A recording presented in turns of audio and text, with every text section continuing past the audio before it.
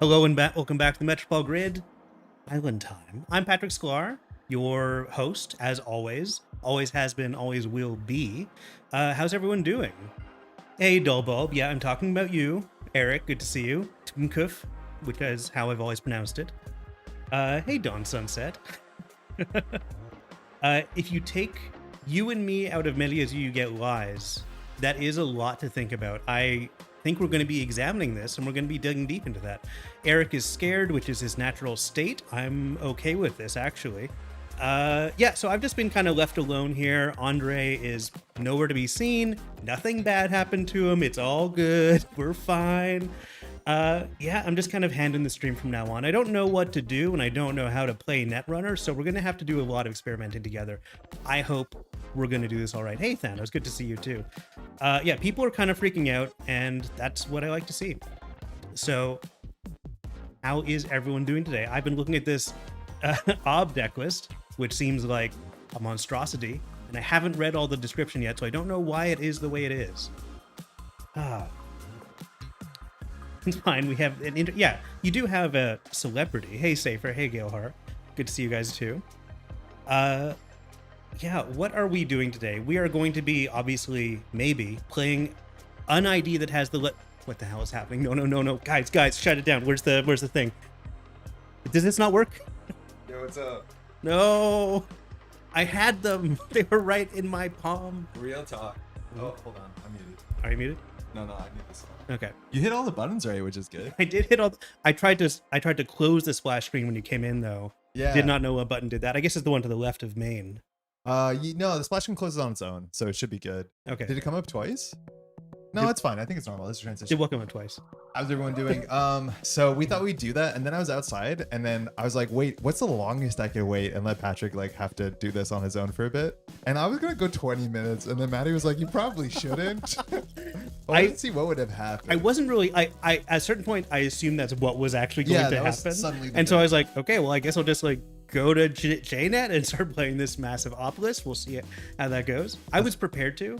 But it would have been weird for you to just be standing right at the door. I was watching. I was in the audience. It was good. Perfect. Did you not see me in chat? Oh, you're Safer. Yeah, I'm safe. Of course, that's your Safer Waters your Smurf. 03. Mm-hmm. How's everyone doing? It's what is the date? 7th? 7/7? Nice. Oh, nice. 7726. What are the numbers? All right. Yeah, it's pretty good. Yeah. Let me know if this microphone sounds good. It's probably not gonna be perfect, but it's gonna be good enough. If it doesn't sound good, also don't tell us. Yeah. What are you doing here today? You're not normally here. I'm on vacation. Yeah. As I said, this is Metropole Grid Island time. Yeah. In a sense, we're always on island time, living an island. But I'm on vacation this week, and so I thought I'd join for a afternoon stream, much to the dismay of our European friends. Yeah. Usually they're safe. Right? Yeah, like, that's the usually one they thing get to that you avoid me. can count on. Yeah. And people who are like maybe leaving the stream open at work are able to like kind of safely let it fade into the background, but with my kind of nasally, high-pitched squirrel-like voice, they can't really help but pay attention. Thank you, Eric. So you put the music down, but not all the way, so you couldn't hear it, but chat could. So we had like a good vibe, I think, in the background. Oh, really? Yeah. Okay, so I pressed all the buttons, but not enough. Not of enough of the yeah, buttons. They keep hitting the same I button. see. Mm-hmm. Eric, how's it going? So for those who don't know, this weekend in Cambridge, Massachusetts, it's the Cambridge Megacity. So there's gonna be a lot of people coming in from the Northeast. I got a lot of friends who are coming in there. Hopefully, y'all have a great time because it's gonna be good. It's gonna be a good event. I don't know where it is, exactly what the place it is at, but like, man, there's some killer players there. The prize support is good. Like, best of luck, have fun. I don't think it's gonna be streamed. I don't know, Eric, if you're filming anything, but I'd love to be able to see that footage. No pressure.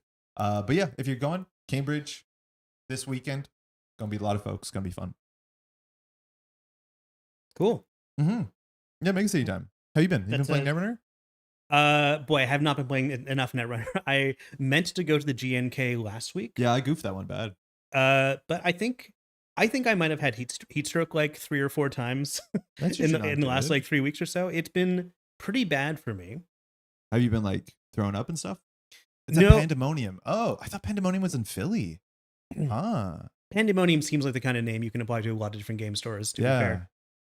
Mega Cities looks stacked. It's at Pandemonium Books and Games. I'm hoping to edit some of the videos, Top Cut stuff. Not going to be streamed. Maybe Swiss rounds. Not sure. That's sick. No matter what, go out and have fun. Eric and Nick were preparing yesterday on stream, so they're going out there, which is going to be great. It's going to be good. Cool. I've been enjoying watching the On Static's new player games, the ones that follow up on Null Signal Games' Yeah, third tutorial one dropped video. yesterday morning, I think. Yeah. It's been good. Very well, like, broken down. I like that you can go to specific turns and specific moments in the games. Like, it's a very useful thing for new player to. I've been doing that in some of my videos. The sections like, this is where I fuck up. And okay, yeah. It's not helpful, honestly. It's not that good. Hey, Phil. Hey, you don't say Phil. hi to me. That's fine. Phil, you would have loved the start of this stream. You go back and watch at 1.5 speed and catch up with us, okay? Me_you. Hey, Delbob. What's happening this week? That's right, Op. We're not going to be playing the Decklist of the week. We are going to be playing Méliès U today. We are the week before a ban list, expected ban list drop. I think it's like 17th and 19th. Yeah, we're waiting for the 14th seasonal maybe? ban list. Yeah, the like post Megacities ban list. So yeah, and I know Megacity, yeah, the real Cambridge Megacity, I think. Yeah. Was at Hassault Megacity last week, and Andy, how's it going? It was super fun, even though I played super badly. Sorry to hear. It looks like you misspelled basalt, but we're gonna move past this. That's right. Okay. I think, like, I know I've gone to tournaments and played poorly and disappointed myself, but ultimately, like, going to Netrunner events, surrounding yourself with Netrunner people is always a treat. It's always more energizing than I think it's going to be. Yeah. Even on the days when I'm tired, I enjoy going out, but then, like, if I'm tired, it's hard to get myself over that hump. Yeah. And then go out to play, but glad you went out. Mind you, like, going out to events is the reason these things happen, which is great. Yeah, we do have to talk about you have predictions, and I think you have desires, but they will not overlap, will they? Not entirely. So any predictions? So interesting. I think this ban list can be relatively small. If you ask me, and mind you, you can always voice out in chat or comments what you think. So I'm pretty sure that the ban list team is going to want to do something against HB combo. It's not obviously the most performing. This deck. Is like PD Flood kind of thing. Yeah. Oh, okay. Well, no, not actually. Not this one. Okay, like, but Delaria, that's sick. In theory, yeah, the Flood the Market kind of combo deck that like basically draws its whole deck and then either scores 6 to 9 points or flatlines you. You kind of know how it works. Yeah. Those have been winning events. They've won multiple events and they're usually in top 8s, but it's not like clearly the best thing you can be doing. There is some counterplay to it. Sometimes the counterplay is not very obvious, so it's a bit frustrating. But yeah, it's good combo PD, like this sort of thing, right? So a lot of really. No, it's not this again. We don't know where the deck is. Why don't we search for decks that include certain cards? You have the keyboard. Okay, well, no. Okay, yeah, hold on. So search a bird barbecue. Okay, that's a start. Bird. No, you have to let me do more than one. I didn't do anything. Yes, you did. Okay, this is why these are meant to be an only one person. Haley, how's it going? What the hell? Hey, Saturday. Also, how's it going? Okay, bird barbecue. Is Safer in chat? Safer is in chat. Yeah, so we can kind of like roast Safer on this. Do you want 34 Witches list? Dawn, yeah. There's a couple. 34 Witches might be the easiest. I'm just gonna look up Precision Design. Yeah, that's a start. Click it. If I go enter. I think it's now we can look up second card. What do you want, like red level? What's the name of Simulation Reset? That'll do it. Oh, that one. Yeah, I like that one. Okay. Is that the one I wrote the flavor text for? You tell me. Yeah. Was it good? People hated it. It's one of my least flavor texts. I think I like it. As long as people have reactions, that's all we want. That's all that matters, baby. That's all that matters. Okay, so this sort of deck, if you haven't seen it, mind you, it's competitively quite viable. So the short of the long is we want to score 6 points in a single turn, and it's not that hard to do it because, mind you, when you score Méliès, you get a click left, and of course you grab your best card back. Which means as long as you have ways to clicklessly install or clicks left on top of that with like things of powers like B, you can just play the next Flood the Market. You do need to spend 2 clicks, but again, this deck can do it. Some of the wild things that this deck can do that we've never seen before. Not that we haven't really seen Neurospike combos in HB classically, as much as there have been HB combo kill decks that have been very, very good in the history of the game, is that when you run out of deck, so if you have no cards on the deck and you play Simulation Reset, it basically says pick 5 cards from archives, put them in your hand. Which is pretty messed up. Like that is the reason why this deck is so consistent, and the reason why also you don't feel like you have a lot of counterplay. Because even if you trash 5 of the most important cards in the deck, if they can still play fully operational and pop off and draw their whole deck, those combo pieces can come back. It's bizarre. Right? All right, so you have to get to the bottom of your deck and then play Sim Reset. Then you trash any 5 cards from your hand you don't need. Then you put only 5 cards back in your deck and you draw your whole deck. And then you draw your whole deck and you have, I see that. Yeah. So like really hard to be, a bit annoying to like disassemble this combo. Yeah. Now, if you ask me, a lot of people don't like fully operational, and I get it. It is like very feast or famine to some extent. That's for sure. I don't think Flood the Market will get banned anytime soon because it's a legitimately cool card. It's a cool card that introduces a new way to win. Well, or like it powers up a way to win anyway. Yeah. It's too new and too cool to ban for sure. But something like red level clearance, which is has been such a core part of these kind of HB combo decks. Yep. Maybe like I mean, it's one of the coolest cards in the game, and like well, banning that this, is the problem. Like it is such an interesting card yeah. that makes for so many interesting decisions and interesting deck building. I'd hate to see it removed because it would really hamper a lot of interesting play. Safer says this happens every time. I think every ban list will surprise some folks. It's likely will be no difference. Answer with no answers. Yeah. So like this, if it gets banned, it sucks because it hurts Nebula. Fantastic. It hurts Plutus. It hurts Zwicky. Like it does hurt a lot of people. A lot of people use this. But like HB using this to install cards very quickly is like it's a thing that this deck does. Now the reason why I don't hate fully operational is like if you ask me, I'd much rather fully operational stay, but have it easier, or sorry, have it harder for the corp to put as many cards on the table as quickly as they can, or make checking those cards a bit less punishing. So you're looking a bit like top-down solutions, maybe? I mean, I'd be surprised if this gets banned. This card is messed up. Like any deck where this card is in it, it's like one of the best cards because it's like draw 4 or like 4 actions for a single card. It'll be a problem. I honestly like it kind of messes the whole faction up. It would change ice math forever if when drafter goes, whether by rotation or by ban. Like it would just change things. It would change what kind of sentry breakers you're putting in your deck. I mean, it really puts HB to the point that they'll probably have no sentries in their deck, which like that's not great. I do think this is one of the cards where the face check on turn 2 to 3. This is one of the worst things. Like if drafter fires and they get a sim reset back or a red level clearance or a top down solutions, or they install a humanoid or something you trash, it's really, really quite bad. Yeah, drafter firing is like as powerful as a Méliès trigger. Yeah, arguably. And like this is one of the worst face checks. Like if they fire Scatterfield or a Sleipnir, like whatever, I don't care that much. It's still not good, but they did pay for it, and they usually don't get enough tempo for what they paid 3 or 4. And they're not getting recursion from a Scatterfield, so. But banning this is like technically something. I'd be very surprised they banned this because the HB entire faction gets gutted, and I don't think you need to hit the whole faction. But that's one of the ways that I want to see like things dealt with. Yeah, banning RLC also an option.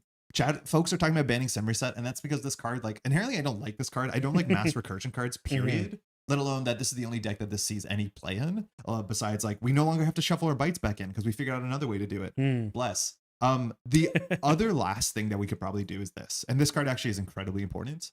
Because that's the one thing that you can do with what's it called with fully operational is you're guaranteed to draw your whole deck, and then money doesn't matter because you can play every single nano management because you just do YDL, and YDL gains you so much money. And you only need the one copy because if you're drawing your whole deck, you will see it. Yes, yeah. And one copy will give you like 20 credits. So what does it matter? We also know that the SPL is really annoyed, or more so like these sort of cards are always really tricky because low cost bounce back econ cards are nearly impossible for the runner to interact with.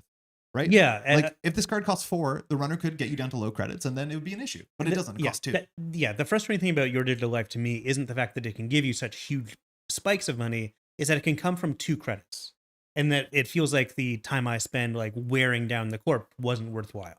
Yeah. And like PD always gets us back, right? Yes. Like score a midnight, whatever, draw 3, return this. You're YDLing always next turn for like 10 credits or whatever. Like it's a lot. Mind you, also on PD, we have 6 hand size, so this card is a bit better. If this card gets banned, it does hurt NBN. Acid NBN's not playing this, but it hurts a Nebula, which like 10 out of 10, we should do that.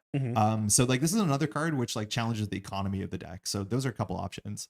I don't think any of the assets are really worth like discussing because at the end of the day, Wage Workers is a key card. Single Cyctron is technically a key card. Powers That Be is a key card, but I'd be surprised if any of these got banned, right? Doesn't make a lot of sense. My guess is YDL is banned before it rotates. Who knows when? Yeah, this is the sort of card that we've seen now for at least a year. That this card does look like at some point it will be banned because it is very uniquely very hard to deal with.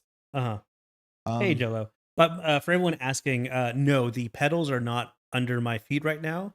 I've been feeling around for something, but I've actually just been playing footsie with you. So. Hey. I'm not wearing socks. I can tell. Hey, or like NBN catching strays. Yeah, I know that is how it is, but it's on 2 points for what it's worth. It's on 2 points? What do you mean? YDL ban would be fine. I enjoyed it while it lasted. Man, I was watching some old stuff. It's on 2 points in the Eternal, right? Yeah, it might be. That might be right. I love YDL Tron, I know.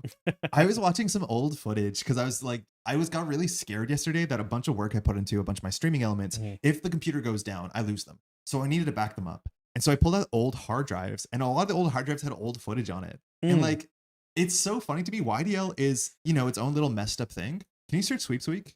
Just for those who don't know. Yeah, the opposite. Like, this is where it started. The And inver- Sweep Sweep is just such a cool card. Sweep Sweep was a great. See, I love Sweep Sweep. Yes, I love this card. And Especially this is- because Andromeda was the most popular runner for so long. Like, Yeah. turn 1, gain 8 credits. Fantastic. Yeah. This card is the best. It says Mhm. gain money equal to what the runner has in hand, which means like if the more they consume, the better it is. So they could play around this supposedly by being on low hand size. Mhm. This is exactly why YDL exists, except they turned it around to the other side, which mind you, the corporation controls how many cards they have in hand. It's so much more interesting on Sweepsake, I think. Yeah. Did you play Netrunner with me at work to play footsie with Andre? Jealous? Synchro is really a key card. Current version of the deck is on 2x nanos anyway, so they could just go back. Synchro is like basically as Hey, good as Kaylee. any other card that gets a click back. So like it's not incredibly important. It's like could be Bass, it could be Nano, it could be anything, but it's not bad. Mhm. Yeah. Blue screen is such an NBN vibe. The art on this also was like, it's okay, but man, this card is the best. I like the flavor text a lot. Yes. The details about Is this the one with the monkey in it? Yeah, you have a friend who owns a G monkey, which is no friend of yours. I understand you Yeah. and your aversion to monkeys. How does chat feel about G monkeys? Love this card. One of the interesting aspects of Sweep Sweeps was that it gave you a reason to ask for runner cards in hand regularly and hide if you were a kill deck or not. Yes. Oh, that's true. That's fun. Yeah. For what's Cards in hand. I Cards always in ask hand. for cards in hand no matter what I'm playing, just to keep people honest and understand their like supposed reach. But yeah, you would always ask cards in hand in anything that played this. And you didn't often splash this as much as a 2 credit econ card, or sorry, 2 influence econ card was not terrible. Yeah. Cool. Man, this monkey card is bonkers. I have no idea how to play the game. Hey, Metapher. How's it going? This is Metapher. Metapher plays Marvel Champions largely. I think another thing is like the agenda suite, you could technically try and break this up. I'd be surprised if we end up in a world where we get like a startup rule where it's like you only have 3 3-pointers. Startup Are you has saying had you that. would be surprised? Or I you would wouldn't? be surprised. Okay. And it doesn't seem like something that standard really needs outside of this deck. As much as I do Sure. like the idea. I would be curious to see it. Yes. I would be very interested. But startup classically and still kind of now has, if I'm not mistaken, a rule that you can have only a limited amount of 3-point agendas, which just means like this deck is more assailable, sort of. It'll have more dead draws, maybe. But I do think also there's versions of this deck or like this archetype that don't just play 6 3-pointers and actually like have a game plan that scores to 7 on top of the kill combo. Like I think this deck can be more flexible than just pure combo, as much as this deck can also score 9. So it's up to you. And the combo, for those who don't know, is like you score 6 points in one turn and then you neurospike. Oh yeah. You're not trying to score 9 points in one turn. No, but they do. Some decks do. But they can. Yeah, I guess they because can. there's certain tech that you can't beat easily. So like sometimes scoring 9 is just better. Yeah. Yeah. And if you only need one of these crucial cards, because if you've drawn your entire deck, then you will have drawn these one-off cards. Co-Starter suggested Terminal YDL. I mean, like, that's so interesting because it's the worst time to play this because your hand is small. So, like, maybe if they, like, a lot of times if a card is not healthy, it'll get banned. And instead of getting errata, they'll just, like, reprint, a new version. Yeah. And, like, I could see that being interesting text, kind of like an IPO, like. I would. There's quite a few cards I'd like to see, like, get, like, minor tweaks and then reprinted in some way. And YDL as Terminal would be very funny because, like, I dropped to 9 cards. And then you discard everything. Then I have to discard a bunch of stuff, but, interesting. Hey, Paley, how's it going? I would love a Eternal Point system to be used in Standard. I would be so shocked if anything like that ever happens. Generally, NSG wants to make Standard as accessible as possible. So, like, they're not even willing to do a restricted list, which is functionally an Eternal Points list, but simpler. Maybe. Yeah. So classically, Netrunner had what was called a restricted list. So you only have one restricted card in your deck, and there's like a lot of different restricted cards. They so also played around with having kind of universal influence, where some cards cost influence even if they were in your own faction. Yeah. I do actually like that kind of thing because there's some cards that I think are cool, but that they need a little bit of tweaking, and yet we can't do a full like errata on a card that's already been printed. So we have something like, YDL now costs 1 of the 3 points you get for your deck or something like that. Yeah, people talking about, mind you, HP. I think there is a chance that PD could be banned. I don't think it's out of the question. Wow. Because PD is numerically messed up. The numbers are really good for combo. This ability makes this deck consistent. It's like makes the deck possible. It makes YDL better. It makes Neurospike better. Like, this is the reason why this deck works. PD is obviously beloved, and like generalist mid-range PD is generally the entry point to Standard. It is such a solidly reliable ID that but it's a messed up ID. It's generally messed up. Yeah, it would hurt to see it banned, but you're probably right. Yeah. I wonder, like, if this were a 45 card ID that didn't get +1 hand size, would this text be better? Because then you couldn't. It wouldn't be fun. Okay. I mean, that alone would make it unfun. If this was just 45, I would be pretty okay with it, right? PD ban would go crazy. I wouldn't be upset about it maybe for a bit, but like it is a way to deal with this. The issue is like you can't unban PD if the stuff still exists in the format. I don't know. Yeah, we're talking about this because the ban list is expected next week. Yeah, expected next week. I think the it's seasonal ban list. So today's the 7th. I think the ban list is somewhere between the 14th and the 19th. So that puts Okay. it cleanly at next week. Yeah. Cool. I think PD is stronger than R plus. Oh, I don't know about that. I But mean, maybe. I would say maybe, yeah, but Depends on the card R pool. plus like really changed how you think about tags as people, as like the people who designed the game, really. So Ghost Runner's dropping really good stuff. In hindsight, PD could have said once per turn. Honestly, if it did, it would be so funny. Yeah. But like, because it didn't like the first time per turn you score an agenda. Yeah. That's the kind of thing that no one would be like, why? Well, I'd be like, okay. I don't know. I don't think if it was written like that, no one would bat an eye. It's like, oh, that's just how ID abilities Especially are written, because right? Luminal too, like you can only score one. Is like pretty core, but it's cool that it allows you to kickflip when you can kickflip. Like I've fired PD twice in non-combo decks. But yeah, it's kind of funny that once per turn would actually be pretty sick. Yeah. Imagine R plus unban PD ban. I mean, yeah, if you want to mix up the meta, we can do that for sure. I think out of all corp decks, this is the one that probably will attract the most attention. You don't think a Méliès is going to attract any attention? I said the most. Okay. Okay, let's talk about Méliès then. Philosophically, let's talk about Méliès. So today we're gonna be playing this sort of like Splat archetype. There's a bunch of different ones of these. I have said, old man on porch yells at cloud or whatever, that like, you know me, I don't have to repeat it. I don't like Méliès for a whole bunch of reasons. It's recursion, it's annoying, it's such a powerful ability, it's asked every turn, your opponent can play a full random, so there's no real counterplay to it. Discourages it running, and if it fires and they recur their most important card, it's like nearly game losing. And it's because you had the 1 in 3 chance of interacting. Okay. Don't like any of it. The fact that we've been playing against decks that are like recurring the same bite 3-4 times, it sucks.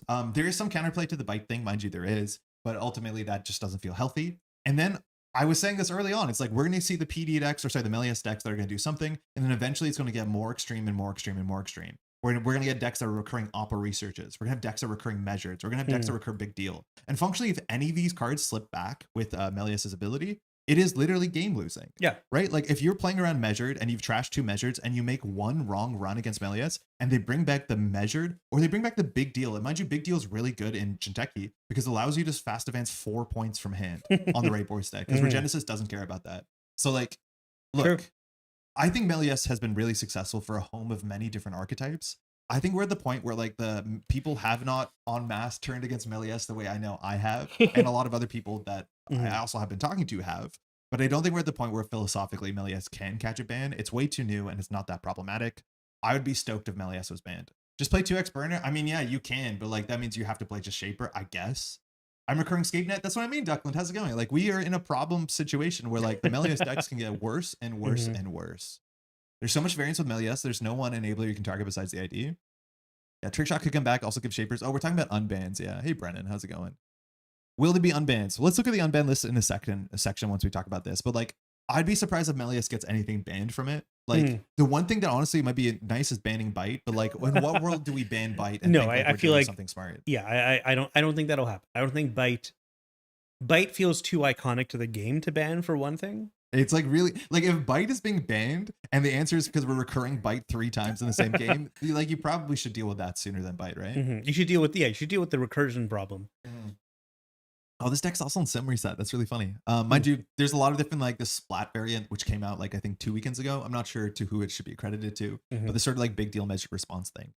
We had online an APAC Mega Cities, which had I think about 25, 26 players this weekend. And I know Leah was playing the measured response Méliès at top cut. She did quite well, as she almost always does.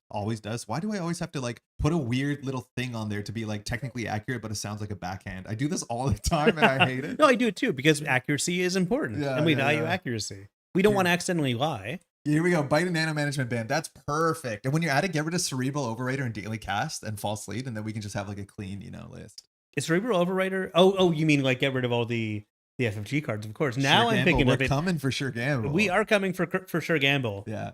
Who could have guessed printing an ID with infinite recursion built in would have been an issue? I know. I mean, like, I don't want to say it like that because like game design is hard and all that, but like it turns out, yeah, I really don't like it. I just got to run looking for the watching vids. Saver, thanks for dropping by. Enjoy the rest of your day. See you Good later, luck with Saver. the next week of article and all the arguing and all that sort of stuff. Hey, Off stream, I'm going to talk to you about some really mean things Safer said to me the other day. I know. Yeah. Oh boy. Sharp words, that guy sometimes. Yeah, really, really awful. Yeah, but like it was he was the them. way he said them. Actually, the And- the accent he put on specifically. Yeah. Anyway, bye Safer. Bye Safer.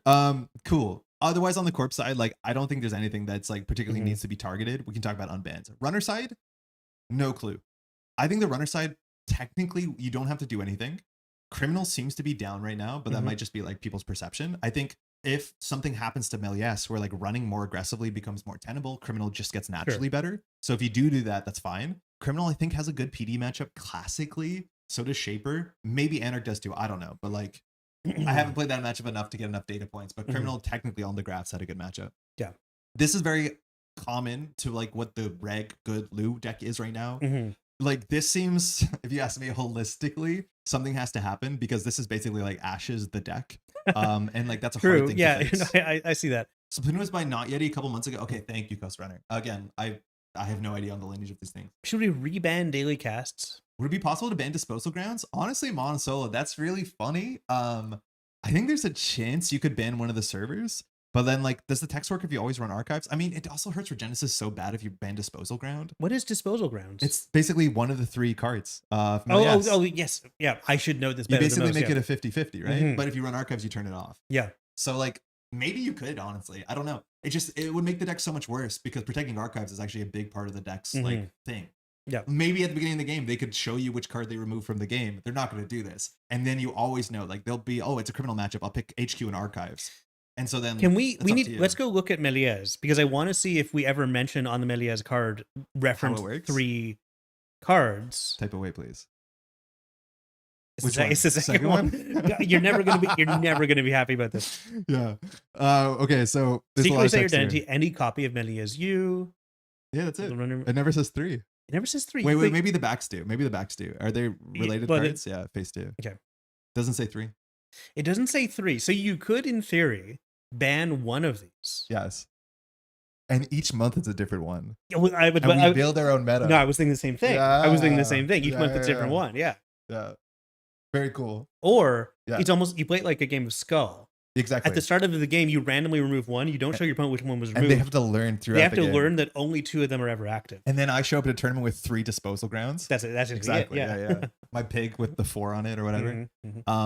Yeah. I mean, technically, I guess you could ban one of these. They are distinct cards. Really interesting. I would be so surprised because like that is really complicated and annoying, but like it's a funny way to attack it. It would be a very interesting way to go after Méliès and still make it playable. Yeah, we ban one leg of Exodia. All right, you can have the other 4. They're pretty good. They're not that good. Anyways, I don't know. I think there is technically some sort of tension in the game right now where like the only part of this list that really grabs me as being strange outside of the whole companions thing is like Buzzsaw plus friends are doing so much damage to the code gates it feels like you can play in the format. It's kind of returned to Yogg days where playing a code gate under a certain strength is useless, and almost all code gates are under 4. Yeah. Or 4 or under, which is the threat. They don't see a lot of play unless they're like the cheapest things that have tech. Like exactly, yeah. The Purge and like maybe you can white play space an early or white something, space. yeah. Now, I don't know if we have to do that. I do think a lot of the decks that are succeeding against Anarch right now are the ones that are playing high code gates. And that's also a big part of Méliès being good, is that they have mid to high code gates that are reasonable. They have good face checks. So like the whole Buzzsaw, and mind you, these decks are not only playing Tungsten Tailor, but also playing Airblades, or not Airblades, sorry, Game Dragon. Like that tells you what we're doing here. So like maybe you could do that, but then that puts like you in a really weird spot with Anarch where your Breaker Suite is not a good card, probably not a good decoder, and then you're still splashing Echelon. So like your only good factor is like Audrey, which is kind of interesting. So don't know what to do about that. I do think you could consider addressing this. I don't know if you have to, especially if the corpse side changes and that's like favorable or disfavorable. Tongue Saw is bad, but still not as bad as the Cleaver Turbine days. Yeah, it's definitely not nearly as bad as the Cleaver Turbine days for sure. It does seem like there's more interesting code gates than there was ever interesting barriers, but maybe that's wrong. Would it be interesting? Because if one is banned, the front still says any central, so the cost of a run you make, the ID is fully blank. Don't know if that feels like you just killed the whole ID. The ID starts to feel a lot more like RH in that sense, where like you're running archives to shut down the ID. Yes, it's way too similar to RH probably. Have you been put in the TT Umbrella double hell zone? Sorry. No, I haven't. Have you been put in the TT Umbrella double hell zone? So is Tungsten Tailor an umbrella? I don't know why is the hell zone bad? I'm drawing cards, right? Yeah, everyone's drawing cards. Everyone loves it. That's really funny. Yeah. I do think the meta probably wants you Thank you, Phil. to have slightly more reasons to play Shaper and Criminal. I don't know how they do that. I think you do that on the Corp side, but that's This one's not importing bad. any Shaper. Correct. Yeah. That's good. Let's look at the ban list really quickly. So like unbans, I don't know if there's anything that jumps out. Generally, we try and do 1 and 2 up. Like people want unbans every once in a while. I think last time we looked at this, there wasn't that much we wanted to talk about. So like Corp cards, no, doesn't seem like we could do that. No, probably not. Sandbox, maybe. What is really weird is like they could maybe unban off-world office. Like maybe that does something to the HB deck, but if you hit the HB combo pieces, like you ban PD, you can maybe get off-world office back. I think losing off-world office really did hurt tier 2 decks and tier 3 decks noticeably. Yeah, it helps bring up the tier 3 decks quite a bit. I do worry though, if you unban off-world office, you're gonna have to start dealing a lot more with Myoshu competitively, which I can't say if that's a better evil. But like Sandbox maybe, but I think if you're gonna unban Sandbox, you might just unban off-world office. I can't tell. Off-world office is a much more elegant card to unban, I think. Anarch is a bad spot and needs Banhar and moshing back IMO. I think Anarch needs a big rotation for them to get a healthy card pool going forward. It's really yeah. We're all looking forward to Ashes being rotated. Yeah, should remove the HQ side. That way, at least it's harder to turn off the ID, and then they can't recur bites into HQ. Right, that's good. Keeling no, Drago no, Bologna probably is a bit too difficult to unban this. I get like NBN needs it, right? NBN's doing fine. It's just like NBN doesn't have like NBN has a couple decks that are really good. The problem is like NBN does not have a deck that aligns with like middle, like centrist Netrunner. Like put cards in remote server, put ice. Like they have good asset spam decks. They have reasonable fast events decks. They just don't play like the center line Netrunner that most people are expecting them to play. Yeah, and Flood the Market is imported rather than used in faction. Yes, because it just seems better everywhere else. But does Artful stand a real chance if it was just banned? Yeah, I think they can. Like, I don't think that the SBT is like proud to the point where they're like, we just banned this, we're gonna look like fools if we unban it. They have unbanned and banned cards as fast as like one cycle, so it could happen, right? Notably, the last ban list was a bit of I don't want to say a shot in the dark, but it was a bit ambitious because they like, we have to make changes now because otherwise we can't make changes for 2 months. So we'll see. Yeah, I'm sad the ban list is full of flavorful Anarch cards, but their legal pool includes like 4 Rizekis. Yeah, I know. It, like the Anarch Econ package has to be. We need to hire an exterminator to get rid of all the rats. Did I just call it Netrunner centrist? I mean, yeah, technically yes. Profoundly offensive thing to say to someone who plays Netrunner. Vashron definitely is not coming back for so many reasons. Luminal has been flickering on and off. I think Luminal was maybe 2 in a row, but maybe it was just on and off. Ayuko is still performing, so you can't do Sting. Nana Civic is just fundamentally messed up. Same with Tributary, same with Engram, same with False Lead, so probably not here. Yeah. Runner side. Why are we both considering this? This might hear me out cake. It has Bagulter on it. Yeah. Hear me out just for a bit. Just let this exist for a bit and see what happens. No, I'm listening. What are you saying? How bad could it be? Yeah. How much do you break a what's it called? The Liga art card for? The Liga Big Karuna. Lion's Mane? Yeah. Lion's Mane. Lion's Mane's 4 strength? No, yeah. Okay, so we're all doing the math. So you break it for 4. Give us a second. That's not that bad. Give us a second. A revolver is better. Guys, I'm on vacation. I don't have to do math. Yeah. I mean, this card is really good. It is 4 influence. Like, it's good that this card is so consider this. Yeah. Drafter is banned. PD just doesn't even play any sentries. Yeah, so Bagulter gets worse. We can unban Bagulter because it's not useful half the time. Yeah. I mean, Bagulter's really good with like Leech and Tungsten, and like we haven't seen that archetype incredibly strong in Criminal. Mind you, you do play Leech, more so when you had a lot of runs for free with Sable, which is not super common, but you still do. Yeah, I do want to respond to Shadow, who's asked like, what's stopping us from just rotating Ashes when the next set comes out?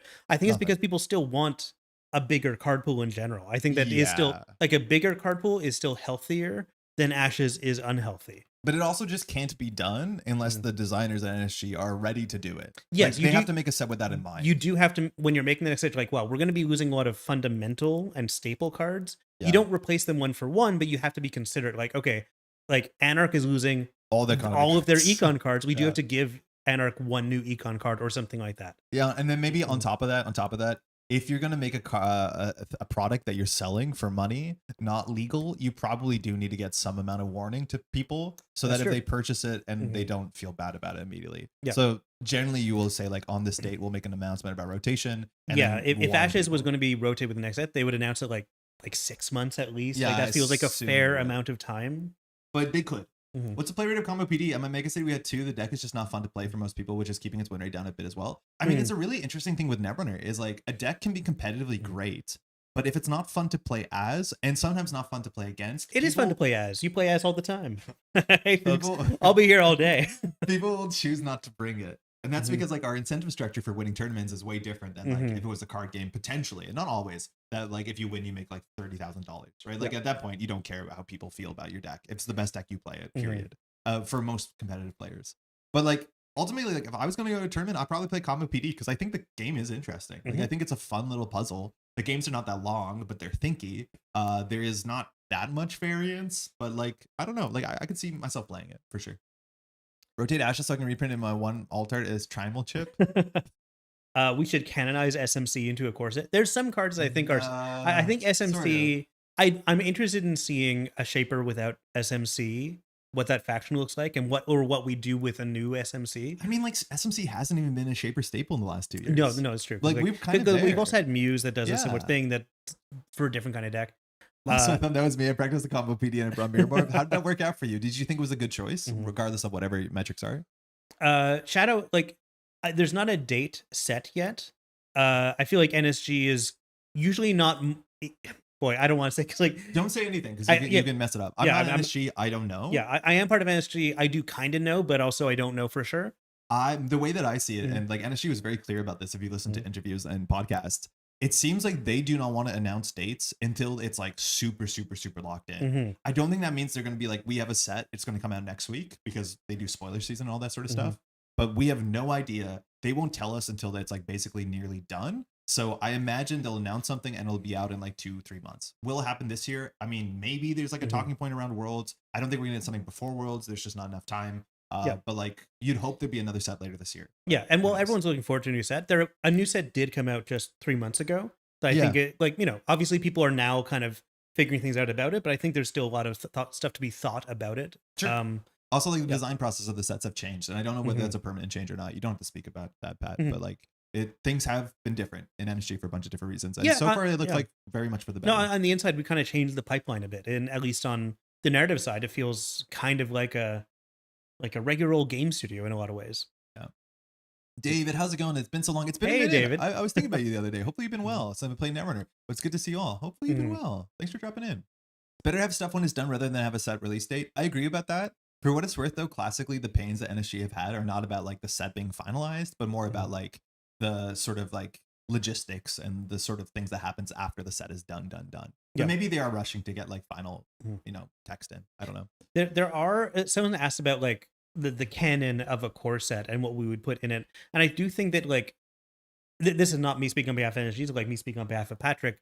I would be curious to put together like a core set that includes like the quote unquote best of Gateway, the best of Elevation, and maybe a handful of cards plucked from other sets. Yeah, all the companions and Hermes, right? Well, yeah. I mean, like, I think you totally could find like a couple cards in each set that feel like, yeah, this feels like it might as well be evergreen. Yeah. It does something fundamental that isn't going to mess with design in a lot of ways. Is the idea to make like a board game box? Yeah, maybe. Yeah, I'd love to make a board game box version. Yeah, unban everything and see what happens. People do that for tournaments.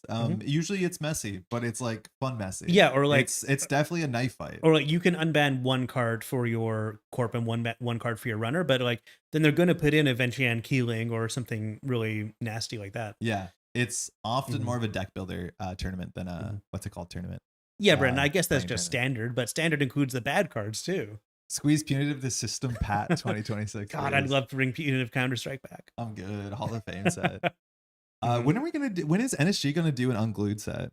Like obviously there's no bandwidth for this, and that's like kind of what April Fools happens. That is definitely something that we talk about within NSG. Like, oh, that's an idea for the unglued set. I don't know what we're gonna do. MB Kelly's been doing them. I have an unglued card that hasn't released yet, and I'm so excited for it to come out because I was allowed to design an unglued card, and it is created. Yeah, and I'm so excited about it. I'm excited for this game, and coming from TCGs releasing too much. I'd love to get a set once a year, but less than that, maybe a bit more stale. I don't want to say this because everyone says this and everyone knows this. There's so many problems with Netrunner that would be solved with more set releases. The issue is like, this is a volunteer organization. It's hard for that to happen.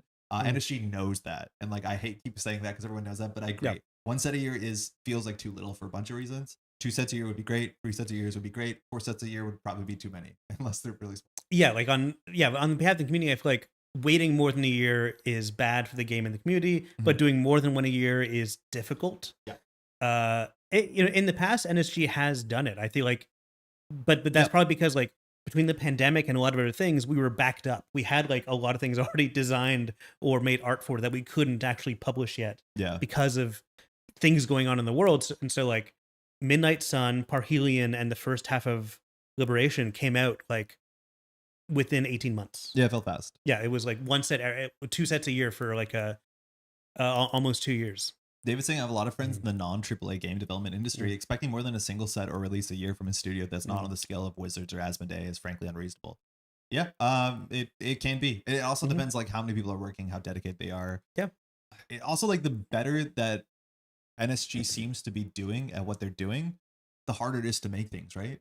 Like it's the same thing where like editing a video and then editing a video where you do all the motion, all that sort of stuff. One of them like that is so true. The like, expectation makes the thing take longer. You want cards that are well balanced. That itself takes time, and we're getting better at balancing them. You want cards that have great art, and like some of the great artists like only have certain amount of slots per year, or they take a lot of time to make it. And so, yeah, you're right. Like the better we get at making the game, the slower we are. But in some ways, the fact we are also learning how to be faster and hopefully catching up with our quality. Yeah. So it's complicated. I personally think one set is perfect. Yeah, Shadow, you were saying before. I don't think you're complaining, by the way. No. And it's also a very common sentiment for what's worth, and it's not a criticism. But like, I do think one a year is a bit too little as a content creator for stuff to glom onto. But that also is maybe because I'm lazy. Like, it's up to you to read into that. Yeah. Well, no, I think it's possible that you're lazy. The things are happening too. But anyway, welcome to the game, Shadow. Good to have you here. If you have any questions, let me know. Let's just finish this runner card list. Turbine can't be unbanned. Absolutely it's not. A problem. Sable, I wouldn't mind it. It's weird. It's like Sable and Hoshiko were banned at the exact same time, where like now we have a bunch of IDs that punish you for making single runs. So it's like they might have been more reasonable. Like trying to play Sable against Méliès sounds kind of interesting, as much as it's probably super hyper frustrating. Because if they randomly call a thing and it turns out that was your mark, and they had to make that decision before your mark is rolled, of course, like, oh my God, throw me into the ocean. Like that sounds awful. Yeah. Regardless, I kind of miss Sable. Yeah, Sable's right on the edge of bannable for me. Like I think she's banned because there's a few too many advantages of gaining that last click. Deep dive, yeah. Yeah, the deep dives and whatnot. But chain reaction, am I right? But it doesn't deep dive have enough counterplay now that we can unban and Sable? Even like single axes on centrals are not as good as they were because of the change to the agenda suite. So like maybe she could come back. I honestly would be like kind of jazzed because I think Sable is good Netrunner. I do think we haven't even seen like the problem with the Sable being banned is you'd expect when Sable was banned we'd see a widening in the played criminal archetypes. It looks like most people just like kind of switched over to Moosely Hot, which was not an uncommon deck around Sable's time. But then like and then there's like some IDs that are just behind. Like Zaya is still popular as well, but no, she's not. She's the worst she's been. Like there's some Az decks that are just Sable decks that are kind of refugees. Az hasn't really popped off, but like the criminal play space has not opened in a way that you think the Sable vacuum would cause. It's just like Moosely Hot or bust. It's weird. I don't know. Sable and Méliès is a miserable matchup on both sides of the table from my experience. I mean, that tracks. Gone to standard when dolls were banned. They sound like a really fun system. If not, everyone is on them. We'll get to that in a second. Yeah, it's interesting for sure. Anyways, Banhar. I miss Banhar. Won't come back. Well, won't come back, but I think miss there's it. just gonna be a new Banhar in the future. So well, no, we have a new Banhar. It's called Sick and Poke. It's not Banhar. I know. It needs to break ice. Yeah, it needs to break ice. I don't know how broken deep dive Sable will be into Train in the Dream of the Ayuko and Bite Spam and then. I mean, I hear you, but like one of the things is you have to balance, and Jai, you know this. Like I'm not saying like you don't know this, but you have to balance around competitive, but you also have to balance around standard. Like casual regular play. Yeah. And casual regular play gets destroyed by Sable deep dive. So like even if the deck is not winning at top tables, you still got to care about the middle tables and the low tables, and like I think those tables will. Well, one thing I would like to see, and of course this is again someone within NSG criticizing design, but not really criticizing, just like save your left. It's fine. Okay, good. I would want to see the quest completed as cards, kind of like priorities. Like at the end of your turn, if you did X, Y, and Z, do this. Yeah. But you have to establish and bet on it first. Like you have to play it first click and say like, I bet I can do this. And then that player gets to have a lot more counterplay. Like normally I wouldn't res the ice on archives, but if there's a card that did this. What's the name of the card? There's like 1 step ahead or 3 steps ahead from Wheela. Yeah, but there's another Anarch one that says if you've stolen agenda this turn, gain 7 credits. But you have to play as a priority. Yeah, from the Flashpoint cycle. I can't remember. That sounds right. Yeah. It's a reprint of an ONR card. I forget the name. but it's an anarch thing. It's like drop off or something. Mm-hmm. Yeah, 3 steps ahead is interesting. 3 steps ahead just is a priority. It says every time you make a run, gain 2 credits. I don't know if it's right away or at the end of your turn. I think it's the end of your turn. I can't remember either, but yeah, There's no way it was of a knowing. priority. There's no way of knowing. Hold on. But we're going to leave... We'll come back. When this turn ends, gain 2 free successful run. Yeah. I mean, this card saw no play, and it's like, we had Desperado. You didn't need something like this. Yeah, it's cool not great. But with Sable, actually, it's kind of playable, which is funny. Yeah, it's a bit better. It's switching.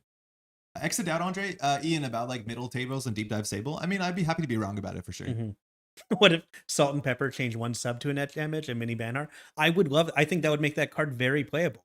Salt and Pepper? He's playing around with stick and poke. Okay. Change 1 sub to net damage and mini Banner. I mean, that would be way cooler. Yeah. That'd be it would be very, very strong, yeah. But I think that would be good. Like if it was a mini Banhar, I think that's totally justifiable. Crim hasn't got a good cards in VP. Touchstone's a runner card in VP. I mean, it is, but it's also just like another companion. Like, yeah, it's another 1 credit. It's just a companion. Endurance, I don't miss it and I don't want it back. I miss it. I don't want it back though. Power to the People, Ren nailed it. Can you search it?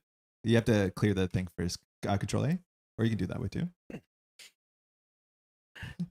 I didn't say that condescending enough.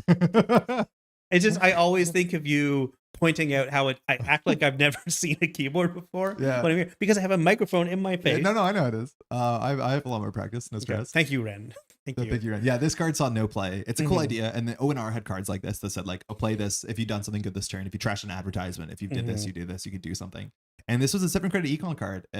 Unfortunately, like no. I just couldn't do this consistently enough to be worth betting an action and a card in your deck. It's also like priorities have to be a bit better than this, because if you draw it halfway through your turn, no, like that's it. It's really, really annoying, right? We know how drawing Ritual feels sometimes, as much as that's kind of like eased up a bit. Yep. Hey, Changeling, how's it going? How's your Tuesday? Dreaming is the best Crim card from VP. Come on now, might be correct. Okay, Ashen. Whoa. Why do I miss this? Does he not know what he likes? Do you trust the game designers, not your opinions? So, okay, the only thing about missing Ashen, this obviously has pulled down Seb a bit. As much as if Seb can win, Seb can still win. If Seb gets ground, Seb doesn't win. But Seb has still a really strong win rate. I just think it's a bit more like uneven, maybe. The thing with this card is, and people are saying this, and I don't know if it's actually true, hitting the bite 3 times feels worse because this card doesn't exist. Like if the Anarch could eat 3 bites off of Méliès and just say I'll Ashen, I don't care. Maybe recurring the bite wouldn't be that smart. But I guess so. You can grind down every single identity. Yeah, this card does kill grinding, and we all hate grinding. How does Power of the People even work if it's a prio click? You just have to play the event first, right? You just remember it becomes like a state of the game that you complete at the end of your turn. Oh yeah, like you can leave it on the table if that's what you mean, but like it's just up to you to remember it. It's maybe not super elegant. I think Priority Run event could see playing Moosey Hot. Yeah, that would be fun. That would be really fun. So the card I was hoping to see in VP for Ryu and Topon was a modified Clan Vengeance. I think there's so many cards that could do that. Can we look up Clan Vengeance? Yes, it's one of the coolest cards in the whole game. So this one's busted. It says whenever you take any amount of damage, put a power counter. At instant speed, you can trash the corpse hand 1 for each power counter. That would really elevate Topon and Phoenix quite a bit. If we're not clear on this, if we go to show history, like this card was banned for a while, even was 4 points in, it's 4 points in Eternal. It still is. It still is. So do you know there's so many like cool things you can do that work off of damage and work off of everything else. The one that I kind of want right now, and it kind of works with Buzzsaw and Cleaver, but maybe it's annoying. It's not a real card, but imagine you had some sort of hardware that says the first time a turn that you take any amount of damage, you can host the damage card on this thing, and then when you're running, you can discard the card off of it to get like +1 strength, +2 strength. Maybe you can care about the influence on the card. Maybe you can care about the cost of the card. But basically use your damaged cards as a resource to use later. Yes. Like there's so much fun design space you can have about this, right? And then a card like Stick and Poke becomes useful because it's providing I wouldn't go that far. But you're right. But it's I know. It's like really cool that Stick and Poke technically, or Banhar with Topon, with a Phoenix and Topon can synergize with the same card pool. Yep. Yeah. It doesn't kill Grinder, just turns the runner into the Grinder. That's fair. Yeah. Officer Frank saw some unironic play in some of the Clan Vengeance decks. You want to pull Officer Frank up as a deep cut? She is like doesn't have great text. You just fired her because she did a damage. Yep. So 1 credit of the Corp Trash, 2 credits from HQ random, uses ability only if you suffered meat damage. It's not worth installing this. But if you did play a Clan Vengeance deck before 0 came out, you did play this. Yeah. And it was fun. Who's the woman with red hair in the background? Frank. No. I think Frank is the person in the mask. No, that's Frank for sure. I don't recognize this artist. Montre. Monstre. Oh wow! Only Oh, they People's also Art. did Bayreuth Worker. Okay, Neat. cool. Cool. But I also recognize when there's an artist that I did not see before. No, I'm kidding. Obviously, she's Frank. That'd be ridiculous if she wasn't. Cleaver? No. Might as well. No. We might as well. Can we reprint Clan Bench as a Tobon signature card? I mean, it still probably wouldn't be super It's healthy. time we Williams, how's it going, by the way? It's time we did signature cards. Every runner should be a mini faction unto themselves. And they should have a weakness. Yes. They should have a weakness. They should A weakness in their deck. Yeah, exactly. And when you draw it, Yeah. you have to spend 2 actions and it does nothing. Well, yeah. But also, it's kind of a co-op game where you're moving around a board. Yeah, that'd be good. We should add locations. We should add locations. Can you unban this? Yeah. No, I'll probably not. I'll be honest. That's a bit much. The SBT, the design teams, they don't listen to me, and they shouldn't. They shouldn't. The's no reason for them. There's no reason for them to do and so. It's good that they learned that quickly. They did, yeah, they did. I had some messed up ideas. Yeah. So we're playing GURPS now. I don't know what that's what I meant. I don't know what GURPS is. GURPS is a tabletop RPG system. With trick shots? No, I don't think that's what he was referring to. What I know about GURPS, I've never actually played GURPS. A friend of mine, I can't remember. I can't remember if she has written for the GURPS time travel supplement, but I've heard the GURPS time travel supplement is like something that like sci-fi authors seek out because it's such a good resource for just the concept of time travel and all these different ways to go about it. Sable, the poor middle tables, they get a press trick shot. Yeah, maybe we can unban this. I mean, everyone has fun. You get to do cool stuff. Everyone pops off. Netrunner Clank would be sick. Yeah, a Netrunner Cyberpunk Clank where your runner's going through a dungeon. I've played Clank only a handful of times. I think it was okay. I've also only played a handful of times. I do like it. Yeah. I think it can be rethemed in all sorts of ways, and a net hack kind of way would be fun. I've been playing Marvel Legendary online. That game really feels like it came out in 2012. It's so good. I don't have much else to say about it. I played a lot of it. It was like I had a group where that was our game. There's nothing to it. There's nothing to it. It's why I wanted it to be good. They just did a new box, and I'm a sucker. But they did a new box? Yeah, they just rebooted it. Oh, okay. So they did Marvel Legendary game, but definitely like Alien Legendary, Predator Legendary. I played that one in person. Okay. Eric has it. Netrunner setting solo cooperative game LCG would be actually pretty fun. I did like the spoiler game. Spoiler game was so good. Yeah, spoiler game was great. Yeah. GURPS of hacker caused the Secret Service to raid Steve Jackson's games. What's stock in store? Oh, we're asking in chat, is there an upcoming ban list? Yeah, we're expecting a ban list next week. Just for the beginning of there's a seasonal ban list. They do ban list updates every 3 months, plus occasionally after a set comes out. There was a Netrunner Burger Bros collab. Brennan, yes. You're saying a thing that's real. You can't just say things that are real, Brennan. That's not what this chant is for. Legendary's Marvel Dominion. I mean, Ken, exactly. Oh, yeah, it is. I thought it would have like a thing to it. Like we had at the time games like Trains. Trains is like the most boring sounding game, but it's Dominion, but with a board that you care about. Trains does have a card called Normal Train. Normal Train is a good card. But Trains is so cool. Trains is cool. I've only played that once with you, but I like it. Trains is so cool. Because the ethos of Train is when you expand, you have to put garbage in your deck. And you have to figure out how to recycle or get rid of the garbage. So like it already has so many extra things that have something to say about the world. Yes. Let alone, Automobiles, I think I played one at your place where it was like, was it NASCAR? I feel like we were driving with cubes. Automobiles is a car. Because Automobiles was. Sorry, Brennan. Was Automobiles part of the same like trilogy, like Trains, Automobiles, and Planes? Yeah. And you had the film. Yeah, never played Planes. Yeah, me neither. Yeah, Brendan, we know, but we I also didn't know, Brennan. I should have believed in you. Moshing, probably not. Probably not, but yeah. I mean, probably not, but I wouldn't be upset. I would be upset, but I wouldn't be super upset. I just think like Hoshiko's more interesting Netrunner than Lou at me. Yeah, we all like Trains. Train's great. Matryoshka. Oh, I can click on it. It's good. But thank you for your eagerness to help. Yeah, I mean, we could. You're welcome, I guess. We could unban 2 of them. Just give us 2. Give us 2 and 4. Just as brave as his sisters. Always there to back up her big sister. I think that makes sense. Just having these 2, and then basically say like 1 ice a turn. Enjoy. Have at it. Maybe unban 3. Do 2 for 6. I'll be honest. Like it took so long for people to realize that Matryoshka was a very effective AI. Like it. Yes. I think we spent so much of the game without really thinking about it that way.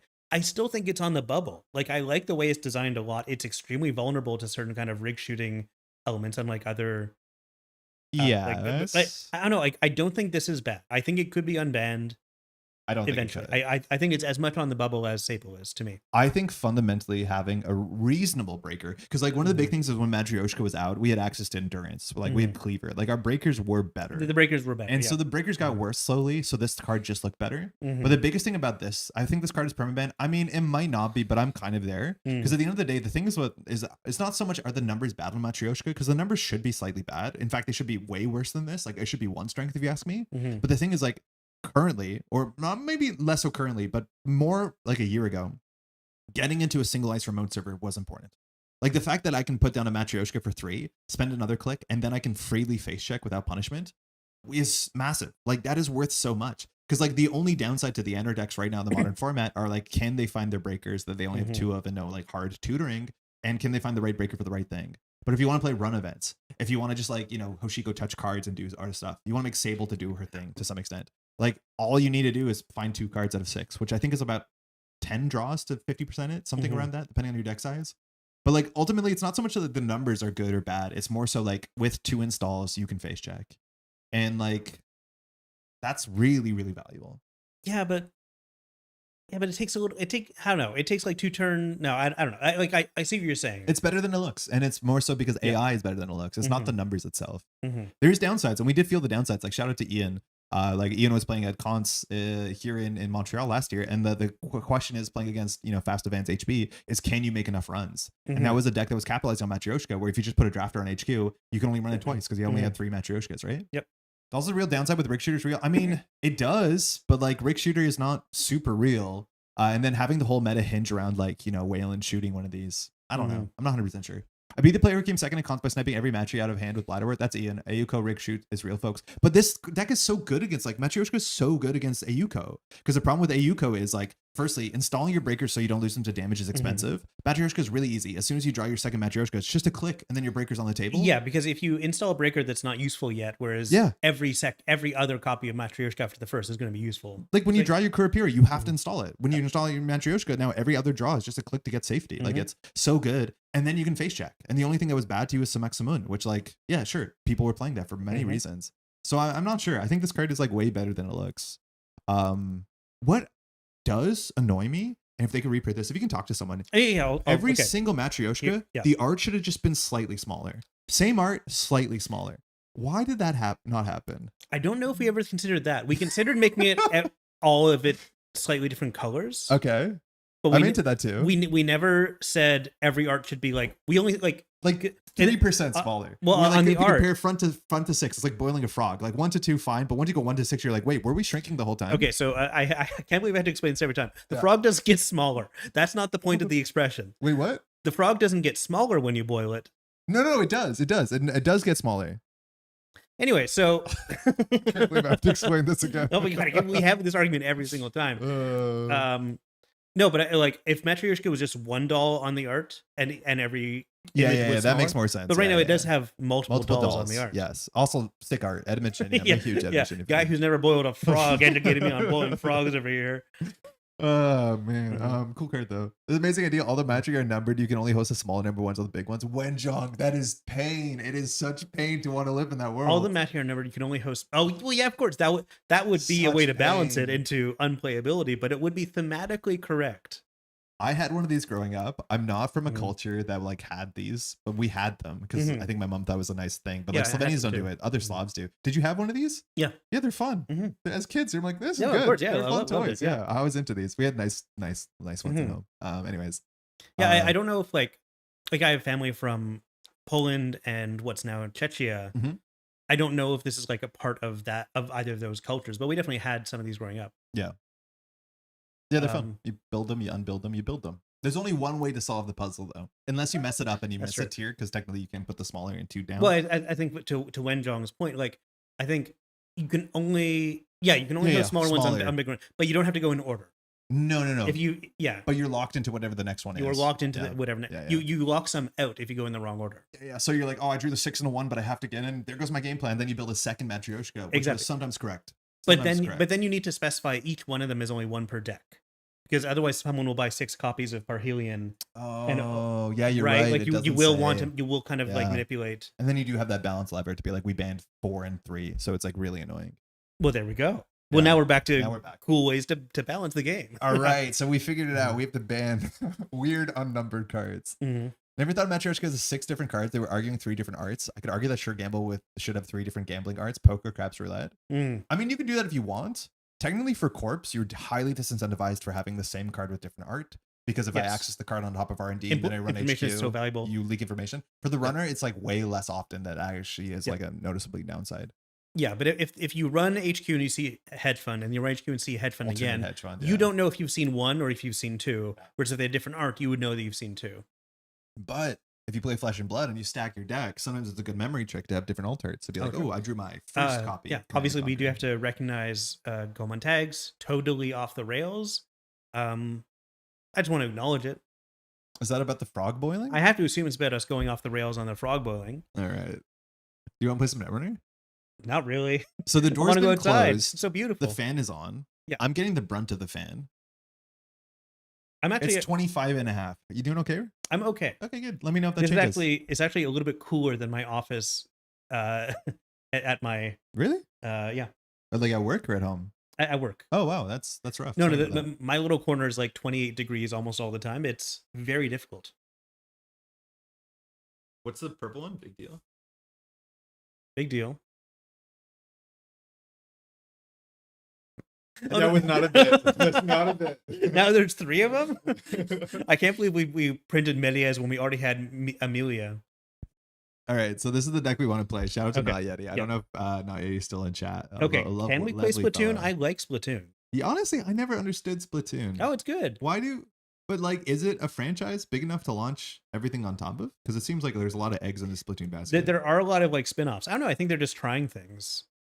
Seeing if it can be that kind of franchise. Because whenever they've released a single player DLC, from my understanding, has been quite successful. But that's what I don't get. Like, you're thinking of Nintendo, and the first thing you say is single player shooter, third person shooter. Yeah. That's so weird to me. But then I also don't think like multiplayer shooter is a successful Nintendo. Well, no, but property. they need that. They need that kind of they already have these certain categories down pat. No one else comes close to the categories Nintendo is known for. Yeah. Really. So But we're and competing. so they need to have some kind of like a third person shooter, that a multiplayer shooter. But you can play Fortnite on the machine. Yeah, but it's not a Nintendo game. No, but you can have like probably Mario's Nintendo in still there at wants this to have point. their own version of it. I think Luigi might be in Fortnite by now. Well, yeah, Fortnite does have I think everybody. he scales better to the proportions. No, of sorry, Mario. it's a different Luigi. I don't know. I just think okay. I don't know. I don't know what this is. Wario is definitely in Fortnite though. Wario, yeah, with Luke Skywalker. Yeah. Deck of the week is 67 cards. Yeah, we'll play that on Thursday for sure. But Big Op has like been doing reasonably well. So that's good. Cool. 25 and a half sounds like a dream temperature. It is not bad. We're indoors though, and all the lights are on, so it gets faster, hotter. We did get up to like 42 last week, what feels like, so it's pretty bad. Okay, so the idea is that we're playing Méliès U. So you know the text. The idea is that we pick a server. Know it by heart. Know it off by heart. There's a lot of words on this. This is actually probably the most words per card entry in the whole history of the game, and like that's fine, right? Yeah, it's not the reason you're upset. What? It's not the reason you're upset. No, it's not. We have Fuji Regenesis, so the idea is that this is 4 points, and so we're really in a scary spot. One Sisyphus just to be annoying. Yeah. And this is I don't know. Chiteki Glacier has some issues. 3 bite because good stuff. Only 2 spin doctors, and the bite actually we're really limited on influence here. the bite actually might make a bit more sense because of course we're on double measured. So the idea is if they hit a bite and they have to clear it, they probably won't have either the money and or cards in hand, and that's how you capitalize on this. Now the measured early are not super important, so like that's fine. The money is not massive. Like of course you need a Charlotte to stick, but we have Hansei's hedge funds, 2 petty caches, and then the upgrades you kind of expect. Cool. In terms of the ice, Motu is overperforming against everybody that's not Shaper. Even Shaper can struggle sometimes. Like this card is just really quite good. Also does net damage on face check, which is not common for barriers. We have 2 Atini and Knowledge Seekers. We're not playing Vampy, which is fine. Vampy's actually not super common. This card is not super common for my expectations either. It's a bit expensive, and the positionality of this can get punished because you can force the D-res. It's an interesting code gate, but I think it's 5 strength, and the run code gate makes it like just enough that Buzzsaw, Tungsten Taylor can't like automatically get through it. Yeah, 5 strength matters a heck of a lot. Then we're on 3 Lions Main. Mind you, some decks are actually like playing Empiricist instead, and Empiricist is not bad. It turns out the Breaker Math and certain matchups are it's maybe a bit more favorable. I think the Empiricist feels a bit better when you have like ganked and the sort of jungle thing where interacting with the top of the deck is pretty good. Yep. But otherwise, this is a pretty reasonable face check. Yeah, for the sure. breaker math on this is a bit kinder. Like having 5 strength on your Pierces is a bit better against like early echelons. So we'll see how that lines up. Yeah, that one still costs 4 to break with Begalter. Yeah. 2 anemones, not super common in Méliès, but if all that matters is their cards in hand for you win the game, okay. It also allows you to get cards out of hand if they're running HQ, if you put that there. And finally, this might actually be my least favorite part about Méliès, because a lot of Méliès are running 1 or 2 Cloud Eaters. And I'll be honest, every game that I played against Méliès U in the last little while, unless I have a revolver and I find a revolver, we have to make runs where if it is a Cloud Eater, we will lose the game. Yes. But it's not likely to be a Cloud Eater because there's only 1 in the deck, maybe 2. Right. And I don't know what to do about that. It's like the Anarch deck cannot safely face check into Cloud Eater. The Criminal deck cannot safely safe check into the Cloud Eater. The Shaper deck, if they're not running Fazarum, can't safely check into the Cloud Eater. The thing is, like, you have to face check to pressure the credits, but as soon as they're on 10, like, good luck. And I'm not saying this like will win the game on the spot, but like this can against criminals if you're unlucky. And then you have to decide whether you're just going to float the tags for the whole game because you can't afford to clear 4 tags depending on what text you take from this. Mind you, if you are breaking it, I would recommend always taking the 3 net damage unless it loses you the game because of measured, because the 3 net damage is the cheapest thing for you to deal with. Cloud Eater Sisyphus is wild. I mean, that too, but that happens way less likely. I have to slot 3x Vampy on all my Méliès U list because of Aim's alt art. Yeah. I think Ames did a really good Méliès U alt art that came out in the UK that has like 3 question marks. Kind of feels Riddler-esque, which is like very infuriating, but it's good. You want to give this a shot? Yeah, let's try it. All right, so I'm excited. Copy. Control C. Nailed it. You know what to do. Control V. All right, so there's no images loading. That's a bit concerning. Can you do Command R or Control R? Nailed it. Thank you. All right, so you see the button there that says the T on the green on the deck? I do. Okay, don't hit it yet. Now do it. Nice. You're up. Let's do this, folks. Yeah, we're gonna play some Méliès U today and see how we feel. Is this the best Méliès deck? I don't know, but it's really interesting. There's always been a new Méliès deck every week that is like worth, concerning yourself with. It's good without the res text. It's good without the res text. Ooh, this is a weird matchup because we have to protect archives. I think we played against Cat Set before. So protecting archives is gonna be really important. And the issue is if we res the biggest ice, she can destroy it on instant speed, which like seems to not be a problem in the format because like Seb just isn't as popular, but that interaction point is like damn painful. All right, so we've got a lot of econ. I'm kind of okay with this. So against Seb, you need Ice HQ, and we need to push a Charlotte. The thing is, Lion's Mane on a HQ. Oh, it's a Lion's Mane. Sorry, I thought this was the D-Res one.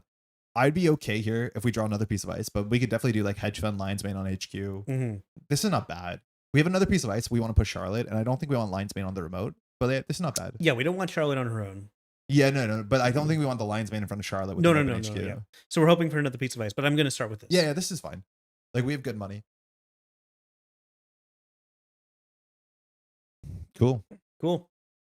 She mulligan, we're off. You have to say good luck, have fun. I did. Oh, very good. Give me 1 second. I'm like, the lack of faith that he shows in me. No, but it's like someone else said something in chat, so it kind of buried it. It's just okay. You're off. Whoa. Okay, you're off. Okay, I'm actually not that upset. I think you shouldn't have faith in me, and I will need to be reminded of normal niceties all the time. Oh, there we go. Yeah, so this can get blown up easily, but it is one of the worst face checks. Yeah. Honestly, Cloud Eater and Archives wins so many Seb games because nobody expects it. Yeah. I'm gonna do Hedge, Lion's Mane. Another Hedge. Yeah, I can see doing 2 hedges. That's fine. What's the M? Oh, because that's where my Méliès currently is. Sorry, I haven't played Méliès. It doesn't matter. That's your Méliès mark. Yeah, okay. It's really good. They upgraded it. Seb is so boring. I think Seb is interesting. There's a lot of counterplay to it. Yeah, just another. Yeah, big money starts. This means that like she can't face check safely because that could be a Cloud Eater. So I'm gonna leave it on R&D. Yeah, I mean it makes sense, but in theory you could go random. I just don't think Seb has a lot of reasons to like make 2 runs on this turn, so that we're probably just gonna get a credit. Like you don't do praxis on the rip. Did she keep? I think she mulled. Can you check? Yeah, she mulled, didn't she? Yeah, I think she did, which is good for us. Yeah, it's so good. So the thing that we have to play around is Devil Charm. Drawing lots of cards. There you go. We got a credit. Making money. Same opening as us. Same opening, basically. Okay. That's okay. Cloud Eater Charlotte Advance. I don't want to put Cloud Eater on the remote server, but I think we can. I mean, I guess we do. It's better than an Anemone. This like reads like a Charlotte so bad, but I guess that's what we do, right? I'm gonna do it. Yeah. Every step feels the same. I mean, there's a bit more interest now because the influence freed up a bit. I think we're still in like triple transfer. R&D, right? But I would like Seb to be a bit more nuanced with the choices. I think last time we played against Kat, she might have been playing Borrowed Goods, but I might be misremembering who our opponent was. Borrowed Goods is fun in Seb. Yeah, it's neat. How do you feel about Borrowed Goods? Is it disappointing as criminal? Ooh, Anacom, sick. That's really, really good for her. It's going to be fun. Yeah. Just res. Is it disappointing? Yes, because it's not seeing any play. Okay, cool. Tattoo Bowl is good. Lacoste is good. Lacoste is great. We're not at the point where we need to ice archives yet. In theory, if she drops like Crew and Devil Charm, she can transfer HQ. I don't think we care about it that much. We have 18 credits, but I'm gonna do. I mean, we could still put like Tattoo on HQ or something. Sorry, you're correct. I think we want to end the run on the remote server because I don't want to res a Cloud Eater if she does present Ice Destruction. We have to also protect R&D to some extent because if she gets Audrey tokens, but our Ice is pretty good against Audrey. Yes. So Lacosta in the server, and what are you thinking with? I think we do R&D on the server, Lacosta on the server, and then we either click for credit or put an enemy on R&D or archives.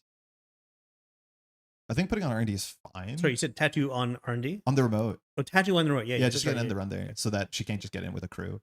And then we can put this on R&D or archives. I ideally want to end the run on archives so we can actually interact positively with the Praxis. Yeah, I'm going to put this on R&D. Yeah, that's fine. And I'm going to keep it on R&D. Yeah, we have no reason to put anywhere else. Like in theory, archives are HQs to play here. Because I don't think she's going to run. But on 70 credits, like again, if it's a Cloud Eater, she loses the Audrey or the Anacom. So we'll see. So many snake altars, but not enough. A sneaky underscores reference. Yeah, I don't know that band. No, I don't know them either. I've been listening to the new Emperor X album, and I've been really enjoying it. I don't know Emperor X either. Yeah, I don't think they're a big thing. I think I got recommended them off of what's his face? The Worries album. That's really good. I recommended it to you. I don't know if you listened to it. It's like this. You did recommend. I put it in my like songs that are in rotation, but I'm not listening to yet. Wait, oh, my bad. Yeah, she just wanted to cycle Audrey on our turn. That makes sense. She missed the trigger. Crank single-handedly got me into Jane Remover with his deck names. That's awesome. I know that Crank's really excited for that. We've had a meta this year of people recommending music in their deck list. Which hopefully that's lined up. By the way, you want more water? Sure. You can do the ASMR thing. Well, oh, you put it right here? Yeah. All right, let's do it.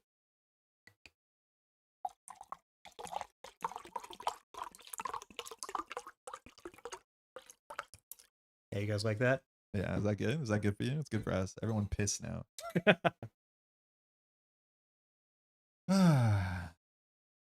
have songs in rotation as TV has been out of control. SBT, excuse me. All right, so Kat's thinking. So Kat just cycled this, which you can do.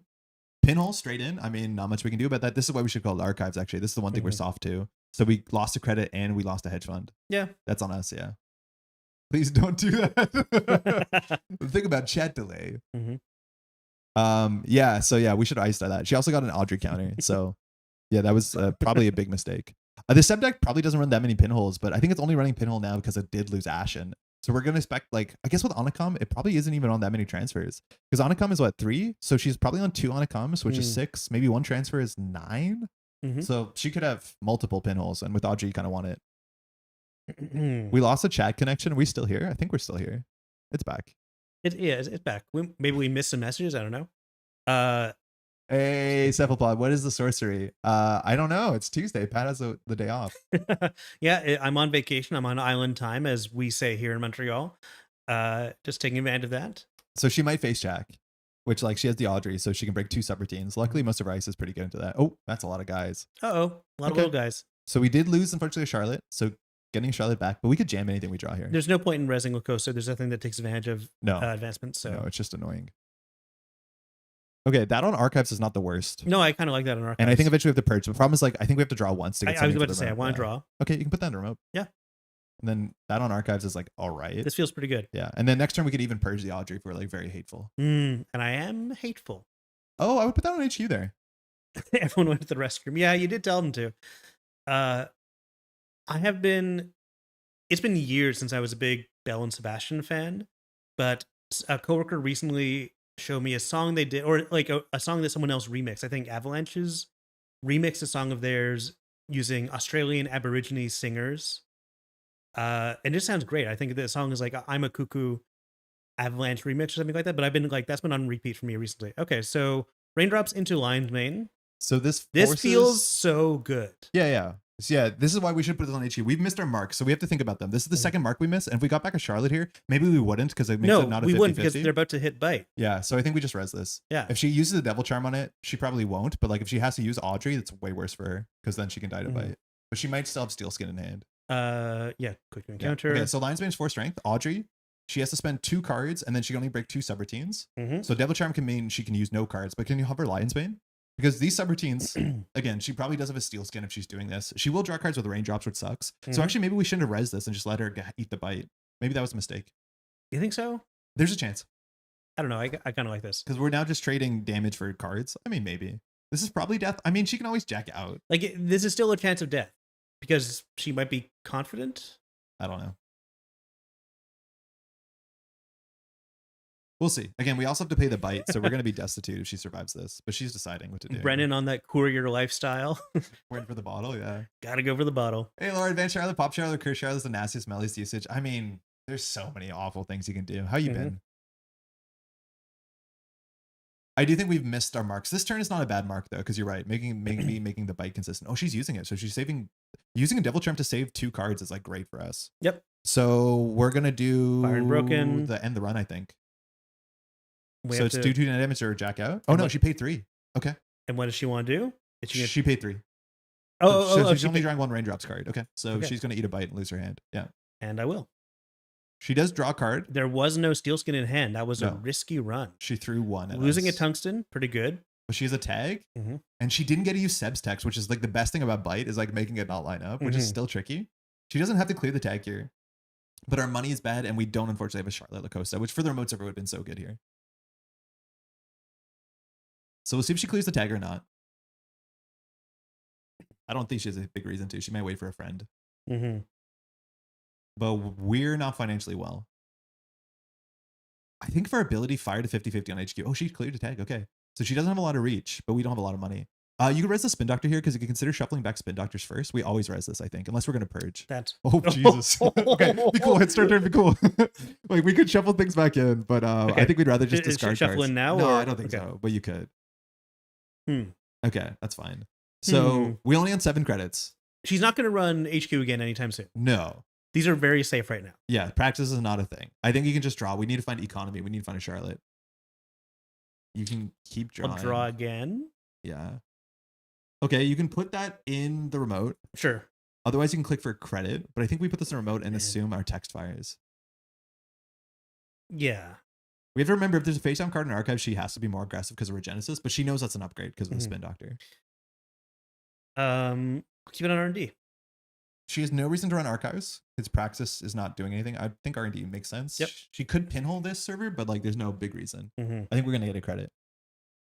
Shuffle the bite back in. No, we want to keep a bite in archives because of Méliès. It's actually way less evil to shuffle it. Both of us are just hanging out. Okay, can you check archives? Because we could spin first, but I think we need to spin to manage our hands. So like we want to keep 1 hedge fund in the bin and 1 Charlotte in the bin. Like that's the thing is you want to use your bin as an extra hand. So I think we don't. We just use spin to fix our hand. We only need 1 of these 3 cards in the bin, really. Yeah, but then we don't want to use spin on 1 card. Because then the chance of us changing. No, we'd spin 1 hedge, 1 Charlotte. We'd keep a hedge in the bin for. Charlotte is so much better than hedge. Right? Like we want to get a Charlotte off Méliès and jam it. I guess. It's so good. Get a mandatory draw. Yeah. That's good. We can get rid of Fuji. That's really good. That's actually good, yeah. Okay, so could we jam here? We don't have the money to do it. So we definitely start with the draw. Well, we could Hansei 1 Fuji, install the other, advance it. Next turn. I mean, do you really want to push a Fuji here? We want to Regenesis our Fujis. Like she can run the server. I guess, but like the Lacosta is there to help us score these cards. I mean, I think you always just draw first and see what you get. Because if you draw Regenesis, you just throw out the Fuji, right? Like you want to do Regenesis this. So we're not really doing anything. We could still draw and then Hansei the Fuji. True. We just need to get our money up because we're but this is just a turn where we've done nothing and she has the chance to really recover. But all right. Draw again. I mean, you're right. It's good to get the Fuji in the remote server because then we can purge while the Lacosta is doing something, but this seems fine. Like now we're actually threatening to res Cloud Eater. And I think like she can run HQ she might run archives. She has no good reason to unless she wants to flush the spin. So I would put it on archives. I like Pat's line here. I'm not sure I want to spend all that money to Thank start you, Ghost advancing Runner. out, especially when we have 3 Regenesis in the deck. Hmm. Like if she checks a remote server, we have to res Tattoo into Cloud Eater, and then we're bankrupt. Okay, so if we don't draw a Regenesis here, we might push the Fuji. All right, do we spin anything now? No, we don't want to draw the Fuji. Like that's better. Like we are a big money deck. We're gonna do Charlotte instead of Fuji here. I think so. All right, so first we spin. Yeah. So you put the Fuji back, and I think you should put the hedge fund back. Yeah. Then you install Charlotte, and you advance Charlotte. We have a click left though. We don't even need to advance. I mean, we might as well. It makes it look like a pinhole, 5/3, so she might interact. But the thing is, like, what's your last click now? I guess we're now priced into clicking for a credit or putting another ice somewhere. I mean, let's put a Knowledge Seeker somewhere, right? Yeah, on the outside is a bit awkward, but it does purge Audrey, which is cool. If she transfers us, I don't think we care that much, but technically HQ is the one server that she's putting the most pressure on. On R&D? HQ, because of transfer. Oh, HQ. But I don't think she's on 3 transfers. She can't be. Yeah, I don't. I'm not really scared of transfer, but Tattoo makes money. Yeah, but she could destroy it. Sure. In theory. And keep this on R&D. I keep it on archives because we're safe to pinhole. This is the second time we've done that. When we have the Charlotte or the Lacosta that matters, we definitely want to play around pinhole. Yeah. All right, so now she has the buffer drive combo, so she's just able to like clicklessly cycle her cards, which is really quite good. So this says once per turn. So the idea is that she can just throw out. Let alone she threw out a strike fund, which actually has text. But yeah, that's what she's trying to do. Everyone is watching Argentina make the comeback. I've watched no soccer so far. No, me neither. Yeah, but it's not my thing. I mean, I pay attention to it. Yeah, I do look at the score results. I do like to hear. I like that other people are excited about it. Yeah, and I like that other people are mad about it, which seems to be like. I thought it was a 0-sum game that some people would be happy and some people would be unhappy. It seems to be mostly unhappy all the time. No, as far as my circles are concerned. I don't know. Norway's like killing it. Everyone's excited about Norway. Are we excited about Norway? Yeah. Capo Verde. Canada did okay for a while. I don't know if this is a story. I bring this up and people are like, that's incredible. And I don't know if it's actually that incredible. My 8th grade teacher was was on the Canadian soccer team. Like he was a good soccer player, but I don't know how good Canada was in the 80s. Res Charlotte too, of course. Yeah. All right. So she played Hannah, so that's still fine. It's been a really fun one. I know they have more people playing it more competitively. Okay. So we could just chill on the Charlotte. We could ice up Archives one more time. Again, we are a measured deck, so we do have late game consistency. Yeah, we could. Our remote server is really good. We're only soft to pinhole because it eats the Anoetic. She is building up. We could dump 2 cards from her hand and then purge next turn and then push Charlotte, but Charlotte draws 2 a turn, so we would have to drop 3 cards here. I'm thinking ice up. Yeah, I'm fine with that. We want to keep 1 ice in hand for the Tattoo Bola, so that's fine. Yeah, that's doable. So we could just put probably keep Knowledge Seeker in hand because that's a good one to put on here. So Lion's Mane on R&D, an enemy. Yeah, kind of have exactly. Yeah, and then we can just click for credit. It's fine. And just like Glacier up. Yeah, credit. Okay. So we probably do have to push here. I would go. I'm gonna put R&D. No, this is the last server that she needs to run. Like, but she's gonna assume that it's on Archives. But she has no reason to run through 2 ice with the Audrey for a single. Well, she has no reason to run for anything. Yeah, I know, but she might actually transfer. She might actually pinhole. She just has no reason to run R&D. You think it's definitely not R&D? It's the one server that can't be this turn. I'm gonna do HQ. That's fine. That plays her in transfer as much as she has a lot of work to do. Once we're on threat 3, like playing around Praxis is like the server that she can run, but there's no reason to run R&D here. She anacomed an eye for an eye, so hey, she has even more HQ pressure. That's cool. So we saw second anacom. As much as I don't care about soccer, when Funky Man says Canada is not that good, I immediately want to jump to their defense. Like, what is going on? What do you mean? They beat Qatar 6-0. We're. I've enjoyed the vibes from the Scots coming to Boston. From my understanding, they ran out of beer. Like they drank the city out, which like I don't know if that should be celebrated. How many Scots can there be in one? The entire a lot of Scots showed up. I think Montreal was meant to be one of the host cities in Canada, but then I think it coincided with like they'd have to shut down JFL because FIFA's like really rough. They're like, you can have no other festivals during the time, and Montreal's like, forget it.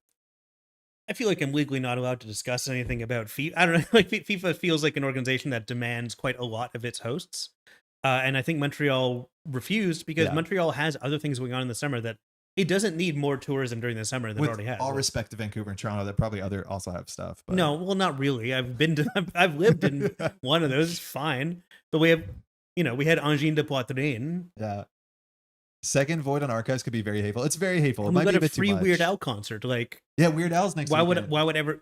I saw Well, it's stoked. like 2 weeks from now. Yeah, but why would I go to a soccer match Yeah. when I could watch Weird Al? So crew into what's it called? You see what I mean about the servers we run here? Yeah, you're right. Okay, so if we don't res, she has a 1 in 4 shot, and we're gonna get a card back. So not resing actually might be worth it. Not resing, I think, is worth it because it would end the run. I don't see a way she can get through. Oh no, Audrey. No, of she course. Audrey's, which Yeah. takes her cards. Like I Mhm. honestly don't think we res this.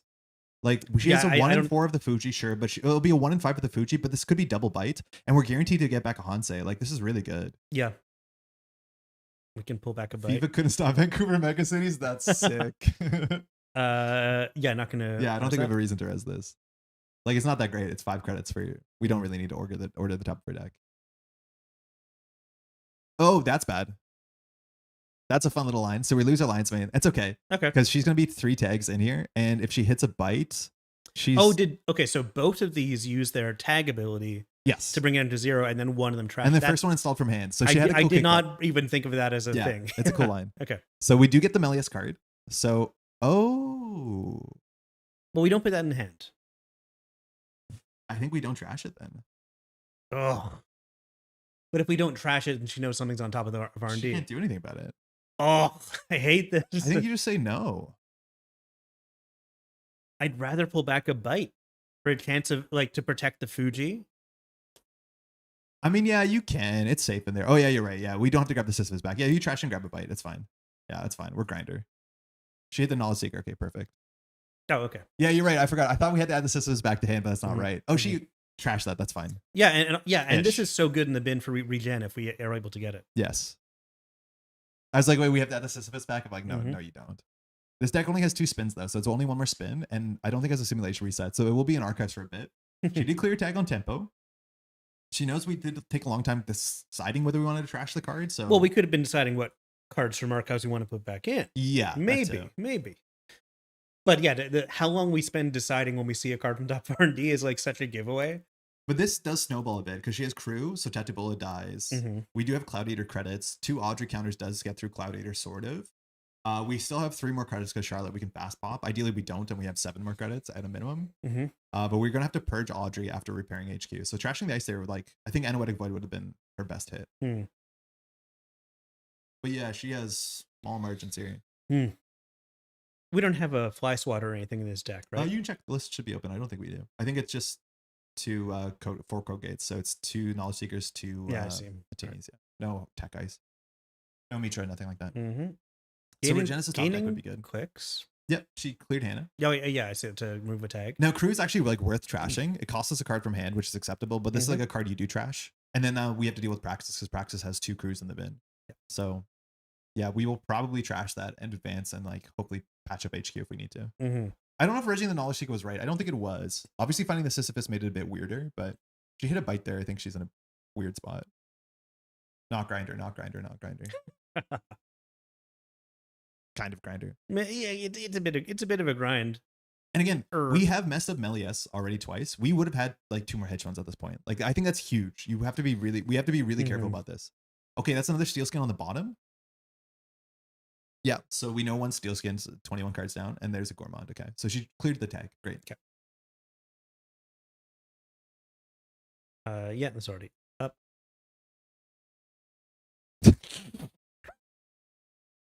Oh yeah. God, that's not good. That's not good. Well, It's not great. it's fine.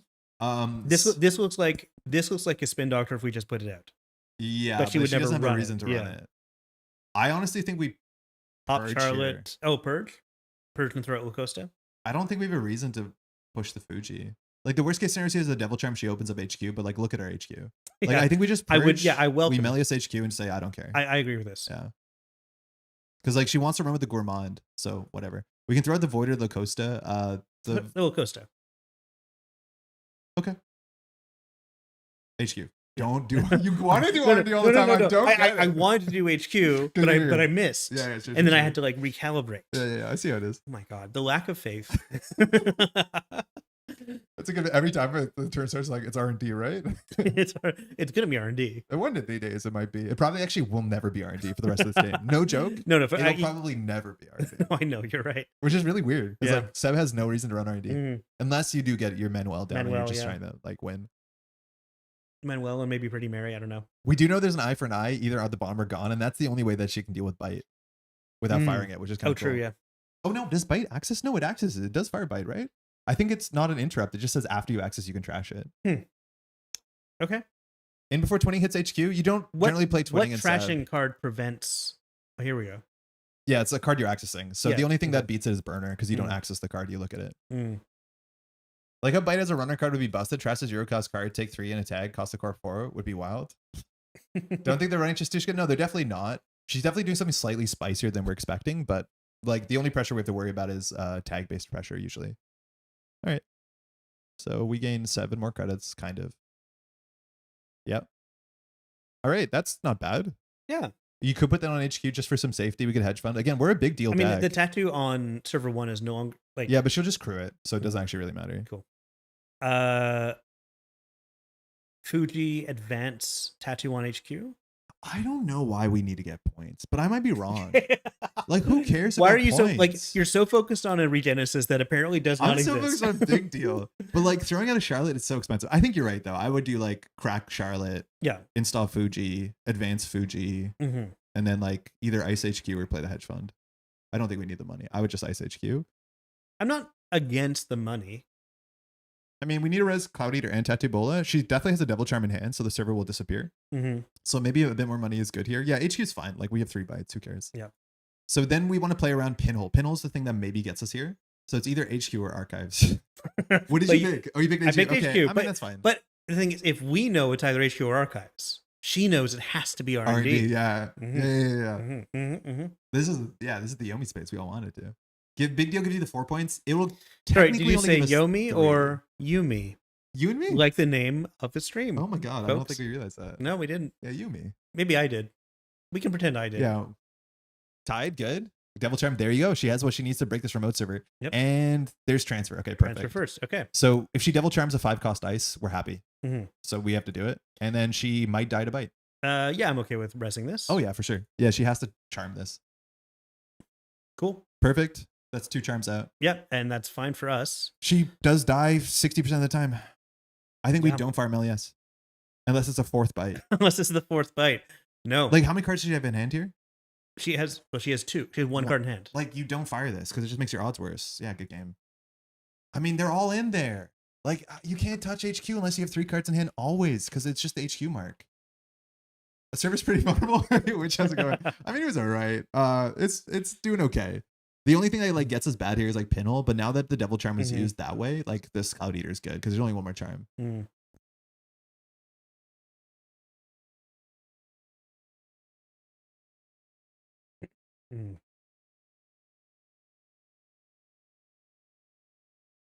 If you didn't charm the way, you'd have to jack it. 2 bites, maybe? Or sorry.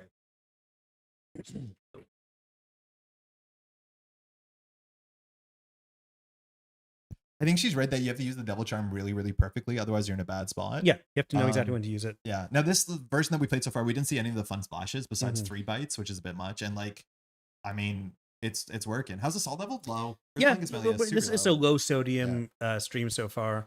But we're on the winning side of the sodium. I think that does help quite a bit, right? Yeah. We're having fun. Yeah, that's tricky. And sometimes I pick R&D, and Andre's mad at me that I picked R&D. But we get through it. They're salting the earth of JNet Casual. Yeah, there will be no games left in JNet when we're done. Everything kosher? So far, so good. Yeah.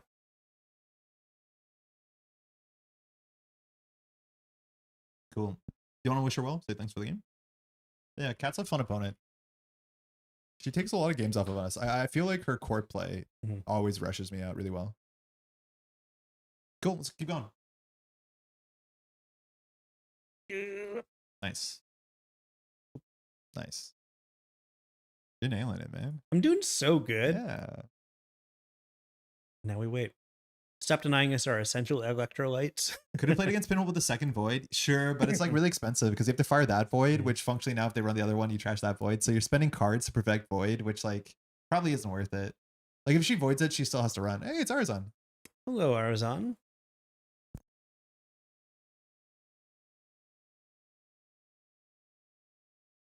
Yeah, bro. Yep. You're good. Okay. So while Arzon is known to play like weird lists, World Champ 2024, this does look like reg Lou. Like I would be surprised if this Lou has spice in it. We have no economy. Our deck has 3, 6, 7, 8, I think like 11 econ cards. I would like to have ways of making money. Yeah, the measure's not worth anything. The measure's not worth anything for a turn while. 1, which is not worth much. I could mulligan this for sure. It's not better. Well, it's not better. Well, yeah. Tattoo Bull on HQ. Tattoo is technically econ. Yeah. Oh, that's good. Okay, that's good. Okay. So sometimes you don't play it, but we have no economy. So I mean, I think we have to play in this case. Yes. So first click, we gain 2. Fine. Well, plan your turn. Plan your turn. What's the rest of your turn? Credit Tattoo. Oh, you could draw Tattoo. Does the credit matter going from 7 to 8? So I think you draw. It's money. Okay. Because we have 2 more credits coming in. Lion's Mane is more expensive. I think still Tattoo for now. I think Tattoo for now is fine. And then we have to do Botu for the remote server because the remote server does want to end the run. Okay. Now here, there's no reason to run archives. So yeah. So that's why we put it on archives. How are you not getting this? A lot of the Lou decks are actually cutting range off, so they don't even have like fun runs. So all the runs have to be targeted. So we'll see. Did Alex keep? Ooh, Lago really is good. Let's check if he kept. He mauled. Ooh, actually has a raindrops. So the Lion's Mane would have been a bit better. This is not an HQ mark, so if we res this, we save a credit. I think we do res this. Yep. Yeah, because in theory, like if you want to run R&D to get Gourmand Lou value, you will get safety and a card. If that was a Lion's Mane, would Alex have died? We would have won if that was a Lion's Mane, unless there's a Steel Skin in hand. Well, because Alex had 2 credits and 2 cards True. in hand. That would have been lethal. But maybe that there's a Steel Skin. Wow, Anacom Lou. So again, this is not Hermes. So this is the second Anacom shape we're playing against, which is a nice way. And maybe that's why we're playing raindrops as well. Yeah. Very, very cool. Yeah, that could have been lethal. Okay. So we can always petty cash. We definitely want to make sure that R&D doesn't get fired on. We only have 2 cards in hand. If we build a remote server, Lago fires. So ideally we install 2 things in servers, but I don't think we're in a rush. It's funny we still cared about where this went when there was no benefit to us. Oh no, we could have taken the card from the top. Yeah. So Boto. We can play petty cash again. Like not great, but you could do it. Oh, true. Yeah, we can. Yeah, it's true. It's so. Boto remote. Remote 2? Remote 2. Anemone on R&D. So what's the last action? I mean, we could draw here, but I think we draw here and see what happens. Yeah. Not great, but whatever. It wasn't great, but I'm glad we know where it is. New remote. Okay. So emotionally, the remote play makes us seem like we have something in our hand. Usually that means like we're going to push next turn. That sometimes means more HQ pressure. I'm going to put archives. But it might be HQ. I honestly think it's R&D or HQ because there's no reason for Arzon to run archives. Yeah. So it's your choice. HQ is the safest one because we don't care about the top of R&D. Like HQ means that we can pad this hand. R&D just means like we don't care. I would actually pick HQ here. Yeah, I'm thinking HQ because I think you're more likely to see HQ pressure after we build a remote. Absolutely. Yeah. The thing is, like, I don't know if Lou really wants to drop a Rising Tide and then run this. I think on Lago Onacom means we might not be on Ace Destruction because we're on a clean 40. Or are we on 45? Oh, 45. Yeah, okay. Sure. I'm going to res this. What are you discarding from your hand? Probably the second enemy? Yeah. Okay. Did we hit? Wow. Okay, so this is a weird list. Neat. So I'm pretty sure this might still have Spree in it, but this looks like we're playing Botchilus and stuff like that. I guess fire everything, right? I don't see any other way. No, nothing right about this. Audrey, good hit. Okay, feels good. I wouldn't run HQ here because it would give Méliès money, would call R&D. What do you mean? Oh, to go through the Tattoo Bullet gives Méliès money? Yeah, I could see that being good. But sometimes you just want to make the run anyways. R&D call would have been fine there. What did Lou trash? Sure, hedge fund. Oh, that's bad. Yeah, we could have got that if we called R&D. Well, I mean, now we have Méliès, so. Oh, it's true. No, you lose it. No, but if we'd called R&D, it would have been too late. Well, Méliès? Yeah. What? Because he trashed the hedge fund after. Yeah, but you can see it with Méliès trash it out. Oh, I see. Yeah. This hand sucks. We only have 2 spin doctors. We only have 2 spin doctors. I keep forgetting. Yeah. Okay. We need to establish our economy so that we can actually do something. Gonna draw. Yeah. Great. We kind of established our economy. If you do install advance, we have to res the Botu. Alex looks like he's face checking aggressively. Yeah. So like it's going to price us into using the Charlotte for basically spending 2 clicks for 2 credits. It's not great. That's not good. Ideally, we actually naturally res the Botu. So I could see us like clicking for a credit, throwing out a Lion's Mane.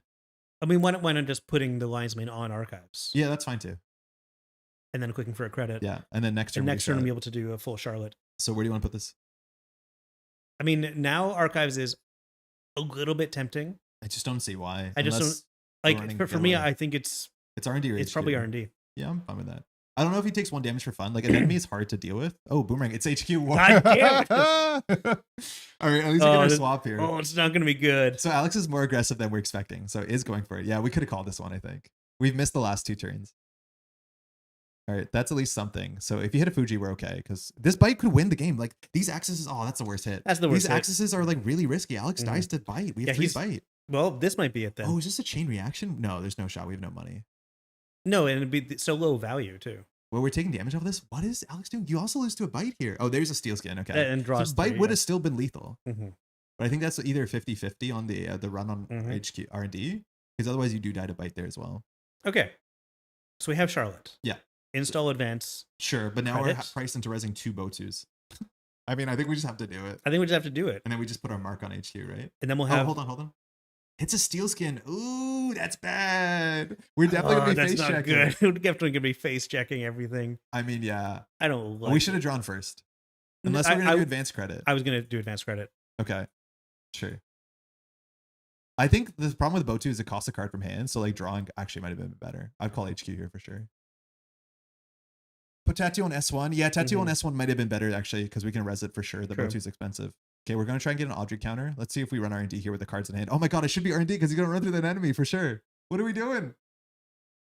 Yeah, that Tattoo would have been better. 2 ice remote server is good. Salt levels increasing. No, but we're approaching brine. We're like very obviously misplaying, which is like interesting. Clicking to 10 threaten snake, it technically does. But like ours has cards in hand. I've got to res this, right? No. It's a 40% chance we lose a Fuji and we go unmeasured, and his money's been bad. Yeah. I think you need to protect the Charlotte. That's how you lose. And also, mind you, this gives us Méliès, so we can just add a hedge fund. Yeah, this is Méliès, it's true. Like, this is good for us. Okay. We just don't want to get a trashable, so Audrey can't get a counter. So you just take the hedge fund. What was the top of the deck? A teeny. Fine. Fuji, okay. So now we're on measured threat. Another steel skin? Lost. Oh my god. 3 steel skins are out, though, so that is okay for Audrey. So how do we, yeah, 3 steel skins, okay. But technically, measured's online. We do lose to another HQ run. Daily cast, we're slowing down here. So we top deck 2 measures off Charlotte, we win. Actually, steel skin, strike fund can change the math slightly, but no, we're only on 3. Yeah, not easily. So just res Charlotte for sure. Oh, pinhole, nice. Okay. Resing Charlotte. Yeah, I think we missed a couple triggers that would have been really important, but we're still competitive enough. There's 3 measures. Oh, there's only 2 measures in the deck. Okay, so now we're priced into resing Botu. We know the deck has boomerangs. So Tattoo on one of them, a second Botu on HQ, maybe? I think we're cashing. We're writing checks we can't cash. Yeah, but we have to look like we can cash these checks. I think we can just do draw, hedge fund, install.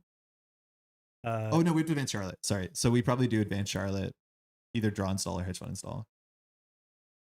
Hey Roberto, Sava, how's it going? I'm gonna do. Oh hey, I'm gonna do draw, advance, hedge. Sure. Okay, and Lacosta seems good, but it fires a Lagu, so like it's mixed. Yeti, we're playing your deck, by the way. Kind of okay with firing Lagu. Like we're out of. Oh, we're discarding cards. Oh yeah, because advance doesn't take a card out of hand. Yep. Oh yeah, that's bad. Discarding cards is not good. Yeah, I'm gonna hedge. I would put ice. Because boomerang, we lose to boomerang HQ. True. Botu HQ? Really lock it down? I don't think we can afford 12 credits on HQ. This seems fine on HQ. Yeah. Why do we advance when we drew Lacosta? Because installing with Lagu is like not the best. Ideally, we install Lacosta and another card in the server and Void. No, we need Void to win. Yeah, but I'm not sure what like all of these are good. Yeah, we always start with a Fuji and then just say like hope. use our Regenesis ability, like our Archives ability, but then you can just run R&D, run HQ, we lose. I'm gonna do Fuji. I would do the Botu. And then Tattoo won't make money. Whatever. You Lacosta there for sure. Like install the Lacosta? Yeah, Lacosta should have been it. It also confuses about like what we have. Yeah, maybe that's fine. The thing is like throwing out the Anoetic here is bad because we want to do Lacoste Anoetic next turn. So I think, yeah, we just choose. We can do Archives this time. Archives looks Yeah, juicy Archives enough. looks good. Mm-hmm. I'll stop Xing. No, we don't mind. Yeah, it's fine. Buffer drive. Okay, so I think Arzon's going to slow down. Okay, face check into Botu. So this will fire. We have to discard a card unless we want to just pop the Charlotte. Charlotte is 2 to trash. Arzon has 2. Did I miss the rundown of why the deck is boring? No. This is just more like the late stage Méliès that I'm worried about, like 3 bite and like 3 recursion card. 3 cards of your current, you lose the game. What card do we trash here? If anything, like we could just pop Charlotte. Yeah, we could pop Charlotte, but Charlotte's good. But the next turn we can be installing stuff in there. We can't really afford to push out an agenda here. Okay. I think we trash the Lacoste. Yeah. I think we do. Okay. That feels bad, but it does. Here we are. Damage was eye for an eye, so there is HQ pressure. Mm-hmm. I don't like how we played our early game. I think we're feeling that. I think, I'm not sure about the things we've done. We didn't have we didn't have a great start. We weren't handed a great start.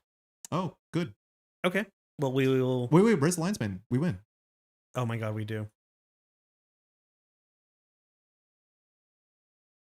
You can't pay 3 credits. This is lethal, and we know all the steel skins. That's it. Yeah, good game. That happened before. The first run in HQ could have been a linesman lethal. Yeah. Oof. Yeah, that's true. The first one, yeah. Lionsmane's a good card. I like Lionsmane a lot. I'm glad we don't often get a Liga art on a great card that isn't banned. Yeah, Lionsmane. It does hit. If you have 1 more credit there, you're safe. But Arzon had 1 click there to put off the pinhole. Where did the mouse go? Yeah, 5 turns. Okay. Yeah, deck goose. I agree. We saw that. Mm-hmm.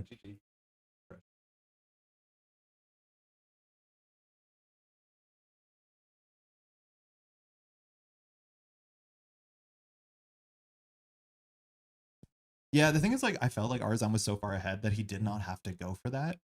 Yeah, I still haven't got it.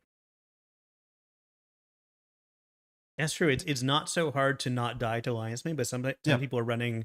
All you need is just well enough. 3 credits, 2 cards. You're good. 4 net damage on an ice is a lot. However, again, like 3 credits is all you need.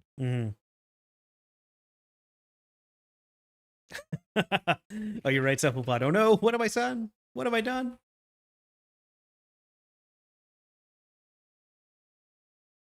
So the cool thing is we're learning. We would have fired a Méliès there, which again, we would have got money back and the Charlotte, so it's good. Yeah, cool. Cool. Are we going to deck build with this one or play another game? I want to do one more. We haven't played a measured or big deal yet. Yeah, like that's true. We haven't actually done. The thing is, I think the thing that this deck. So just checking that they are in there. Yeah. Just careful. You can't see it on the camera. Oops, Daisy. No, you're fine. You just have to move us, but it's no. Okay. Sorry. Yeah. So the thing about Tuesdays that you might not be used to because you're a Thursday streamer is like we can chill in the same deck for hours and get mastery. Like that's the problem about being a Thursday streamer is we only have like 3 games a night maybe if you're lucky. That's true. Like Tuesdays usually are like focused on something to figure out if you can get better. And you usually don't do news on Tuesdays either. No, I do. Depends if there's news. I don't know if there's a lot of news right now though. Sorry, you're trying to control something? Yeah, I just want to get this out of the way. There's not much. I mean, I do want to point people towards the new Holland Spiel video on expansions because a member of the NSG narrative team makes a special appearance there. Which one? Aura. Oh, sick. Yeah, so people check that out. That's really, really cool. What's the piece about? Just like designing expansions? Yeah, the nature of I haven't gotten deep enough into it, but I think just about board game expansions are kind of weird is the opening thesis. It does start with, I did not realize that the expansion it starts with, which is ridiculous, is a real expansion. Like I thought she was just playing around, doing something clearly dumb and ridiculous. And then you pointed out, no, that's a real expansion for a real board game. Oh, it's a Carcassonne Catapult. The Carcassonne Catapult. It's I did not think. Real expansion. Yeah, I can't send a link right now, but on YouTube, Hollenspiel expansions. Let's see. This sounds sick. This sounds good. Maggie's not gonna have a lot of pressure besides maybe Burner, but we have the Charlotte set up. We can rush it behind a Lion's Bane and just say like, what are you gonna do? Go through it. I like it a lot. Yeah. Like Knowledge Seeker is kind of awkward because they can like run 3 times into it, and Shaper might be playing Botulus, or sorry, Fermenter, but otherwise the virus text doesn't really matter. Link, hold on. Oh, too late. I was gonna pull the link up, but then our opponent mulligan. They kept. We can pretend to be thinking. Okay. I was about to message you about the set timelines. I'll assume you're busy for the next few hours.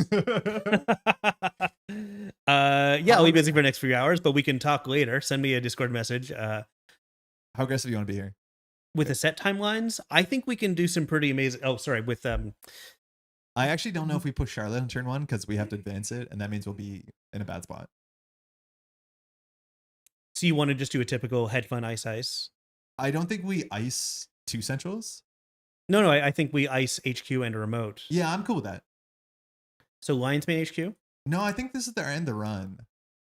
Like, okay, hold on. Knowledge Seeker is a better end the run because of the 5-strength code gate. Yes. But you want something in front of the Knowledge Seeker. Otherwise, you can just run 3 times and then run the remote server. That seems weaker on the remote than centrals. But once you get ice in front of the Knowledge Seeker, the remote gets stronger. It's up to you. I'm cool either way. Like, you're right. Lion's Mane is better on centrals because it doesn't end the run. It just makes like hitting a bite worse, and that's a good reason to do it. I feel like Lion's Mane on HQ is I'm fine, so I'm gonna do that. I just think our opponent can like make us awkward about this Knowledge Seeker if they like run it first click and then run it 3 more times. But like if they do that, that's a whole turn. So like if it's on an empty remote, we have a lot more control over whether we res it or not. Whereas on HQ, we have to res it, and then it becomes a liability. Sure, but if there's Charlotte, like we have to protect it. But no, I totally agree with you. Okay. Yeah, like maybe we get Illumination. Did a podcast interview with Amabel way back on train shuffling. Oh, cool. So Amabel Holland. Yeah, Amabel. Oh, cool.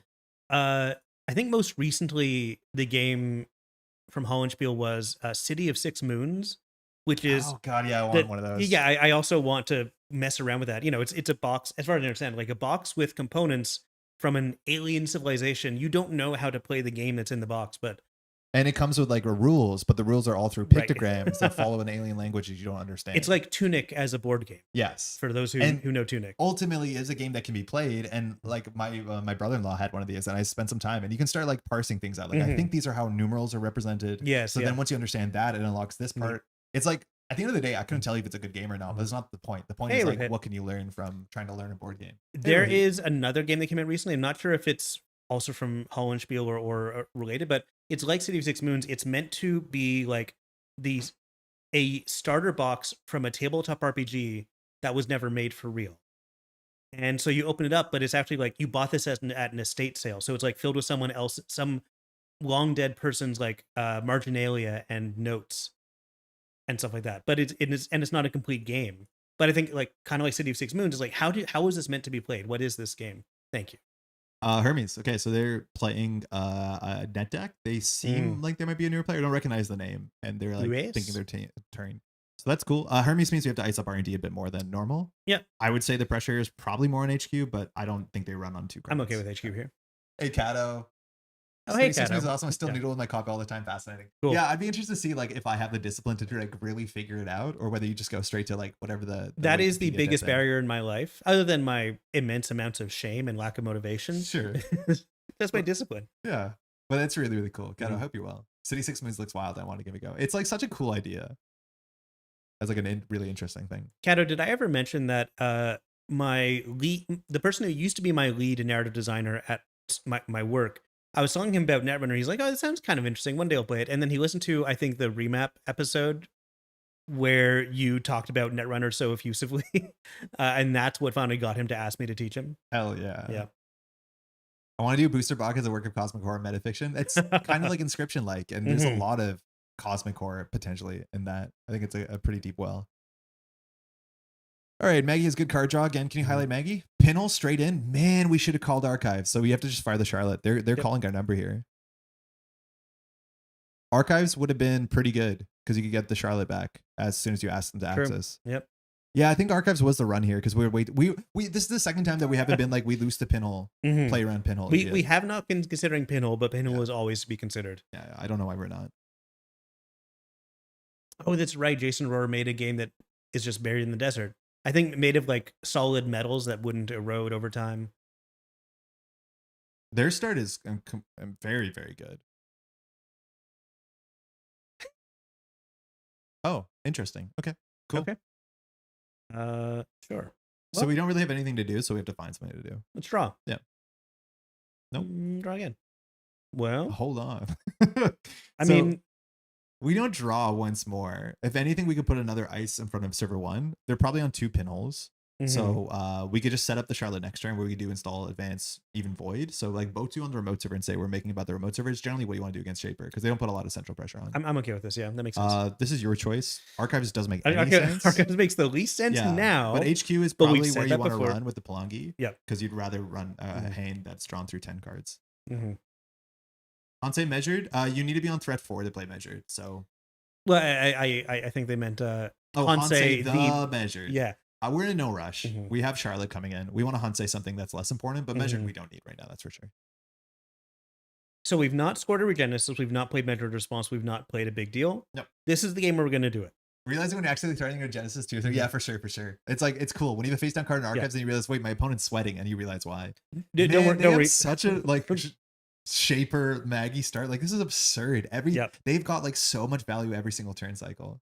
Okay, well, we'll try and do our best. I don't know if they're getting like good Maggie value. They've only installed 2 things. No, it's still not bad, but like daily cast taking Hermes early, like this is good. Okay, so Petty Cash might not be the play. Install advance? No, you Hansei the Petty Cash. Hansei the Petty Cash. I think you do Charlotte advance void, call Archives, throw up. Sorry, you do Charlotte. We don't need to do the void. So I think we do Charlotte advance Hansei the Cash. Yes. Yeah. This also threatens Regenesis, so we should call Archives. I think that's something we have to pay attention to, let alone Pinhole. Absolutely. Yeah. Hansei is really nice for a Regenesis threat. Regenesis says if you score this out, you can flip a face down agenda in Archives, add it to your score area, which is good. But you can't. Should I type that in now? Sorry, I just had to look up how a card works. Yeah. So we need to get a face down in Archives. So at a minimum, they can check Archives. Tier 3 gaming. All right. So they're drawing Tier 3 is the top, right? We have our remote server with 2 different types of ice on it, which is what we want. All our agendas are in R&D. So like we're going to have to set up the void and then push, hopefully when we top deck something. Also, do not rip this thing immediately on Archives because we might not need the money. And leave it the face down. Threat, it actually might be worth something. Yeah, leave it look like a card that is interesting. All right, cool. So they haven't found, oh no, they have their console, but that's just a 2-credit card. So maybe they have a simul chip set up here. Because usually you want to Maggie that. Oh, spec work. Makes sense. Cool. Can you highlight the spec work? Right. So this card versus Sellout. I've heard some of your thoughts about Sellout. Sounds bad. Yeah. Because Coalescence sticks around after it's done. Most resources don't stick around after they're done. They have value. If Daily Cast stuck around, Sellout would be incredible. Yeah. But then the whole game is weirdly different. Like Knick-Knack would be incredible. Yeah. Still good card though. Yeah, I don't care for Sellout at all. The thing is, like, you can play spec work on most board states. You can play Sellout on very few board states and feel okay about it.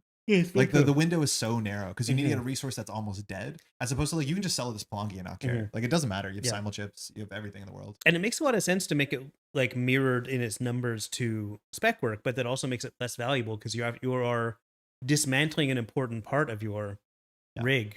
I mean, we could see resources in the future that are sick. Like give us the Coalescence version of resources. How many tiers are there? So the thing is, like with rock, paper, scissors, I think there's only 5 tiers, and it's like rock, rock, rock, scissor, rock, rock. Yeah, I don't think it gets deeper than that. Tier 4 gaming is calling HQ turn 1 against crypto player boomerang transfer. I mean, I'm just gonna roll a die. All right. Hell yeah. Hey, Regenesis respect. So we just get our favorite card. Okay. So we either get a card draw for a credit, Hoshiko text. Yep. It's a Fuji. So you can trash the Fuji to draw the Fuji. I mean, I think that's what we have to do. Yeah. Yeah. So just take the Fuji. They don't know if it's the petty cash that we trash. It looks like we trashed the petty cash and we brought a Fuji back, which is kind of what we did anyways. Just make sure you res the Charlotte. Second Palangi. I mean, maybe we just hard purge this. I think we just hard purge 2 Palangis while we have a Charlotte ticking. And you don't have to discard. And when we won't have hardly ticking. Oh, but you're right. Oh, God.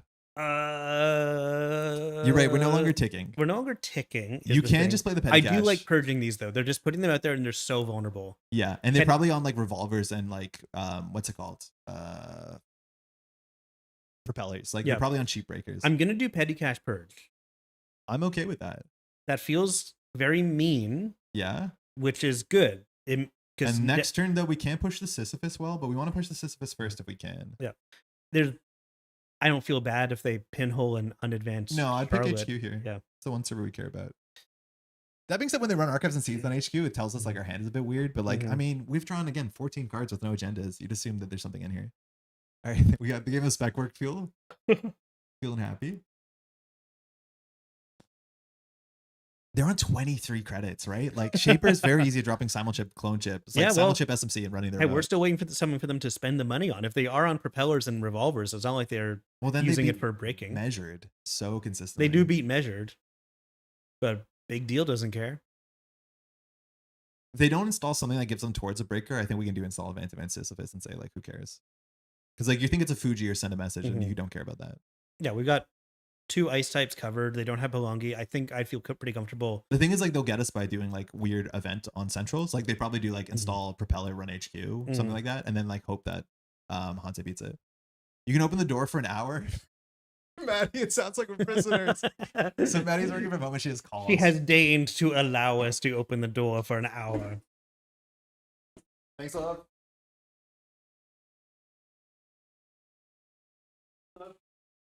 Oh, it's so much colder out there. Okay. All right, start a turn. Install DZ threw out Euler. Like I'm feeling. No, Euler you want with simulchip. Like you don't want to install. True, Euler. yeah. So that means that they probably have access to simulchip. Okay, so we could just do install advanced on 21. F it. Yeah, and we're doing Sisyphus, right? Yeah. Like, I mean, they probably should have it here, but like, if they think this is a Fuji and they don't run it, like, we're happy. HQ is definitely server. Yep. I mean, like, you can next turn they're gonna Hermes one of these, and we'll just make that the server, of course. Yeah, we're not too weak again. Well, if they Hermes HQ, we're in a bad spot, but I don't think we can play around Hermes. Like, we don't know if they have any HQ multi-axis. We've seen probably 6 influence on Hermes so far. I mean, I think that's it. Oh, and Pinhole, so 7. Do you think when Ashes rotates, we need a simulchip reprint or a near print? Yeah, I'd be surprised if we don't see something like that. Yeah. Because like it interacts so smoothly with Muse. And I think everything. Shaper should be a faction that has things that work at instant speed. Yeah. So either simulchip or SMC will get something that works at instant speed. Yeah, it'd be weird not to. Yeah. But I don't know if it'll pull from deck, or pull from all of the heap. It pulls from your collection. Well, that's what I want. That's what we want. Bring your collection. What was the run event in Honor and Profit? Did that one? No, that one doesn't. No, there's nothing that one searches for yeah, of course. The run event one? Yeah, search your deck. I played that card. Planned assault. How far off is Ashes rotation? We have no idea. Yeah. Probably years. I'm assuming years. I'm assuming it'd be like 2 or 3 sets, but like NSG could speed it up if they want to. All right, so it does look like we have a Sisyphus. So let's see if that messes the game up. Huh. Well, I don't know if I feel good having a Sisyphus, but we have it. It's not bad. It's bad against Euler. Like that's the issue. It's like it's bad against certain breakers. And if they're on Pelongi, I'm assuming they're on the breakers that make it bad. Yep. They threw out a deep dive. That's terrifying. Simulchip, that means Euler comes back. Okay, so we don't have to score it. But now they have access to Simulchip Pelongi. Install Acosta? Yeah. I think we just let this go. I think we score it. It's a Sisyphus. I think we just score it. We have to discard 2 cards though, which is bad. Yeah, that is bad. Maybe we chill, like we do Tattoo Bola, Acosta. Yeah, install Acosta. I like this. Okay, install Acosta. Yeah. Install Tattoo somewhere. Well, then what's your last click? Anoetic on the same server. Okay. Tattoo on HQ. Everyone. If we just give them another turn to Hermes, and like so having a 2 advanced card on the table is like probably pretty bad here. It's probably pretty bad. So I would do R&D, yeah, to make sure we can keep. At least we get some value out of. Yeah. Solid Coast and Void, yeah. I mean, there's even a chance that Void goes on a different server because we can't really fire Void on the remote. Maybe we just need to like look like we're stronger than we are, but we literally cannot install Void or fire Void unless we put our mark on archives. Yeah, and I'm saying this out loud, so I will remember it. If we see a non-agenda, if they we just keep it on top because we can't risk the Hermes. Like Méliès' text is absurd. Like it gives you R&D protection unless you diffuse it. So if you're gonna run ID, you have to run a different server. That's already really good text. We also could have advanced the Sisyphus once, just so next turn that we don't have to like open up R&D. But like, sure, we're also playing around being forced to discard a bunch of cards. Like we're only gonna discard no cards next turn because we're gonna mandatory and then draw 1 off of Hermes, so we're fine. Well, yeah, this way. But if we advance Sisyphus, last spec work. Well, they're really digging. They have DZ. They haven't fired it yet. They have a Simulchip, so they can fire that. Yeah, they're digging. They need to find 2 breakers though, so it's not absurd for them to find Fractor, Decoder, and Run, and they already have Decoder. Do you think we can do a trip to the moon screen worlds for Méliès? Maybe. I'm sure we can borrow a projector. It's not a long movie, is it? It's like 30 minutes. Why not score that turn? It makes us discard 2, and like they didn't run it that turn, so like we don't know if they can run it now. It also doesn't look like an agenda, like maybe it does. Oh, it's true. Yeah, with we have Locosta, Locosta, yeah, we can now repair. repair the Hermes damage. I forgot we installed that as our click. We're so smart. We're so smart we don't even realize how smart we are. Yeah. I'm sure someone can bring a projector. Yeah. It must be in the like public, right? I'm sure it is. Yeah, It's like 1910. Can't believe we went to the moon in 1910 and then we had to wait another 50 years to do it again. That's so absurd. Humans are so just bad. Weird like that. And printers are still bad, you know? Yeah. The moon didn't even have eyes by the time we went back. No. I think it's just we went too late. As a university, I'm in favor of thinking. Or we could just end something else as well. I mean, yeah, next turn we could. We'll see where the damage is. The Sisyphus on the remote server is not particularly good because we think Knowledge Seeker is going to be broken for like, what is it? 4 credits? 3 credits on the turn it gets rezzed? With Oiler? Wait, can you hover Knowledge Seeker? Is it actually really bad? Oh, wait, it's not an AP, so this has no... Okay, because like forcing someone back into Knowledge Seeker is actually kind of bad because it gets closer to de-rezzing itself. That is very funny that it's kind of a non-bow. Yeah. I mean, it's good to have a tough end the run, yeah. Wait, is Sisyphus just Codegate Sentries or is it AP Destroyer? I think it's Codegate Sentries. It's Codegate Sentries. Oh, yeah, okay, so it's just bad. Yeah, it's just not a good combination. I've heard there's a Méliès reference in the new Minions movie because it's Minions and Monsters. So maybe they're like in France. Minions are French, by the way. The Minions are French. They're canonically speak French. They speak French and Suomi, I think. I don't think people realize that, but like Minions is a pun because mignon means cute and small. Like that's why it works in French. Ooh, okay. I mean, sure. I mean, they can... Then just let it fire. That's fine. It's just 50-50 if they hit the Locosta or Anoetic. Hoping they hit Anoetic. Me too. But we did put it down second. Usually you hit the priority card you put down first. Or you can roll a D2. Nice. There we go. Now I don't know if they could actually run fool. this. They could like drop a Fractor run and they could get in because Simulchip is active. And they just don't know what the other upgrade is and or they could if they knew what was going on here. 2 pinholes, second pinhole. Probably doesn't have more than 2 pinholes. No, you have 3. But then we haven't seen... Oh, we're not on a come list. And there's Hermes. Yeah, I don't know. So we're probably on 2 Hermes. That's 6. 2 pinholes is 8. We're probably on a Revolver or a Phaserum, maybe. I don't know. Their list seems like we should be able to have a read on it because it's running 2 Pelongis. So that's probably like Propeller. If you're on 3 Propellers, maybe Rising Tide. One direction is that if Chaos Derezes Sisyphus is still online for the next ice. I'm not trying to understand what's happening. I'm not trying to understand what that's saying. Oh, because it doesn't pass it. Yeah. So if you derez it, you didn't pass the ice, so it doesn't eat the Sisyphus trigger. That's funny. Okay. Double Simulchip. So I don't think they can do this, but they can force the reses. Check their archives or their heap real quickly. Because they have only access to Pelongi and Euler, but they only have 1 Simulchip? No, they have 2. They can do this. They actually can get in here. Do this. Okay, well, it'll use their resources pretty thoroughly, so yeah. Let's just see what happens. Yeah, we have to res everything. Drop SMC, they can definitely get in, yes, or a Fractor. But with this, they basically have to Simulchip Euler this and hope the next one's not a Sentry. But with 4 cards in hand, they're fine. And if they pull the Euler, the next ice isn't even that good. Yep. Like with Euler, they break this Botu for 2. Maybe we were greedy and we should have pushed. Yeah, maybe we should have pushed. Yeah, they're doing it. I don't know how good Sisyphus is in this deck, but like that's 2 Simulchips out already. And like this only brings them to 2 points. Can you hover these cards? Oh, they are hovering automatically. So this can make it a code gate. Then they can break it with Euler. So then the next ice they break for only 3 credits. Like I don't honestly know if we res it. I don't think we res the Knowledge Seeker. Yeah, I suppose not. It's very cheap. Yeah, Sisyphus is the plan D. It's not the most important thing. But oh my god, they have 29 credits. Why are we holding on to a measure? So if we res this for 5, it gets a counter. They break it for 3. I mean, the Botu would have thrown out the measure is there for Botu fodder. Sure. Yeah, maybe we should core Sisyphus. It's okay. We forced out 2 Simulchips, which is important for a Pelongi Euler deck. All right, it's their priority, right? Yeah. So plan D is tier 5? No, it's 4, man. Okay. Oh, I see what you're meaning. Rising could be good versus Hermes. If they bounce a Knowledge Seeker on their remote server, we're not super upset. And if we go down to 10 credits, our centrals are like kind of economically pressured.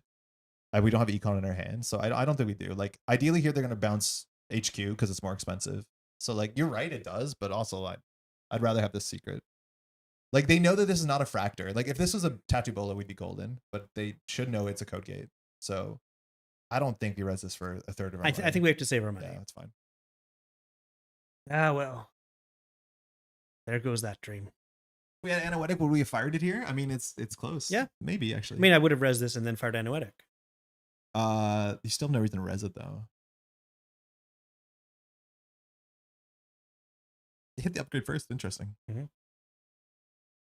Can you be a knitting themed tourist guide to Montreal? If you want to, yeah. Someone can. My partner knits a heck of a lot. I don't like this. What does this do so for us? This is the thing, is like Shaper didn't do any runs. Mm-hmm. So far, every game we played against is like the people who've been interacting with us are finding the bites and dying. Right? Like the Shaper played 2 pinholes and 1 run on the remote server, and that's kind of what Méliès encourages you to do. And I hate that. Right? It's like them touching centrals doesn't matter. Just camp the remote server, be on 23 credits. Like it's cool. My partner's a big knitter for sure. I'll ask my partner. There's some really good knitting stores. Our local knitting store is moving and becoming a cafe. But Montreal's a lot of good stuff for that. So install draw. Why install?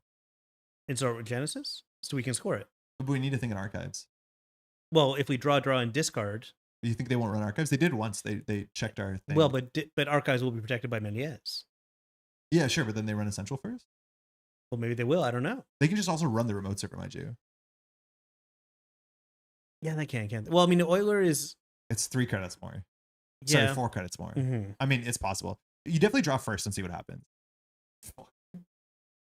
Again, 2 spit doctors. I think my plan is what we have to do. The thing is, giving a Fuji doesn't turn on measured, but on 23 credits, I think you can draw again. Yeah, I think we have to do it.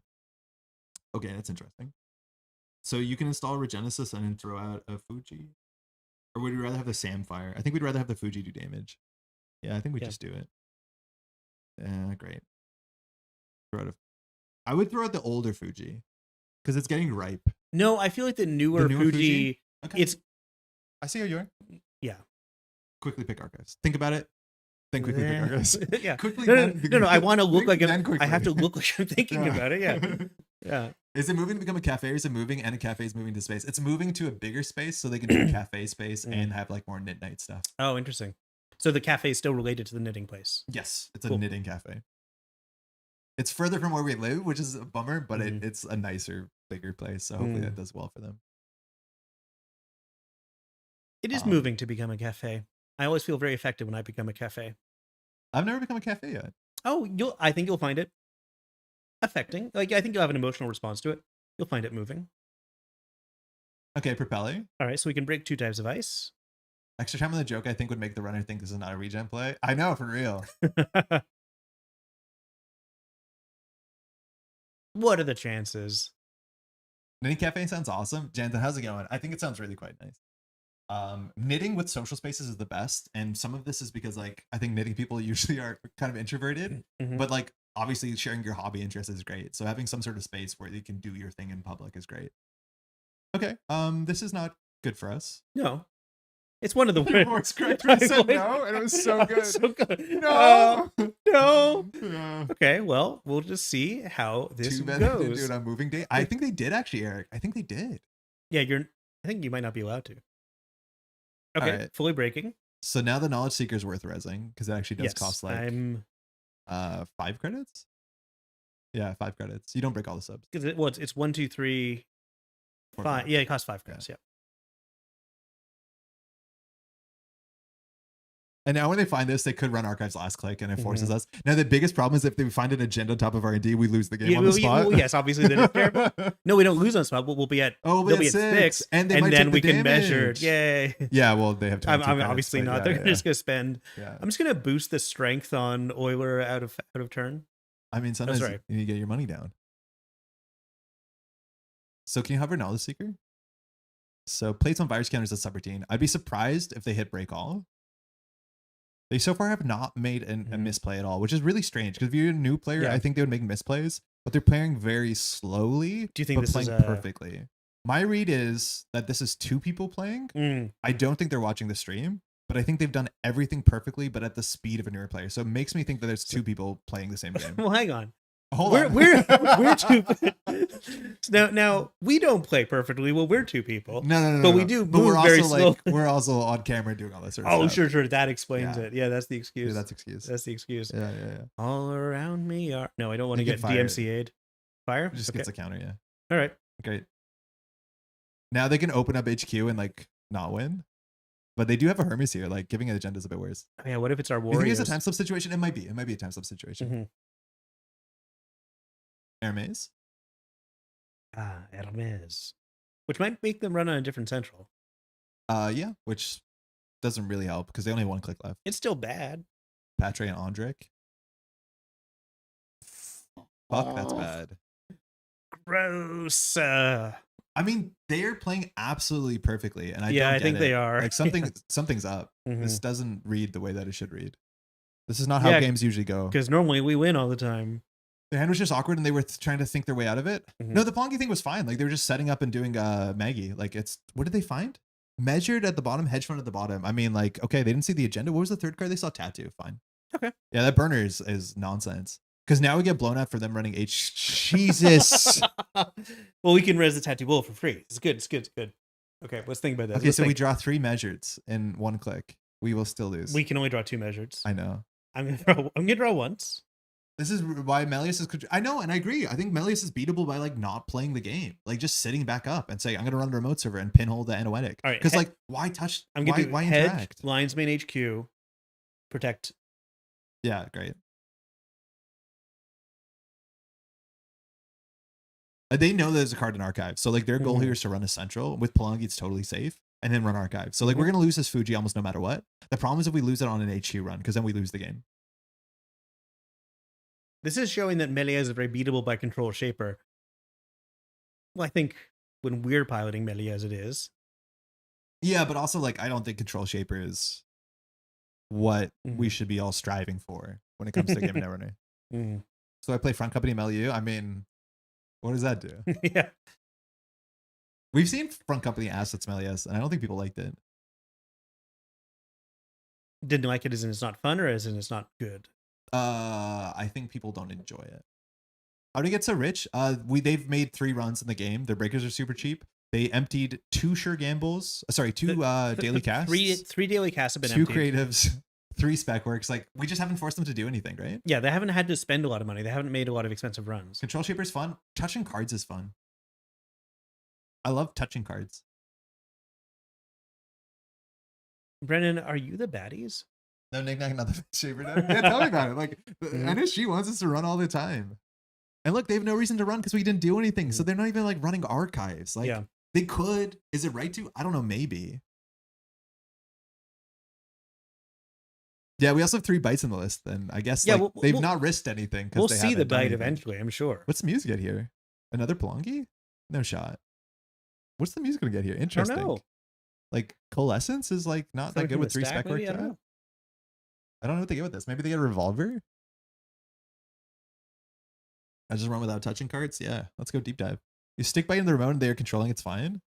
Yeah, that's the one thing we can do. Yeah, it is revolver. Okay, now they've got a full suite, but so we're likely to limited. lose this turn.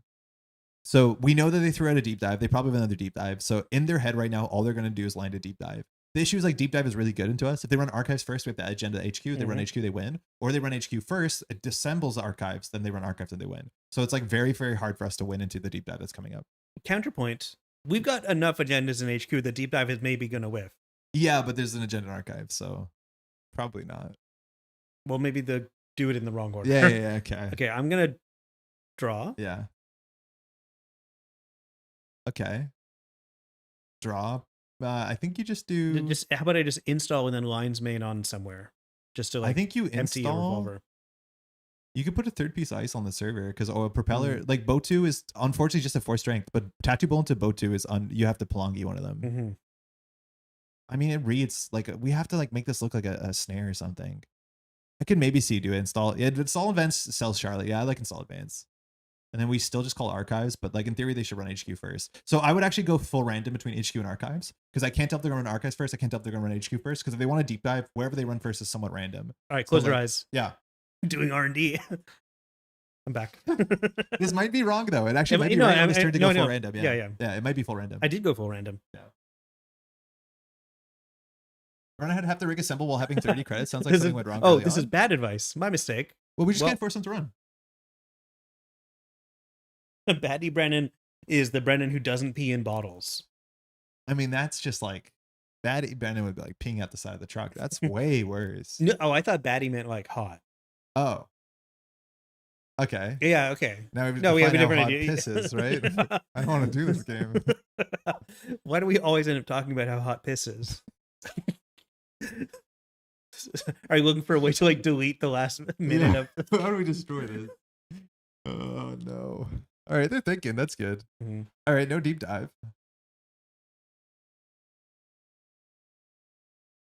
Maybe it's one of those single deep dive texts.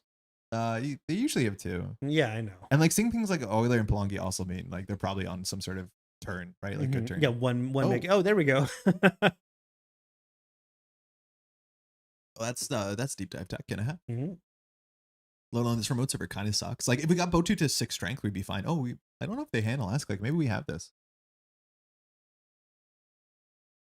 Like they should know there's a card in archives. Like we Yeah. pushed over Genesis a turn ago. I don't know why they're not interacting with that information. Gas leak is in Andre's place. Nah. All electric baby coalescence for Okay.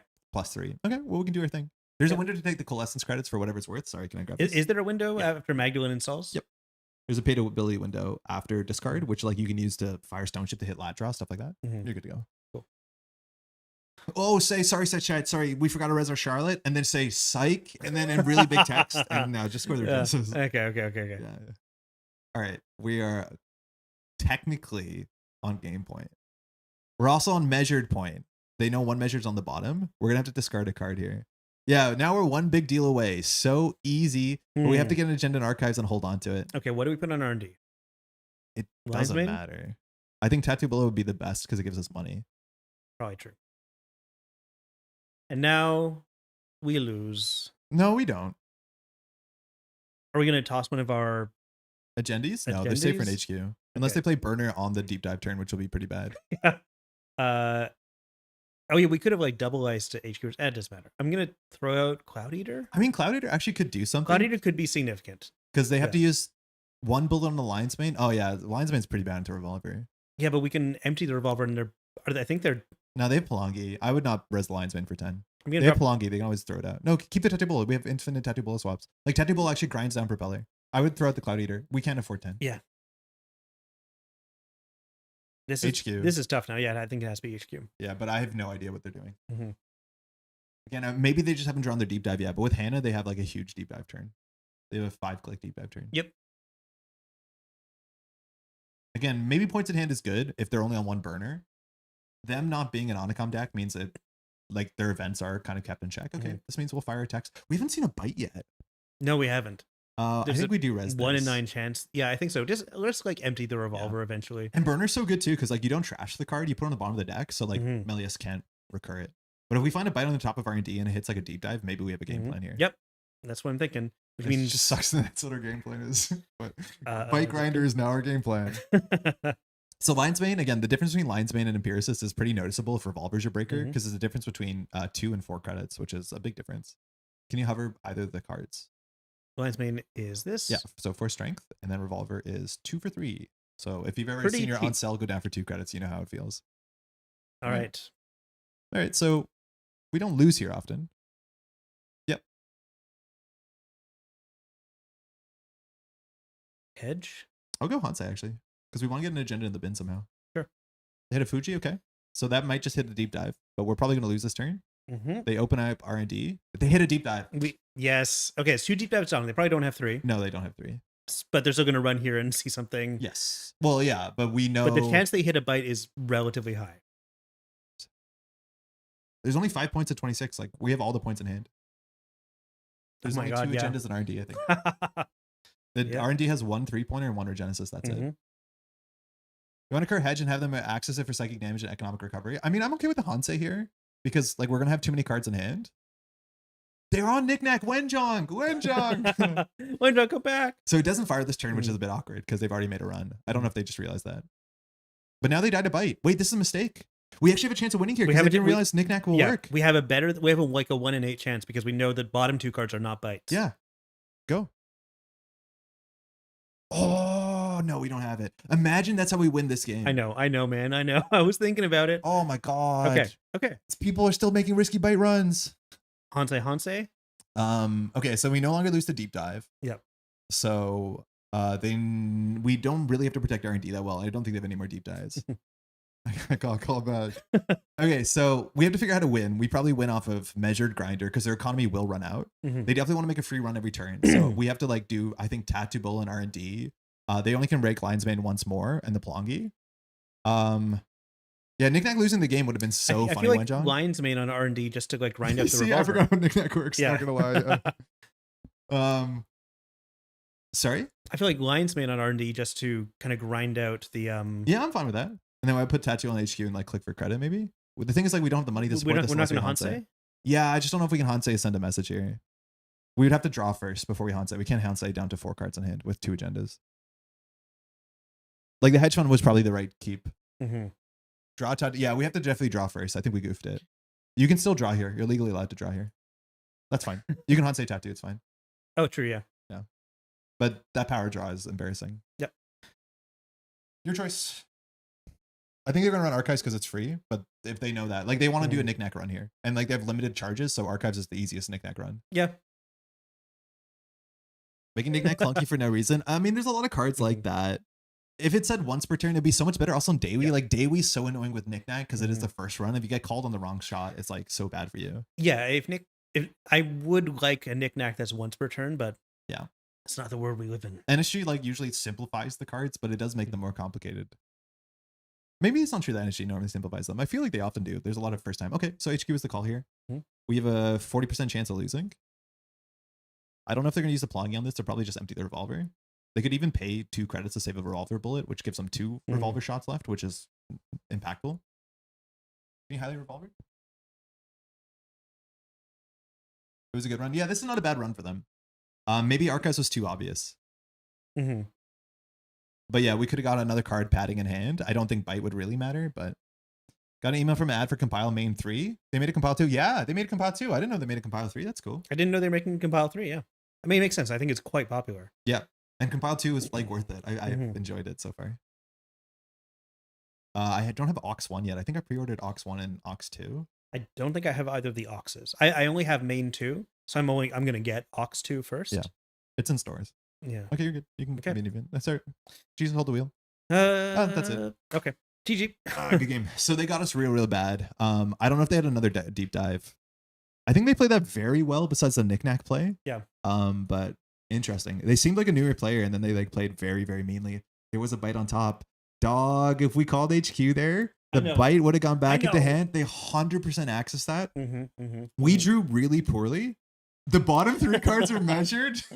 Yeah. So they one measured was there naturally. Yeah. I think they technically should have put it measured underneath hedge fund, but regardless, 2 measured at the bottom. So that line is bad until we shuffle. And the deck doesn't have a lot of shuffles because it has 2 spin doctors. Oh boy. But the next draws were good. And again, the R&D only had, I think, 2 agendas with the Regenesis. So if we can survive and get some bite grinder in there, we can actually get through that. Yeah. So what are the protocols in compile 3? What just happened? I dropped the mic. I literally did a mic drop. Oh, okay. Oh, my toesies. Hey, I dropped the mic. It was muted though. You'll get him next time. I mean, that was a good fight. Like we played against something totally different, which is Control Shaper, and we felt that we had to play differently. The fake Charlotte push was kind of sick. If we did a bite in the remote server on a certain turn, we'd be in a good spot. Maybe we should have pushed the Sisyphus instead of like throwing it. But ultimately, our opponent's still in 7 points if the Sisyphus didn't go through. And the text would have actually mattered against Revolver, which is kind of cool. I want to keep playing this. I feel like maybe you don't. I like grinding narrator. I want to try and do any of the things that's meant to do. Yeah, exactly. So we have to. We haven't actually done that yet. We're spending how much is that? We're spending. What is it? A 12 influence on these cards that we haven't played once. Like I would so rather play. I don't know, Seamless, or I'm not even sure what we want to play. Holloman. Like Holloman makes sense. Maybe we don't have the money. Oh, they're themed after sins in main 3. That's interesting. Oh, weird.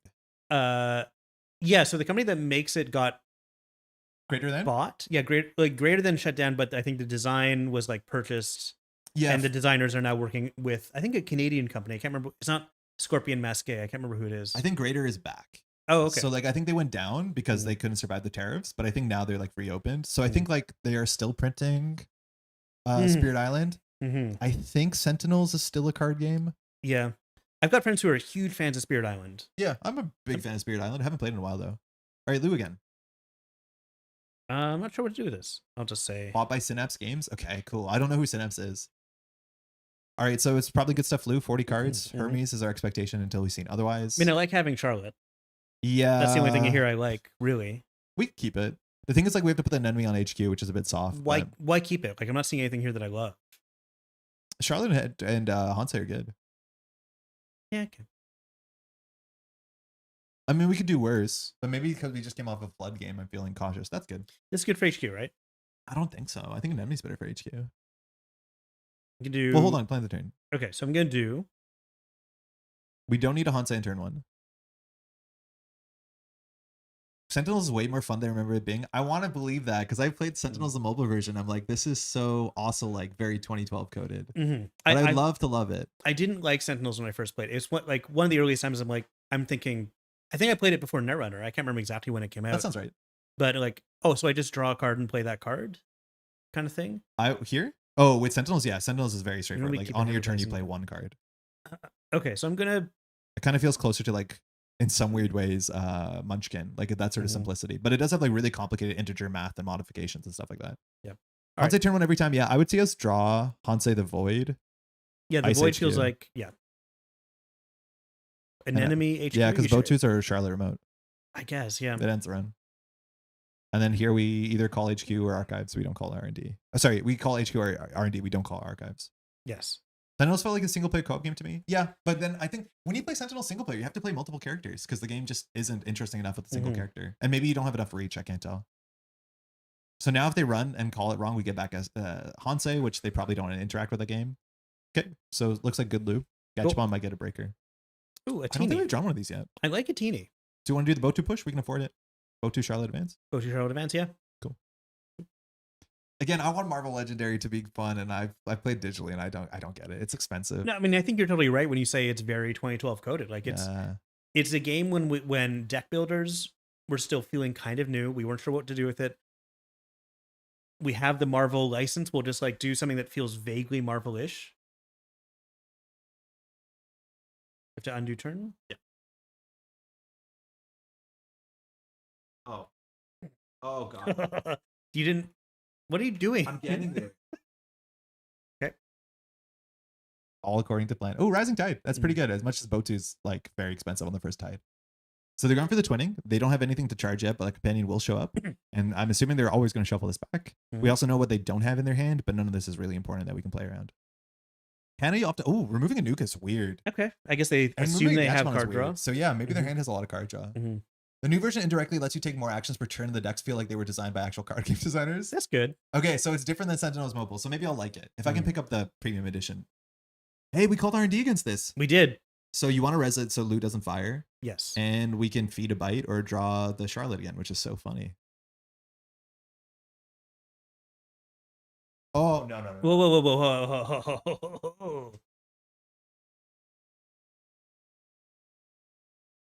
Did I do that? Assumed you've chosen. Did I do that at the wrong moment? Like, should I wait until another? Yeah. Technically, I have to ask Axis. In paper, people will. Okay.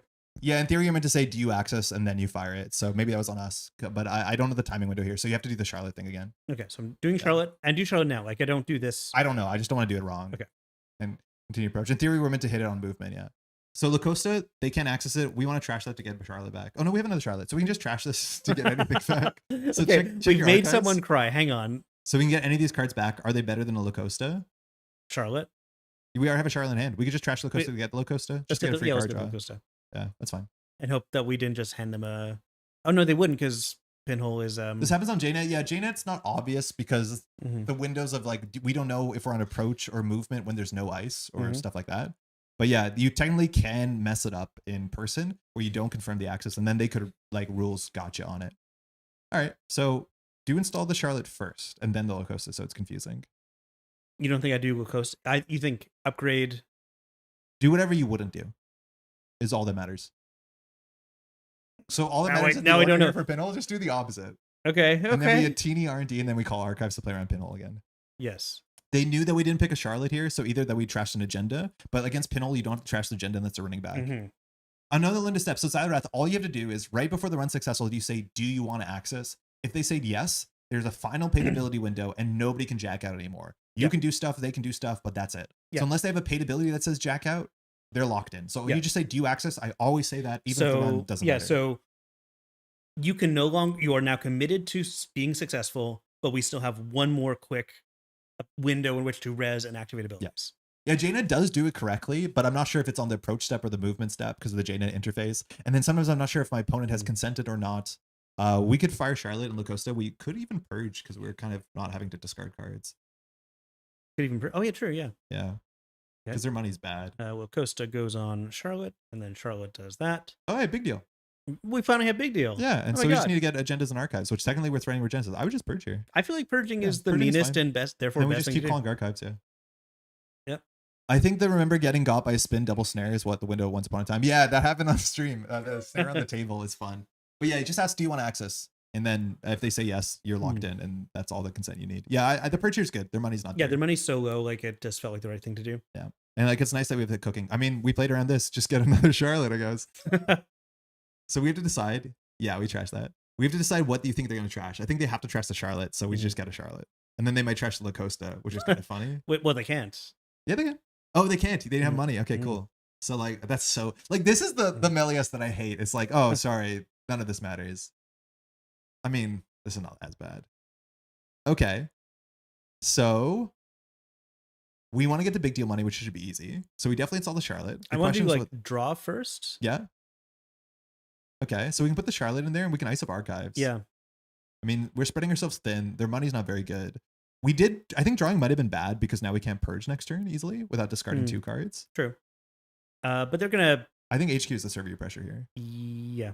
It's also the weakest to us. Will continues run was I'm looking for. Yeah, I think you're right. I just don't want to mess it up. I should be more confident about what this is. Just make sure you're right, Charlotte. If we find a 5/3, purging and throwing at the 5/3 is actually really good with the big deal in hand. We drew the big deal. We can't find an agenda for the life of us. So can we play 3 cards so we can purge next turn? I mean, actually, purging not that important. They have money now. I mean, we have decent money too. We just need to find an agenda for archives. So you could, if you draw once, you could hand say an agenda. There's, I think, 5 3/2s and a Sisyphus. Okay. Okay. What's this? So do? now we have to Hansei and we have to install a card. Unless we want to throw a face down. Yeah, I'm gonna Hansei some. Do I Hansei Regenesis? No, you never want to Genesis. Yeah, that doesn't seem correct. Hansei hedge fund. I would Hansei Lacosta. We already have Oh one. yeah, that's true. And then I put Null this ice Seeker somewhere that on- matters. I put it on HQ actually. Yeah. HQ is the HQ one that sucks, yeah. wants it the best. Yeah, having Null Seeker on the outside is not amazing, but they don't have the time to deal with it. I guess Archives are looking a little bit tasty. They've already used up 2 pinholes. pinholes very early. I don't Any think. Central's a bit better because of Leech. A teeny is really good into single Leech counter. I would pick Archives, I think. Or I would pick Archives or R&D. It's up to you. I think Archives actually is better here. Not that we're threatening Regenesis, but like they have a reason to flip Archives, right? They don't have a reason to go for single and R&D. Sometimes it feels like it's a little pop quiz, and then you tell me the correct answer immediately after. I mean, you got to think. We just got to think. Yeah, we just gotta always think. slightly longer. That's what I've been learning from Méliès. All right, they played a Steel Skin. They threw the second Hermes. Okay. No I like surprise. them playing Steel Skin. Thank you very much for that. Yeah. Okay. Are we planning on purging? Because we don't have to use Charlotte. I think you always Charlotte. Oh, hold on. Mm-hmm. Well, you always advance Charlotte. Yes. So you can always do that. You're saying not to fire Charlotte? I mean, it's interesting, but we can always throw out the hedge fund, so you always do it. Because we want to throw out an agenda and purge in the same turn. Okay.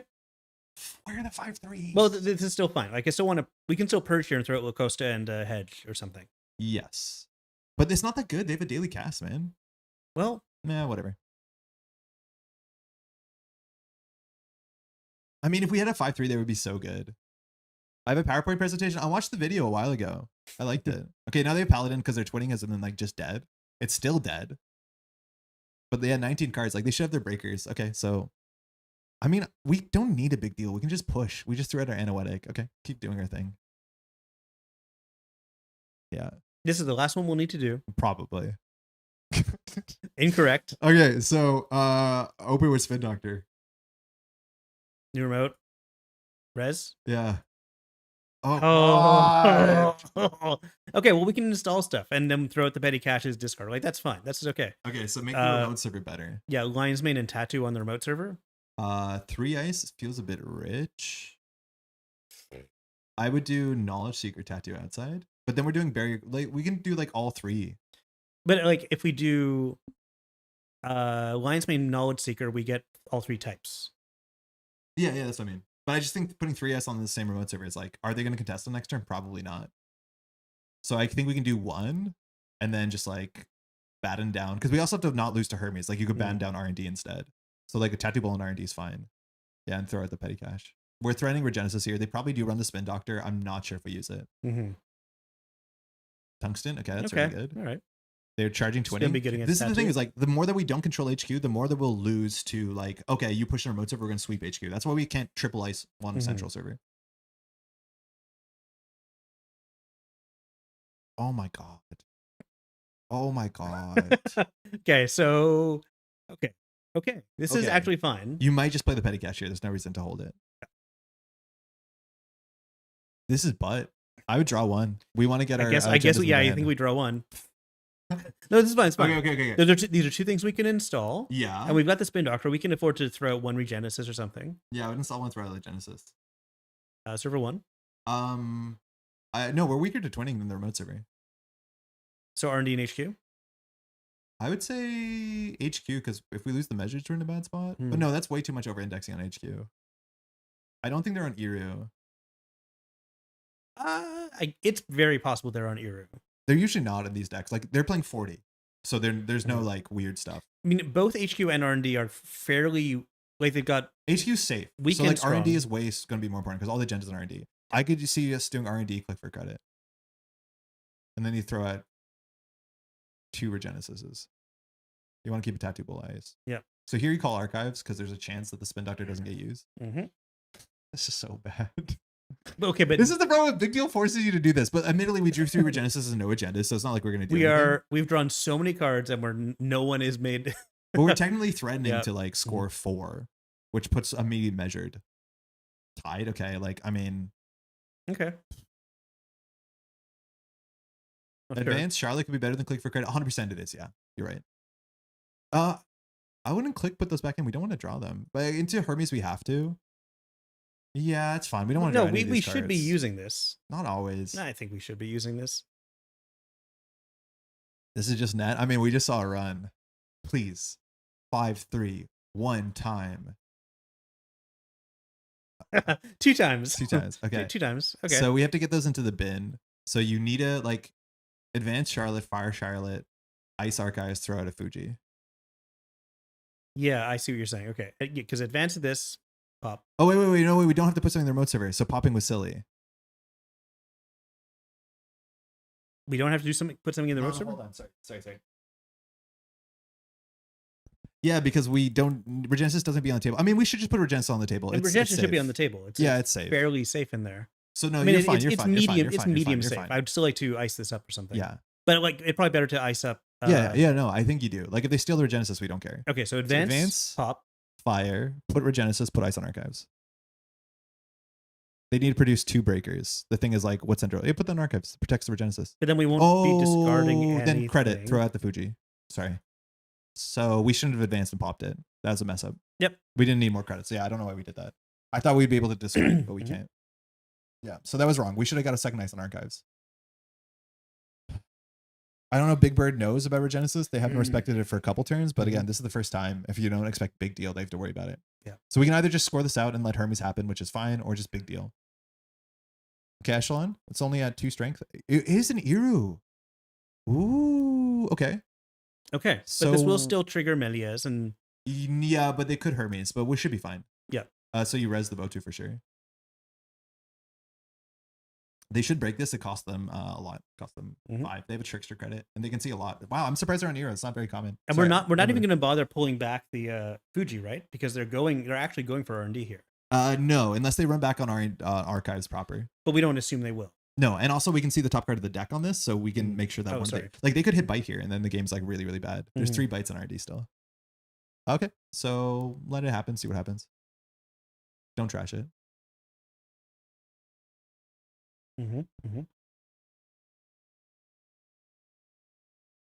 Okay, so they Hermes, then we res. So they bounce for Genesis, so we can res a thing.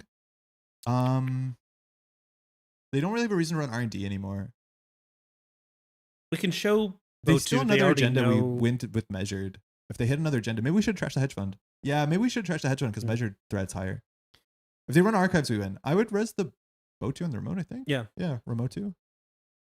Hit another agenda, please, or a bite. Okay, nothing. Wow, that sucks. Okay. But if they ever go low, big deal Fuji, you know. Well, we can big deal Fuji right now. Yeah, but for what purpose? That gets 4 points. That's how you win the game. Well, we can big deal. Oh, we can big deal Regenesis. Yeah, sorry. Okay. We can big deal Regenesis Fuji. You have to advance. Oh, yeah, we have to do that. All right, so then we have a hedge fund, and they saw 1 more card. So you can just do it. You can do install Regenesis big deal.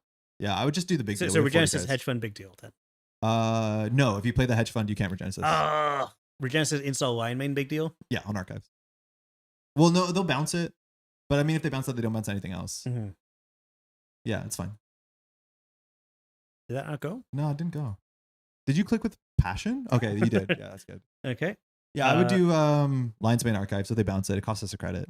And then big deal. This puts us on measured. I know, but I don't like big deal that doesn't win the game on its own. But still. It puts us on threat, and they have 1 credit. Oh, they have Fermenter, actually. Okay, we'll see what happens here. They probably bounce the Lion's Mane. But now Botu is also 5 strength, or 6 strength, which is really quite good. Yeah, my math was off because Tungsten Tailor only happens during a run. Yeah, they did that. That's fine. So we could have hedge fund. Ideally, you pick archives here because it's the only server that they really want to run. The Fermenter is really good for them. Like maybe we should have taken a turn off to purge. I actually think I'd take a turn off to purge was right. But their money is not going to last that long. They're actually hard running archives. Wow, surprising. I don't know why they're doing this. This is very expensive. There's nothing in there we even want to save. Like this is fine. I don't even want any of this trash. It's trash for a reason. Okay, so give them the 20 charge. This will just turn off our text. No, leave it. Wait, is there anything in archives we want? Because if they're going to Eero after this, they hit the bite. I think we want the bite on top. Yeah, I like the bite on top. Charlotte is... Like, we could clicklessly draw the bite. But I think the bite on top is better because they're going to twinning probably RD. Okay, Fermenter. So they just wanted to use their Taka. They did run. So they died. No, they have exactly enough cards not to double measured. Yeah, Anoetic would have been fine too. They've played how many pinholes so far? 2? 1 sec. Come on. I'm not clicking with 2. passion too. Yeah. So we put Fuji in the remote server. We could lose to a blowout in a single turn. But if they steal the Fuji, they probably die to our thing. Regenesis are both in RD. I could see us if we do. Okay, so what's the math on? Knowledge Seeker they can't break. So you actually could do Fuji Advance Hedge Fund. We just have to hope that R&D holds. And then we just put our mark on archives so that R&D is a bit safer. In theory, Fuji Advance Hedge Fund or Fuji Advance Lion's Mane on the server? Lion's Mane actually might be better on archives because I'm way more worried. Like I'm worried about them Hermes archives, getting a bounce, bouncing the Knowledge Seeker, running server 1. But they won't do that. I think the Méliès is going to be on R&D. Never. They'll never run R&D. They have Eero. Oh, they do have Eero. Right? Like we don't have to protect R&D anymore. Okay, so Lion's Mane archives. Yeah, and then I think we do Fuji Advance. Fuji Advance, and we make it look like a kind of a Charlotte. And if they run it, they probably die to measured. It's not going to look like Charlotte if we advance. Yeah, no, you still advance Charlotte here if you have a click left over. Like you're right, they have to run it. And we're happy with that because they're spending money. But the thing that they most likely do is either sweep HQ, which is medium okay, or sweep R&D, which like that's the only reason. But then they probably Eero. Yep. So like I think this puts them in a good fork. Otherwise we win if they don't interact. If you weren't here, that would have been a table bite. Table bite's not awful, but okay, so they can get through Knowledge Seeker. No, they can't. They can. They can. They have leeches and money. Yeah. So we res it, and then they probably do die unless they win this turn. So the only play that they have is bounce Lion's Mane and then Eero, and then we lose to that. But they can't they get through both of these? Yeah. So what does Fuji? Oh, Fuji doesn't win them the game, right? Sorry, Yeah, I was issue in is, a like, totally after different this, space. they're there, going to yeah. Iru, and then Mhm. they can have like 3 shots on R&D to Yeah. win. So we have to Mhm. hope our top of R&D holds. Mhm. They die to bite though if they hit it before an agenda. Yep. Okay, loading strength of leeches. Can you highlight Knowledge Seeker because they can't let the sub fire because they'll look at top 4. So Mhm. they're getting missile fire scanner, of course. Oh, sorry. Fire. Yeah, Yep. you're fine. No big deal. Mhm. Get it? No big deal. Oh my god. The Boto is expensive. But yeah, but now they win Boto is now off at maximum of Iru. strength. Yeah. Well, 1 less than maximum strength. Movement. Okay. So now they probably bounce archives and Iru, and if they win, they win. They win. Yeah, that's the line that we lose to. But if they don't win off of this, we 100% win off of measured. Mhm. Unless they sweep HQ and trash every measured. Wait, are they just passing? I guess they don't know where I'm measured. So like, yeah, this has to be a run event. Otherwise they lose. Yeah. I think they're deciding. Mhm. Like, what would be sick here? They can't play class act. Oh, I'm dead to measured. Yeah, maybe. You could say maybe. Can they afford archives even? Actually, yeah, maybe you're right. Maybe they can't afford Botu. I think they're short of credit. They have 1, 2, 1. Yeah, they're dead to measured. 100%. Yeah, that's it. I think there's a chance that they didn't have enough Iru credits. The math cannot be done. Okay, that's it. Yeah.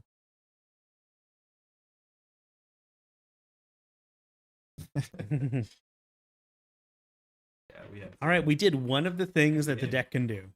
No, we did both. Oh, we did both. Dude, we it was did. measured and big deal. We had a big deal. Sorry, I'm just used to. Yeah, you're right. We did both. So could they have ran? They would have ran, and they would have won. They would have seen Sisyphus. Thanks, you too. Me too. I think that turn, maybe you didn't have the money, but if you Iru'd and dumped, no fight. Yeah, because it would have been a teeny petty cash analytic void Sisyphus, and they can see 4 because the Iru sees 2 and then Twinning sees 2. Yeah, just perfect. Yeah. I don't think we used both spin doctors though, so I don't think we used all of our influence technically. No, yeah. And we didn't use the second measured, of course, but it was there. Yeah, these sort of fork plays are a bit risky, but like the idea is that if they run, they probably die to measured, unless they can do measured into twinning. Yeah. Yeah, I think so. Dying to the money on the top.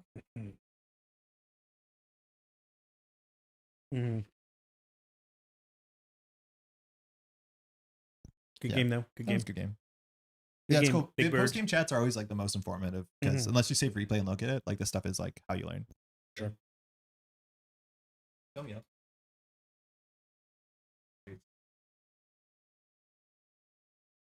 All right, it's 3:30. Hey, cheers. Yeah, I did not expect the Iru, and don't think it's super common in the lists. You did call about that, and that like was the weakest server, like especially with Hermes twinning, that was really good. Yeah. Because that is easily how we lose this matchup. So what do you think about this deck? I do being on this side of it, not like the big deal. I feel like I'd rather use the influence on another spin doctor and something else. The measures make 100% sense. Like unfortunately they do in a 3-bite deck. What's satisfying Netrunner? I mean, like, I'm not into it, but yeah, I can see why there's a lot of moving pieces, which is fun. Maybe yes, having one more spin doctor would feel really good. Maybe Sleipnir. See, combo PD uses all of its influence. I don't think you want to play Sleipnir. I don't think it's that great right now.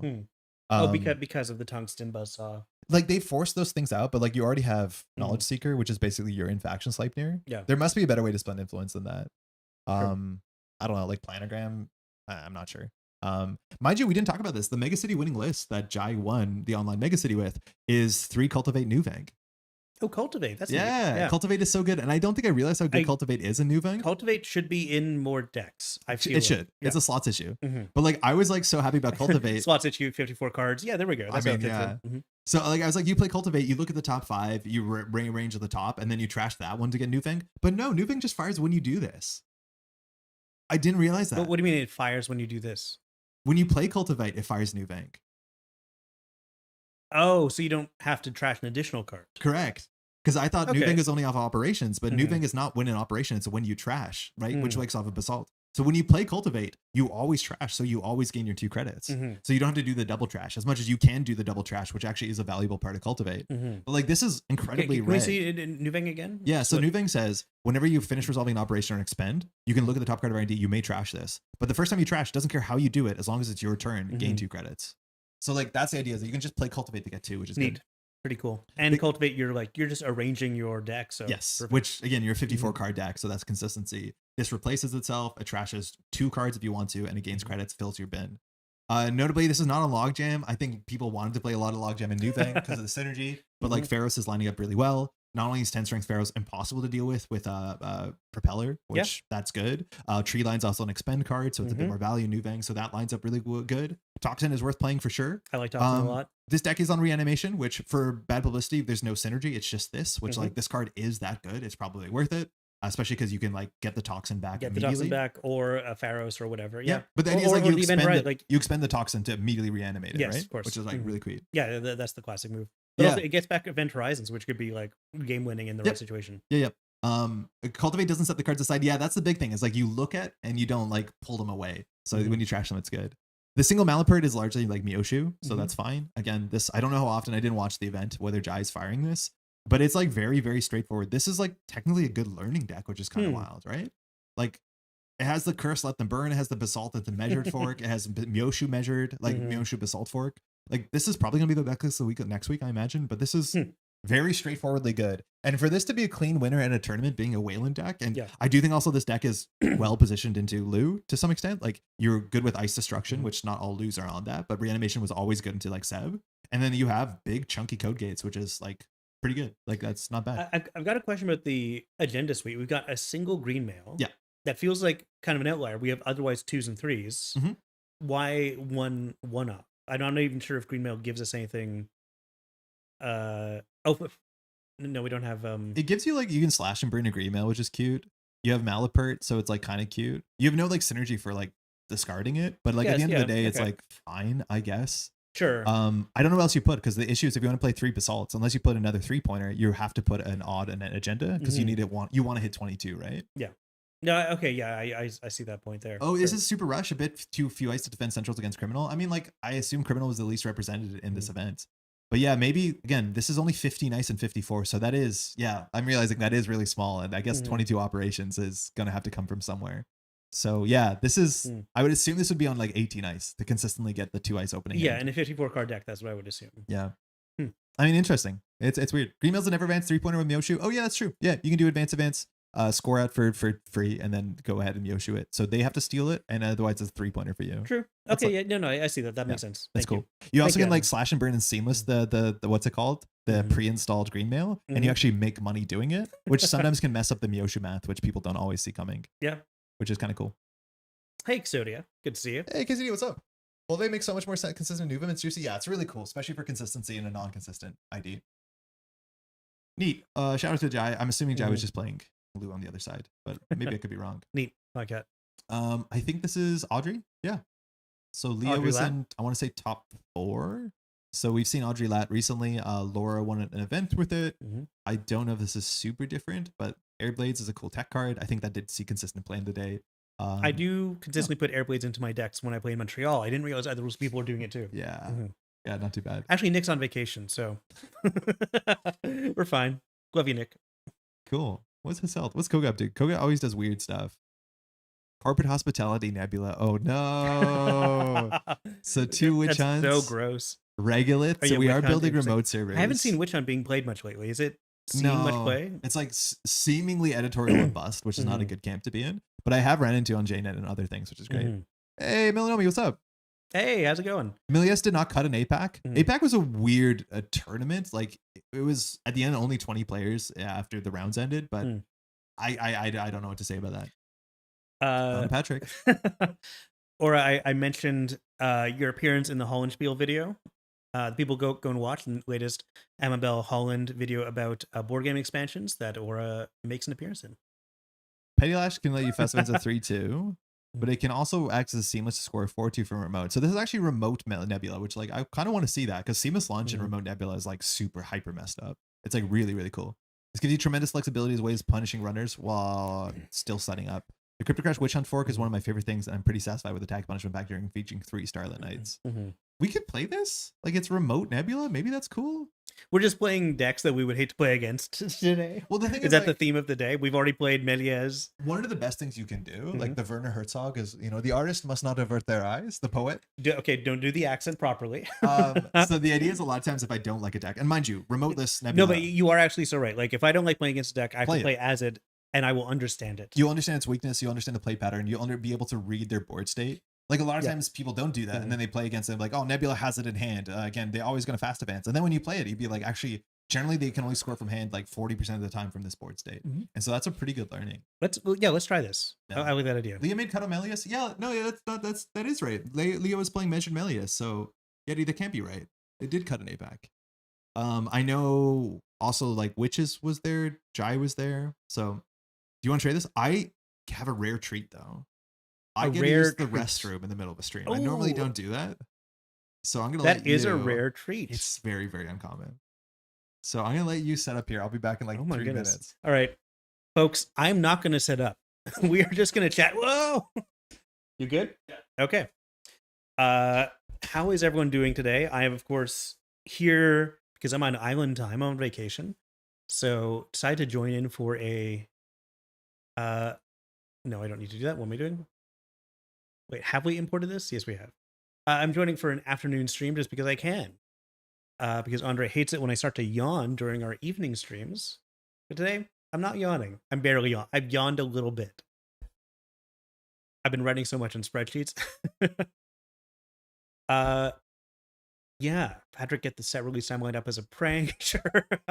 Yeah, just send me a link to the Airtable and I'll accidentally flash my phone to the camera or something. Let's see. Let's see. I've watched a few movies recently.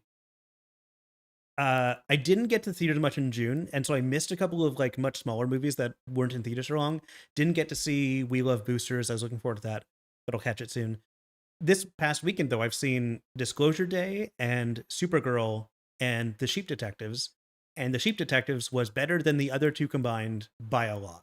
I don't know if anyone's seen any of those movies, but I was pretty disappointed in Disclosure Day. Supergirl was kind of exactly what I thought it would be, and then the sheep were just great. There was so much more depth and darkness in the Sheep Detectives than I thought there would be.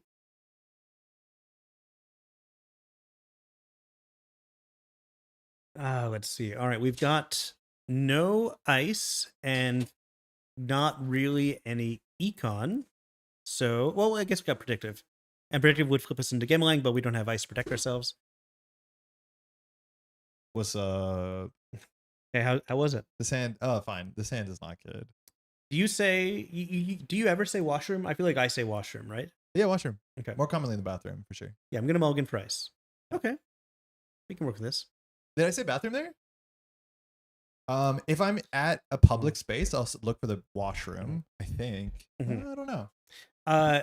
The invite looks like it might be too awkward for me to sit through unless someone duct tapes me to my chair and kind of does a Clockwork Orange kind of setup on me. Like I had trouble sitting through Widow's Bay. I loved Widow's Bay, but like good. there was a point in episode 3 I just like I don't think I can walk to the show. It's too awkward for me. The trick is to take your turn and then talk. Shut up.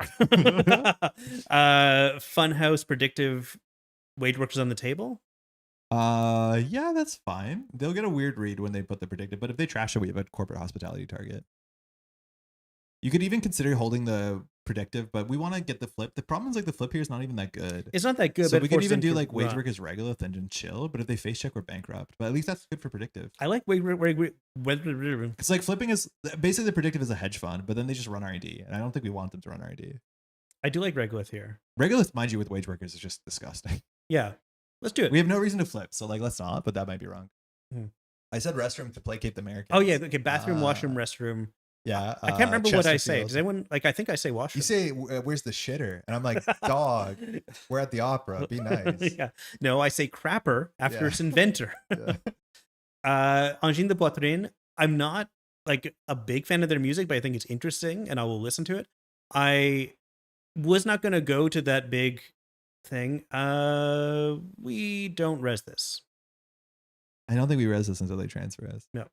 And even then, we don't res it. Yeah, I didn't go to like the 100,000. Oh, ouch. Whatever. Worst hit by a mile. The 100,000 person. No, I think this is the worst hit. Imagine they reprise this. We lose the game on the spot. I'd love to be reprised. Like reprise into transfer is actually not that bad. Mm. Fencer, but we're an acid deck. Imagine like I would definitely mulligan out of Fencer into this matchup, but it's so funny I know it's, like, it's actually the correct choice. Okay, so Wage Workers, Regolith, click. Yeah. I'm not gonna run. I'm not gonna draw. No, you always have to do this first because you want to hit Wage Workers, so you don't have to think. Oh, so we have to do this, yeah. All right, so this gives you a click back. So Predictive the Regolith 3 puts us on 3. Well, no, because then they just run R&D. Like we always wanted fire text after we double iced up. Funhouse and R&D is reasonable, but then we don't ice up. I think here either you ice up R&D or you hit the Regolith one more time. It's one of the two. I feel like hitting Regolith one more time will be making me feel much better about this. So money's good. The thing is like now Boomerang Transfer is good, but Funhouse is good into Boomerang. I like Comfort Room. Ooh, clean getaway. Okay, maybe we should have iced up R&D. And they do have a lot of run events, it turns out. Carpe, Markers Archives. Let's see if they take it for fun. They don't. Boy, we might have Comfort Room? It might have been our Méliès server. Yeah, Comfort Room. Oh, that's wild. Yeah, this makes sense.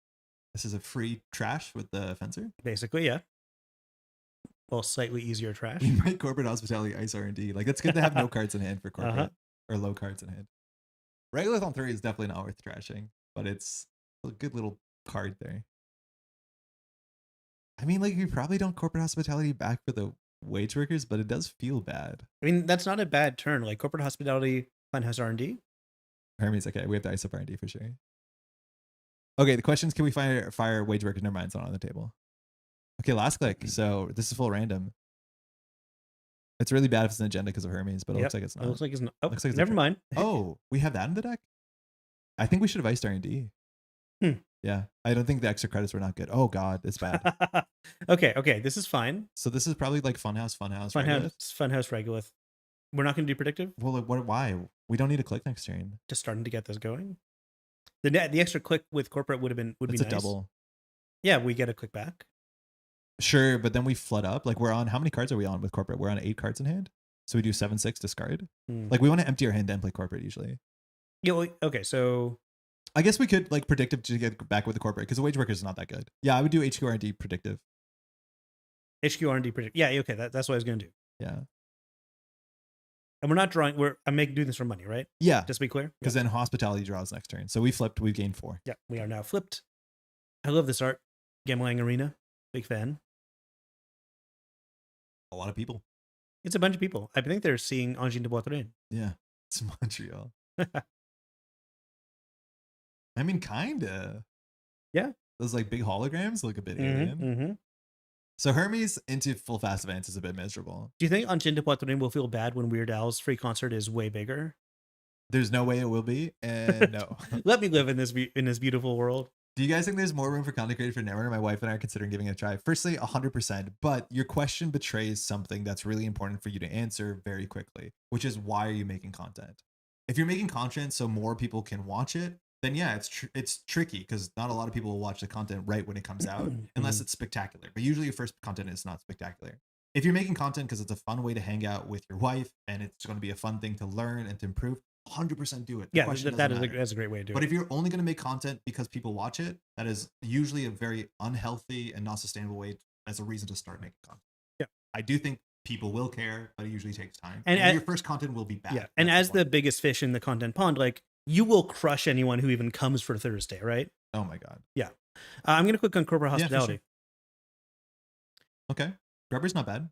The Grubber's not bad. Do we pull back an operation just so we can keep this money train going? I don't think so. Wage Can Workers, we do something cool with Wage Workers and playing 3 events? I don't think so. They didn't steal or trash, right? Oppo's not on, but we're on Oppo threat. So like just building a bit Oppo is pretty good. So I think we just do the Wage Workers. Yeah. Grubber, we don't want to put on Central, so it's kind of a remote ice. So we could do like Grubber Ice, like Grubber Wage Workers. I just don't know if we have to ice up the Wage Workers. Do we? I don't think we ice up the Wage Workers. No, I think we'll Grubber for... We can Grubber Regolith and then Wage Workers on its own. They have a loaded Fencer, so this is the turn that we want the Fencer to be awkward. So I just Grubber and then like use the Regolith. Because like they need to run Fencer this turn. So like putting a Wage Workers on the table is a bit silly. True. There's no way podcast could work on Thursdays right before the grid. Yeah. Imagine like a call-in show on the same platform. I've been really enjoying message response. Measured Response was a card name that I had like Oh, cool. had wanted to use for a long time, and I'm glad we finally got something that felt kind of correct. Do it. We're doing it. All right, so let's see if they go through this. It's nice that it's rezzed. You have to hit continue to counter, right? Do I? Yeah. So they either have to take a tag and then another tag, Mhm. or they can just bounce and gain 3. But we want our ice rezzed into Hermes because we will be doing some fast advance. I don't know actually how many 3/2s does the deck have. Are we kind of priced in? Oh, R&D. Let's get another Funhouse here. Let's go, double Funhouse. The most frustrating ice to deal with. They probably have no tech to deal with it besides reprise. But that is like such an annoying ice. This is Because not going only to be their very gates, annoying. like I think they break this with Sankanshul for probably 3, Mhm. and then they still have to take a tag. Firehall, yeah, it's fine. Oh, they're going in. Looks like they're going in. They said to Oh, fire all. Wow, expensive run. Yeah, they're not going to get much out of this. It's a single. I mean, if they hit Hermes, I mean, it's not even that bad. Yeah, if they Hermes. hit, but Jesus. Okay, well, I mean, we did get pulled apart there. Fencer's angry. Mm-hmm. They have to clear tag, and they will get big oppoed, and we can afford it. But I think they were scared of Nebula, but they don't know what kind of Nebula we are, which like that's the reason why you want to run. Yeah. They can't pay for Fencer. They did. Okay. Okay, so reinstall Grubber. No. No. We need to Oppo YDL them. Oh, Oppo YDL. But that means you probably Spin Doctor first to draw. The thing is, like, as soon as we YDL Oppo them, the Funhouses are blank. So that's the only thing we have to watch out for. That's going to be they are just going to go all in. Yeah, sure. That when we are, okay, I guess it's our way out. But like maybe we don't Spin Doctor then because our hand is manageable. So like maybe we do YDL. You can even do Grubber on Centrals. YDL Oppo. I guess YDL is not that good if we have a Spin Doctor. I would put Spin Doctor on the table. Sorry. I think we put Spin Doctor on the table and don't use it this turn because we're playing an operation this turn anyways, which is Oppo. So we can put Spin Doctor on the table. We can do credit Oppo. Or we can do Spin Doctor Grubber Oppo. The Oppo is going to cost us 6 credits. It is expensive. Mm-hmm. Grubber means we can res it into it. But Spin Doctor we want to keep for the YDL turn. So I think we install Spin Doctor for sure. If they run it, they waste a click. Then we do credit Oppo or Grubber Oppo. Or Wage Workers Oppo. Why don't we YDL? Because then your hand gets too thin. Like, you want to do YDL next turn when we want to fire Clickless Event, and Spin Doctor will fire next turn. Okay. It'll just be better. All right, so I'm going to do new remote, but we're not resing it. Yeah, you definitely don't res it. I would do credit Oppo or install Oppo. Yeah. What do you think is the best place to put a Grubber? I'm not sure about this one. I mean, for Centrals, the Funhouses now don't have teeth with 1 freedom out. So, like, kind of on Centrals, you give them bad publicity, which is not good. But, like they can now fire free transfers off of HQ. So putting this on HQ seems good because we haven't seen a transfer yet. And, like, Funhouse will just be blank if they go True, tag we're me. definitely about to see those. Yeah. Drop is better than credit Oppo. Yeah, it's technically, unless we need the money now. And we kind of need the money now because we can't rest the Grubber. That's fine. We'll see. That's all right. We'll see. They don't know that. Like, this could They be a don't thing. know that. No, and we... Oh, no, we can't. We didn't get we can yet. because we have perfect, gaming perfect, line, yeah. Math. So if they transfer us, we duck. And then the YDL can fire off a spin. You see if they clean get away with the Spin Doctor? Oh, they just go archives. I mean, fine, cowards. Yeah, they're planning on clearing. So they probably clear some tags, which we're okay with that. Mm-hmm. We flipped. We have no access to petty cash. How many 3/2s can we actually score out of hand from this deck? I'll res Spin Doctor first because we're always resing it. Okay. So we would need to get petty cash in the bin clicklessly, which we can't. That's fine. We just start turn. So an event is clickless here. They got rid of their thing. So this is a good term to put Wage Workers down. We want to either play petty cash clicklessly for 2 or discard it, but I think we might as well play it this turn. We don't need the YDL. So we have to do that first if we're going to do it. So petty cash, install Wage Workers, maybe trash Class Act? I wouldn't for 2. Our money's not that good. I feel like it's okay. What's the last click though? I mean, it was going to be trash Class Act. We could. Oh, sure. So if you want to do it, you can. Ping feels like such a liability. It will be eventually. Caripra will just. Well, they have no money. It's like pretty good. Mm-hmm. You're right. It's bad for Grubber. Yeah, you could install Wage Worker Trash Class Act. That's fine. I think I've got it. Sure. Do you remember you have another click left? And then I did. I forgot we had another click. I'm gonna credit. Yeah, sure. What's this? It's the art not loading. Okay. On choose a resource of trash. It shouldn't have an art there. I don't know. It's been like that for a bit. Interesting.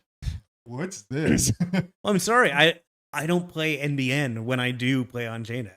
It does happen every once in a while. So they're bankrupt. They've played 1 Carpe, 2 clean getaways. So two there's carpe, not too much. two first money. carpes, 2 getaways, 2 bravados, and a Oh, gamble. 2 carpes, good. So Okay, they've cool. actually gone through a chunk of their econ. Okay, so we can score out tomorrow's headline and still have a click left. Okay. Because we play petty cash and it gives us a bonus click. Yep. Love it. This opens up Hermes, which maybe there's a downside. Just make sure you res the wage workers at some point. I guess we can repair it. I mean, we can res the wage workers now. Yeah. Install triple advance. Install. Click.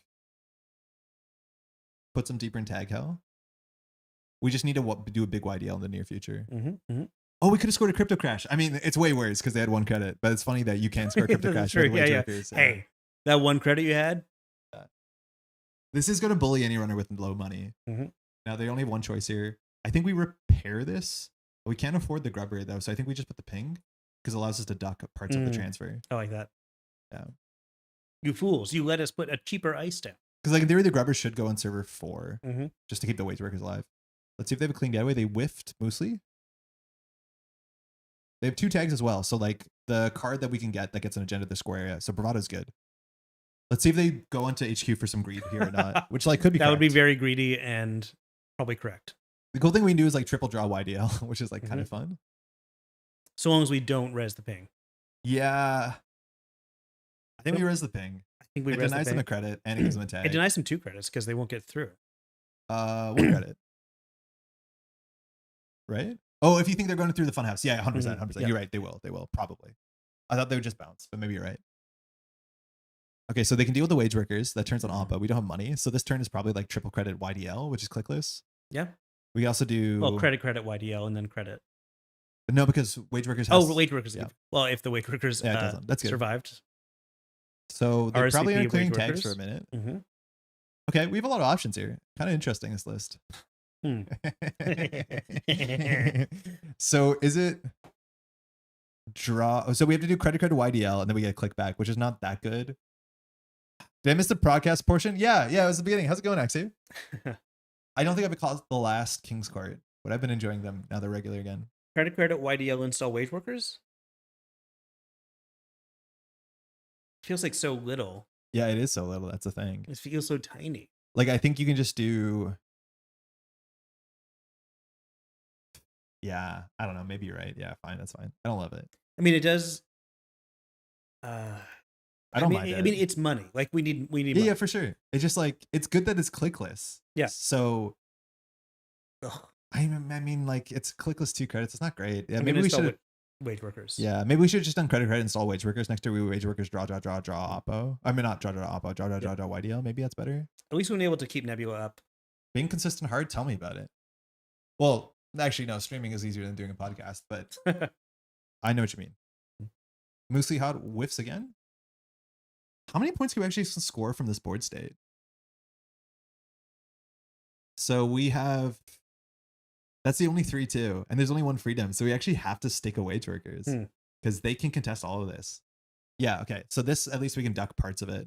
But if they steal the Art of Crypto Crash, we kind of like lose on the spot. Yeah, this is where the funhouse is bad. So we need to draw an IP enforcement for the freedom, or we don't have a game here. Just make sure you res the wage. 0% shot streaming is easier than making a podcast. I think it is because you have to edit. Oh, I meant to do that. Right? But I'll take the compliment. It's like the easiest content to make. Oh, they hit the crypto crash. We're going to lose this. Like, R&D's just wide open. They got 3 agendas very quickly. Yeah. In a way that was frustrating to see. They also flipped us, which, like, was not that important. I kind of... honestly, I would like to have just a credit. It's basically, it's not bad. It's like as... Anyway. Yeah, they're similar at this point. They are regular again. Okay, can you check the tag punishment? Like, I don't think we have any of that. Okay, hold on. The game might just be over here. Oh, sorry. Yeah, just let them go through. So I think the only thing we can play here that's good is IP enforcement. They can trash IP enforcement. But yeah, this is just, 8 tags in. I think Koga was happy with the tag punishment. Okay, hopefully we find something. I think with an IP enforcement, they would have trashed it. We can always like shuffle cards back in with spin. So shuffling planograms is good here. The problem is like our centrals suck. Maybe Grubber on HQ is good. Yeah, they're trashing the wage workers. Good for them. That's the right play. Because Oppo's already online and we can't afford it. Yep. Okay, so check archives because we might shuffle back in. So the cards we want to shuffle back in are planogram, and that's it. So we probably don't shuffle it. Ugh. This is fine. It's fine. This is fine. Yeah. Oh, actually, now the grubber is bad because ping is like charging. Yeah, exactly. Yeah, they can just give tags. It's easier. All right, Oppo, nice. So we could shuffle the random cards. We're at the point though, like we can't keep them out of central, so we need our tag punishment to land. I think you just draw here. Oofa doofa. So you can't click for 3 because you get owned by transfer. Mm-hmm. I wish I'd clicked for 3. I think you keep drawing here. Would it?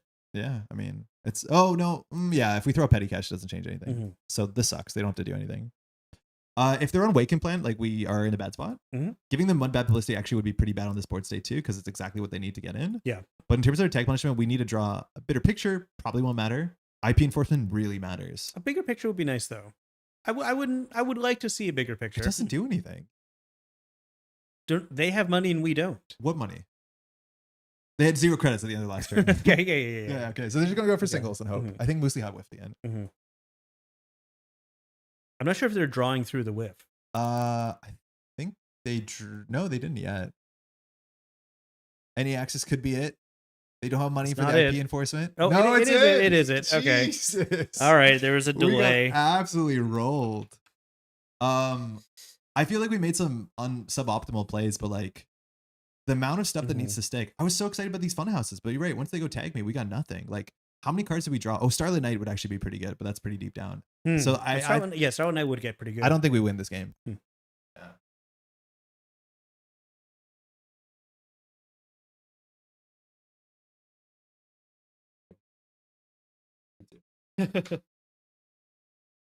This felt like an unfortunate amount of singles. Yeah, the singles hit pretty well. I closed the prompt, but I do think they hit a bunch of like random singles, which does add up. And like they even won through 2 Let Them Dreams, which is pretty surprising. 2, 4, 6, 7, 8. Yeah. So they are technically on 10 points. They could have won 2 accesses ago. This deck has an Analytic Void. I guess we are meant to be building the remote server. Yeah, 10 unique accesses. Yeah, stealing this much. So that's maybe a bit unlucky. The only card that would get us out of this is drawing IP enforcement or the freedom. But like we need the wage worker. Right, but there's only the one freedom that feels. Yeah. We've not sure about that. One more time. Let's do one more. Okay. Yeah, weird. But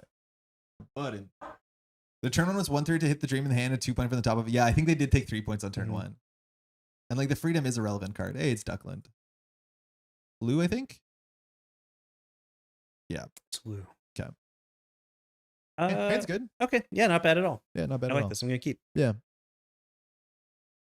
Pretty good hand, actually. Okay. You kept? Do you mind? Have you built any decks, Corp or Runner? Your ass, Pat. Not lately. Like I did have an op deck that I don't think functions without extract, but I did try to make it work. So no, basically. And then I've tried to build a Lou deck. Like I've just been taking the good Lou decks that don't have gourmands in them and then putting 3 gourmands in them. Let's see. We just do petty cash double A's, right? Yeah.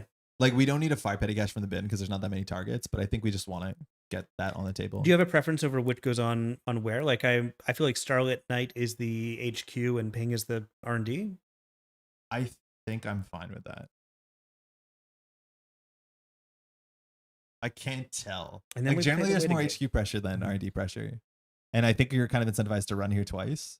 Okay, setup turn. Just setting up. She power drew. Lady Duckland's been power drawing recently. I don't think that's really going to change that turn too much. So petty cash we shouldn't play because we want it for like a combo turn. Yeah, we're saving it. Okay. So I think you're either you planogram for cards clicklessly, but I think you just start with Spin Doctor and see if you can get a YDL or something better. You can also corporate hospitality back for the petty cash, which is so funny. Res, yeah. Yeah. Okay, so we do need to build a remote server. If you never never advance crypto hash behind the ping, it will be pretty good here. The thing is she can gadget on for a breaker. Yeah, that feels likely. So I think we can draw. We kind of want to play an event. Predicted for money? Yeah, it's clickless 3. I think we take it. Because we need to res our A's. So unfortunately now we're kind of priced into probably either protecting the spin or building a new server. Ping over spin? Sure. Yeah, but then we have to discard the spin if we want to push an agenda, which sometimes you don't want to do. Like pinning your own spin is sometimes bad. I mean, right now the spin's not going to do anything yet. No, but if she runs it, we kind of have to trash it so she doesn't get Lou value. Yeah. Kind of. All right, new remote for Yeah, pink. we'll just see what happens. New remote for pink. Like basically she has to interact with the spin if she wants to. All right, she hit a Rising Tide off of this, or she goes for Fencer, which against Nebula you probably don't, but the Rising Tide means our pink plant was cooked.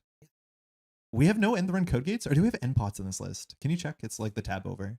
If you do, oh, you do this way. Yeah, sure, that works too. No end pot. We have no end run code gates besides Funhouse. Whoa.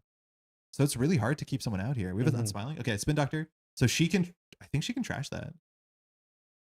Yeah, I'm gonna shuffle in just the predictive. No, I think she can trash that. Oh, you're saying she can? Yeah, she has our permission to trash. Yeah, I think it's fine. Because like we can just grab it back with Hospitality. She even used the Gourmand on it. That's great for us. Yeah, just gain some value out of it. Sure. I think if she's using the Gourmand like that, it means she's probably on Hermes. Okay, so Porous. I mean, this does not feel good. If we corporate Hospitality, we still have 2 clicks left, but we'll have 8 cards in hand. One of them can be throwing out the petty cash. What's the tag punishment? We have Starlight Knights, Enforcement. IP Enforcement, Big Brother, yeah, and 1 copy of Freedom. I'm gonna corporate. Pull back the spin. Okay. Want to stick a Regolith and keep her busy? Like an Oppo would be reasonable to play if we had one. Yeah, I suppose that would force some issues. Come on. But you have to do it with passion. I mean, we're so flooded though. Do we just push? We're not that flooded. We're going to be throwing at a... No, maybe we push an agenda and push like a Crypto Crash and a Spin Doctor and just assume that she won't run the remote server. Because like playing into the ping is ridiculous. So like maybe we should do the thing that is wrong. I mean, maybe the Gachapon on fires. Put a naked artificial out. Yeah. No. We don't do naked. We put it behind the ping and then we can like score it out with our thing. Like we have to try something. We got to limit test. I suppose. I don't think that's going to work, but... I mean, maybe she runs it. But gosh dang it. And then we can put a spin out or Regolith out. I put a spin, I think. I think for new remote, yeah. Regolith here. Okay, it's up to you. That's good because actually, if she sees it and it's not the spin, she thinks the spin is in the server. That's smart. You have to. Like, am I not? No, like, you have to. I have to like. Look, check this out. No, it's not easy. It's like the touch screens. You know, my fingers don't have electrical impulses in them because I died when I was 3 or something, and so I can't like use touch screens. It's good she didn't find a breaker, but now she needs to run with Rising Tide. But yeah, if she found a decoder, she would definitely run this remote server. Yeah, we're just doing sick shit today. Yeah. Okay, now she might run. So maybe putting on the table was good. She has a clear tag. But I mean, no Hermes yet. I mean, like, this is what Anarchs do. It's just, do they find their breakers early? Who knows? And then we're going to have some drip. I feel like I would have liked to install this naked. I feel like she wouldn't have run for that. Let's see if she does both. Well, now she can't because she has to clear the tag. Oh, man, that would have been so good. We Crypto Crash her down to 3. Fuck. No Oppo. Man, I don't think I like this, but I think we're not playing this the way that it's meant to be played. But, like, none of this feels like we're in control. Yeah. Do we just go for 3 from the Regolith? No, we don't need money here. I'm not sure what to do then. Install spin and draw? Yeah, I think so. We need to find ice. The problem is the Echelon of 2 beats all our sentries. Like, we just need to find a fun house. Maybe we over ice centrals, but like against Nebula, what else are you doing? God, we have all the tag punishment and nothing for it. Like, I think we can do a clickless predictive for 3. You can put a card in the remote server, but it's free for her to check because she has Taka. I do not like this at all. I think we have to draw first, so that was a misplay. Yeah. So we want to find an op. Okay, at least we can discard agendas. Yeah. All right. Regolith in the... Or just can it credit so we can discard 2 agendas? I think you just keep drawing. Yeah, that's good. So there might have been a better line this game. That's the Witch Hunt. Yeah. Keep the Witch Hunt. It's the one agenda we want to score. So touch the Let Them Dream and then either the second Regolith. Well, we can trash a petty cash. Yeah, we already have one in the bin. Sometimes you want an event to play. Yeah, okay, yeah. Oh, yeah. But you're right, we have to discard 3. We have to discard 3 anyway, so. Okay. So she's getting the flip. The problem is we didn't present any problems, so she didn't interact, which sucks. The deck dies when your opponent gets all 3 breakers and a moderate amount of money. Perhaps it's not a good deck. I mean, I don't want to say that because I don't think I'm playing it right. But yeah, if she has breakers, that's really bad. This isn't going well. It's not going well, my friends. We at least can do a big oppo, but she has the economy. The Taka will be annoying on a big oppo turn. So we don't have money besides a Regolith. So if we res a Regolith, hit it for 4, big oppo. But ideally, we also put an agenda on the table. So I would do Witch Hunt, credit Big Oppo. Which one in this server credit Big Oppo? Yeah, for sure. Because then she's Okay. forked in 2 different ways. I guess, but she doesn't know she's forked. Yeah, she does. We put a card on the table and she gave her 4 tags, and talk is on 3. Oh, okay, sure. Yeah. So we don't res the regolith. We don't show it. We just do credit. So we're Big not doing Oppo. Starlet. We're just doing credit. Yeah. Because Big Oppo's expensive. It costs us 6. Starlet, she breaks for 2 credits. Like, it's not even good. So now she has to either clear tags or run, or some combination of float a tag, which means IP enforcement or bigger picture might matter. Mm-hmm. So there, we got a free witch hunt. So now she's actually in a bad spot. We made a play. This was actually good. This is what we're meant to do. No, you're right. You're right. I'm feeling better about this. Yeah, this actually is a sick play. And now yeah, that's a sick play. Okay, cool. So now we get a click with the invisible petty cache. Oh, we should have done the visible petty cache technically because we bleeded information. That's fine. And then we just do quad events. Okay, and right. then this does whatever it does. Beep, beep, beep. Enjoy 3 more tags. Come on. Cool. So she gets bad pub, which will counteract the Taka. But end of our turn, you hit end turn, she gets 3 tags. Good. Cool. Yeah, that's the fork. Again, you don't want to oppo and not do the board state because then you're just grinder. And we can IP enforcement at tomorrow's headline or something back. If she doesn't clear all, she needs to clear technically like 2 tags. She's safe. This is a bad pub. It looks like we might be floating tags, which means shipment also does something. Mm-hmm. Oh, yeah. Shipment. Maybe IP enforcement's good here. She doesn't seem to draw the money to contest the tags. Oh, wait, what does IP enforcement do? Did we just score tomorrow's headline? She flipped us, but it says install an agenda with the runner score if the runner is still tagged. Yeah. Place one, so we can play this advance. So we can fast advance a 3/2 from her square area. And she'll have a tag. Fine. Legit. Do it. Okay, yeah. Don't petty cash. No, because this is gonna flip us. How expensive is this? This is 2? It costs 3, but we get 1 back. We're fine. Okay. So remove every tag? No, remove 2 tags. No, but then we don't get the advancement.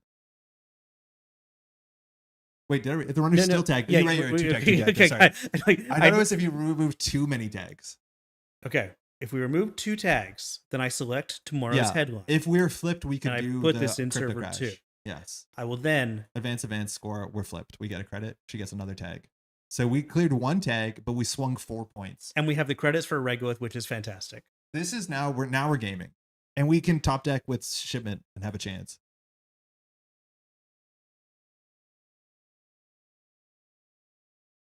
She does flip us. We can feel free. Like I wouldn't mind if she steals an agenda. Well, because then we can steal it back with IP. Yeah, we're gonna. Well, there's only 1 in the deck. Okay, so we're spinning. Let them dream. Bring the IP enforcement back. I think so. We have money in our hand. Yeah. Okay, so unknown R&D because we did get a shuffle. So if we top deck an agenda, we can score it. Oh wait, I forgot Void is in this list. Why is Void here? Weird. It feels very incorrect. So we need more ice on R&D. Mind you, you can always like tempo bigger picture. The problem is like it clears a tag. Can you highlight bigger picture? It clears a tag for her, but we get her money. It's like not great because the tags are the more important part for her. Mm-hmm. So I think we just like draw YDL ice R&D. If we draw an agenda, we can score it. Draw. That's good for next turn. I kind of want to do so YDL, and then I kind of want to install wage workers in case that let's just like go ham on the Regolith. The problem is if we don't ice up better, she's gonna flip us every turn because it's free to check R&D, and Starlit Knight is a really bad face check because it has 4 sub. I mean, it's close. Like maybe this, but if it's so expensive, I don't think we can afford to do this. Yeah, but we have predictive. Like we recover so well. True. But like any top deck now, if we top deck a 5/3, we could win here. Mm-hmm. So there's nothing to do, but we are flipped. So like, I didn't see if we had. Do we have next big thing? No, there's no 5/3s. Oh, there's no 5/3. No. Did you say if we draw? Yeah, I'm saying like this board state is so good if we draw 5/3. You can't just make a joke. No, but I mean like that's a really cool thing. Is like, okay, we didn't draw it. So I think we just start with planogram to do everything. Yes, because we can still fast advance this turn. All modes. Oh, okay. So we want to draw. Oh, yeah. Well, yeah. We want to find an agenda. She has tags, of course. Yeah, she has tags. I so rarely get to. Oh my god! Wait, freedom is we don't even have to expend anything on freedom. We can just do install advance. Install advance. Oh my god! Yeah. Okay. Yeah, that is correct. There's nothing else we have to do. We could have bigger picture, but we've already played an event, so yeah, that's fine. We discard some cards here. I don't think we want to keep the Anoetic, but it might not be wrong. I would keep the Anoetic. and I wouldn't keep the VSA. You didn't click on Anoetic, you dragged it. Oh, do you want me to? I thought you said don't get rid of the. No, sorry, I would not keep the Anoetic. You would not keep the, because like okay, YDL is good. Shipment and bigger picture are kind of I like the rest of them feel very valuable right now. Yeah. Okay. So she might fermenter here. Ooh, okay. So she has to break this. All right, let's do it. Yeah, we can afford to res this easy. Let's play this game. So this thing has 4 subroutines. She breaks it for 4. She breaks the next one for 5. So this is all but one of her credits, which means she's gonna have tags. Mm-hmm. Okay. Yeah, you can't let that one fire.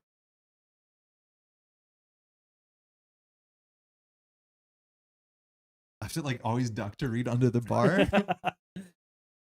Ooh, nice. She steals one. Okay. So she's on 4. We have no 3-pointers. Bad pub for her. Oh yeah, she gets bad pub. That's huge. Mm-hmm. Second fermenter. Okay, so if we don't top deck anything, we're flipped. So the only way we can win is top decking a shipment. Okay, so we didn't. So we can consider purging, but we have to play an event first. So we could do like draw, put wage workers in the remote server YDL. Technically, we do YDL first. Wait, but how are we purging? We won't then if we do that. Right. Yeah. Okay. So we want to play an event. Yeah. So I think that event should be YDL, which means we probably draw first. Wait, do we win? Yeah, we win. Yeah, we always draw here. Shipment. Yeah, that's it. Oh, because it puts 4 advancing counters down. Yeah. Oh my god, yeah. Yeah, we always draw there first because we have an agenda. We win.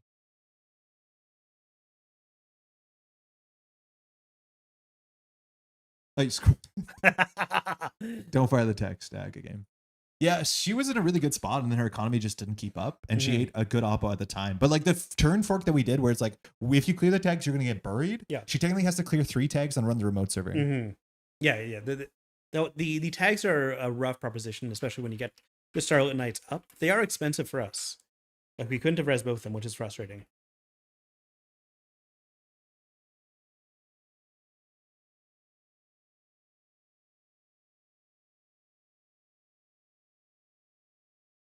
Yeah, that was the only good play that we did, which was really, really good. Yeah, that's what I almost did. I think that's a play. It's like the difference between 1 tag and 2 tag punishment currently against the NBN card pool is so big that unless you have resources, I would always float a tag because like this is the only tag punishment that sees play, and it's not that bad a single tag. But a double tag, you have to play around IP enforcement, you have to play around shipment, you have to play around like that's really, really important. If this was a B1001, maybe that's something she has to worry about, but like ultimately it doesn't matter. Yeah, I'm still just not familiar with Nebula that builds remote. No, it's not a thing besides this deck. And so much of this ice is very like, yeah, Starlit Knight get powerful eventually, but so the idea is like with remote Nebula is like you can run centrals, but it costs you a click and it costs you this, and you need to see a lot of cards. Yeah. The problem is like I don't know how we can set up both centrals against like criminal and build a remote and jam. Yeah. And it's almost entirely like, do you draw oppo? And right, like yeah, that's it. It's like, can you make a fork with oppo? I didn't hate this deck though. Like I kind of enjoyed playing it. Which feels doing one more. Yeah. No, I figured like, okay, we're doing one more.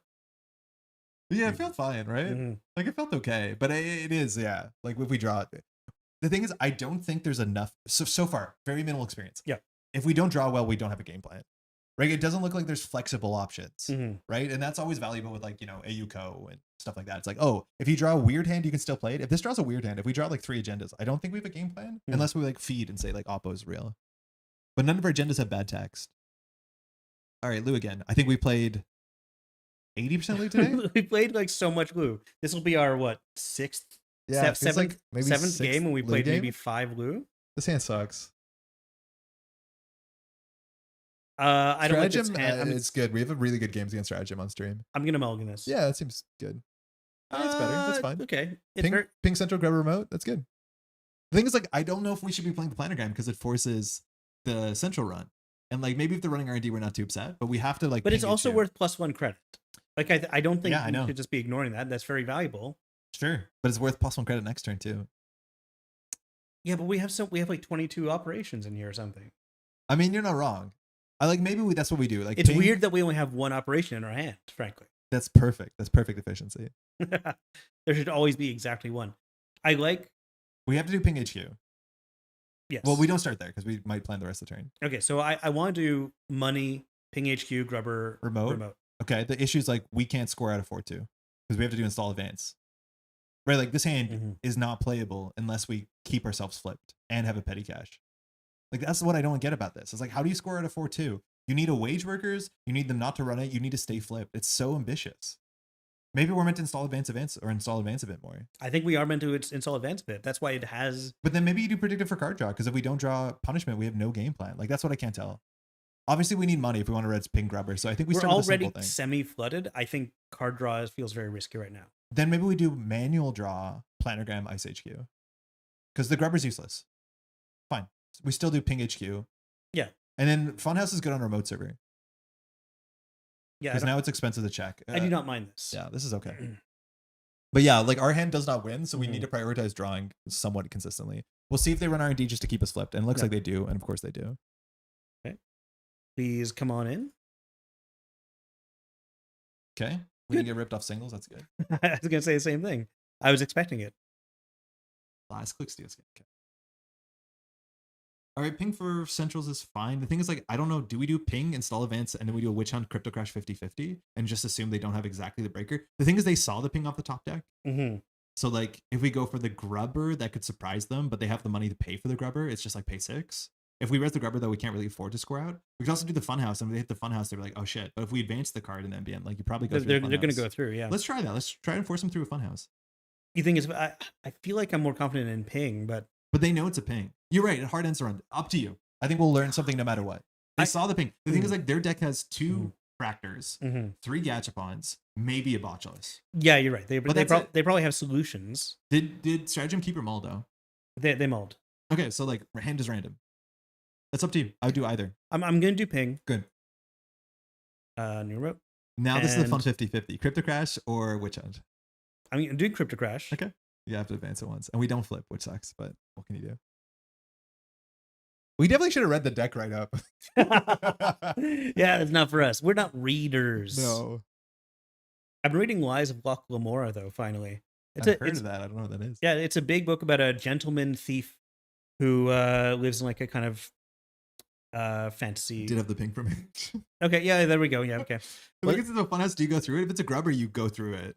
I don't know. Maybe we picked the wrong guys here. At least we don't bleed a bad pub with a witch hunt. This feels weird.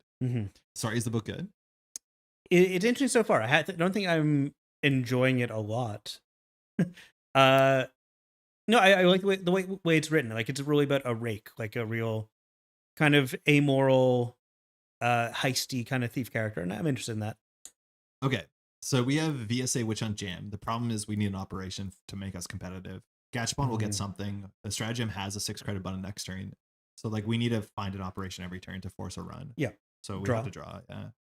Wasn't it? But install and res? Yeah, new remote server, though. Can't play petty. Can throw out petty, which is not good. Yep. We could do a small oppo here because it's only a 1 credit oppo. I think that's fine. Oh, yeah. We don't build a board state, but we basically say clear these 2 tags now. I do actually like that, yeah. I think you throw it at Let Them Dream. Because we're going to shuffle back. Sure, yeah. Oppo. Because the petty cash is decent. Yeah. We definitely want to play it. Oh, yeah, sorry. We had a 3-2 in hand. Maybe we throw out the petty cash, but like clickless petty cash next turn is fine.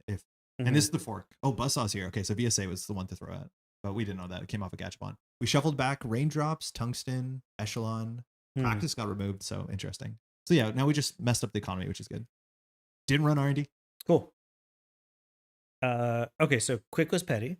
Yeah, we always have to start with that. So the only thing we want for the most of it is a sentry, unless we want to do Witch Hunt Grubber Advance, but that puts us down to like 5 credits. It's not great. Yeah, it's not great. We draw. Well, then I'm not sure what to do. But then, yeah, the turn is off. Yeah. Oh, but we have petty cash, so we can do draw Witch Hunt Grubber, and then if the petty cash survives, we can do petty cash Witch Hunt. True. Yeah. Draw. Oh, Wage Workers is a good card. Okay, Taka's going to be a free run.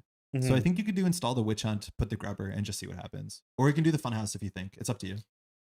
Funhouse and Grubber are the same cost. Grubber's going to be expensive, and we won't be able to afford. No, we will. The petty cash. Oh, sure, but we just like chill. We just click for 3. Okay, so Grubber on server 1. Yeah, it's Grubber or Funhouse. Okay. I think put the Witch Hunt in there and just chill. And Witch Hunt in server 1, and then we're just going to hang out. Yeah. We're just going to hang out, folks. There's a lot of early development with later payoff. Yeah, I'm sure. Like it I can tell that. I'm only about 15% of the way through with my e-reader. Obviously, we're flips. So like our text is not active, but Still fine. We don't have an operation in our hand to do with this. Again, maybe we want to just get a VSA on R&D, so it costs a credit to check. All right, well, we're priced into this. Mm-hmm. Planogram one time. So this fires. You have to hit fire. Oh, sorry. So that server is expensive. You need to find a botchless, but I don't know if they're on it. Draw credit YDL. We have to ice R&D though. Otherwise, they just do. ping R&D. Can't be VSA. It can be. It just costs a credit. It's so legitimate. Like it's not Yeah, nothing. sure, and it looks like ice. But Funhouse would be better. It does look a lot like ice. We could do draw credit YDL. Credit credit YDL VSA. I think credit YDL Funhouse. Can we afford to res it? Even if we can't, they don't know. Like they have to play around Doom Scroll. So that would bring us to 6 credits at the end of the turn. Yeah, fine, good. Yeah, 5 credits. 5 credits. It'll bring us to 5 credits at the end. Still good enough. Just good enough. Just then good we start enough. swinging Just HQ, good enough. which Yeah, is like exactly. totally fine, unless like Gorbad comes down. Mm-hmm. Man, it's weird to like in the Lu meta try to play Assets Nebula. Like it sounds so funny. I don't know if we res this. Like this HQ access is not that good. No, I suppose not. It flips us, but like who cares? I care. Like we want to res a Funhouse before Ping, before Hermes comes down, I guess. VSA, okay. So a card that we won't install probably. We are flipped. And then they have to play our game, which is kind of cool. Fermenter, nice. Taka is going to get angry next turn. Buzzsaw is not great with Taka, but Rising Tide is.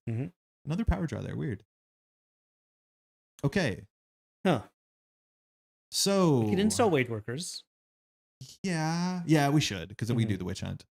I think we just do this click for 2. Yep. Because we threaten to score on, what is it, 6? Yeah, 4+2. Yeah. And then Nebula's not flipped.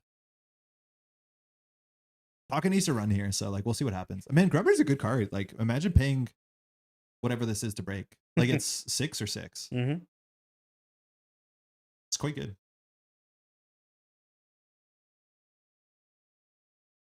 Oh, okay. We're gonna lose our wage workers here.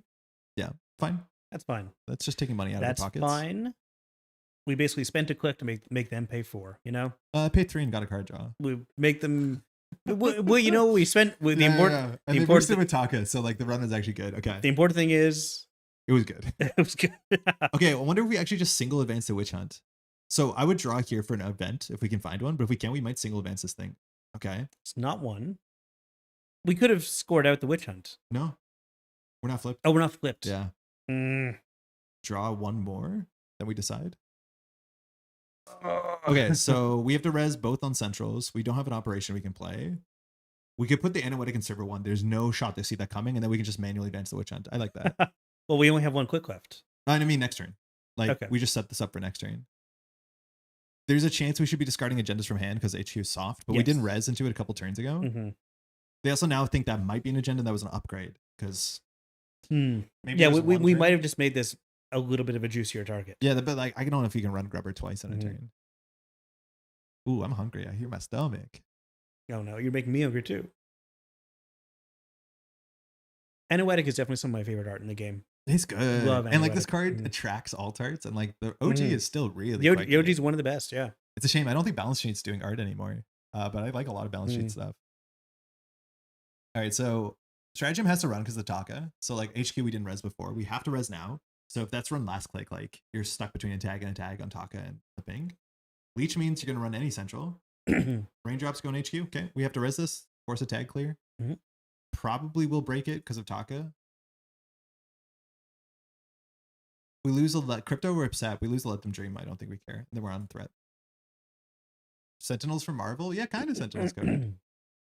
Hit the crypto crash. Why is it like this? We could have discarded that. Yeah, we could have. You can just play IP enforcement for fun. That's true. You can just click for you don't have to do anything.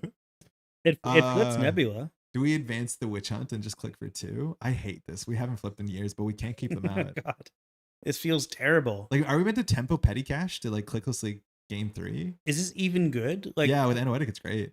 I guess, but like it loses to Pinhole, but like what doesn't? How's it been going? Not great, Quesadilla. If we don't draw an Oppa, we don't have anything. Like maybe we're going to spin Doctor back. One more credit. I mean, we could have drawn first for an operation. So hard to click. You gotta believe me. Yeah, maybe we draw first there. Yeah, we're remote Nebula. I'm not sure how well it's going. It's going, and the important thing is it is going. Mystic is we are losing. We did lose. Super common in these Lu lists. So we're looking at more events. I wonder if that means it's Onicom or like it's just like an older Lu list or like Strategem's own Lu list. It's crazy that we're coming to the end of the workday. I mean, 9 to 5 or whatever. That's why Tuesday streams are good fun.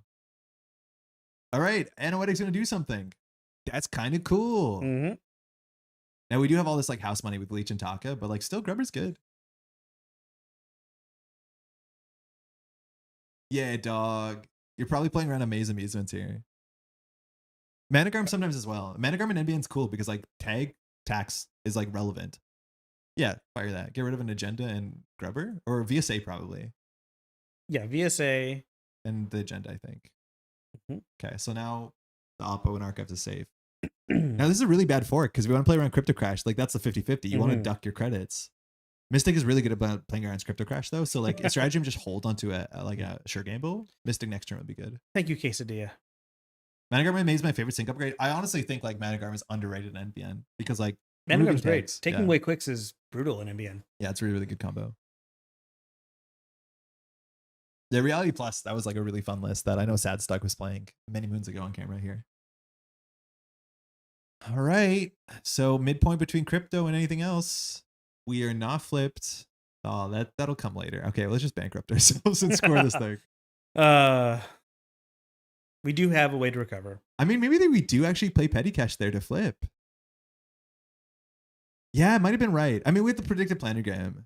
I guess it is free, but then we wouldn't be able to keep them out of R&D. We are giving them 3 tags. Whatever, just score this. It's fine. It's too late. But yeah, it might have been interesting. It's good to keep face down for obvious reasons, but like we can't play it next turn, so planogram brings us back. But so now 3 tags in, we have a bad publicity, so running HQ is free. Yeah, I think we 100% petty. You get a click. Well, we don't get a click because we're flipped. We just like play it clicklessly game 3. So that's a bit better. We'd be on 4 here. Not that we can res Fun Huzz. I mean, you need a pinhole this. And like obviously Lou is probably playing 1 or 2 pinhole, but like this server's not bad. Yeah. Like Grubber's good. With the bad publicity, it's a bit worse, but it's still good. Like, good. It's good. Pally, okay. Are we floating tags? Shit on me. We're floating tags. We have IP enforcement in hand. Oh my God. Wait, can we not afford this? Oh, we should have played the petty cash. I know. Well, we can play the petty cash next turn and get it. But I know. Oh man, it would have been so good. Okay. Let's think this through. So we IP can't afford the petty can still be played. Yes. Well, we need.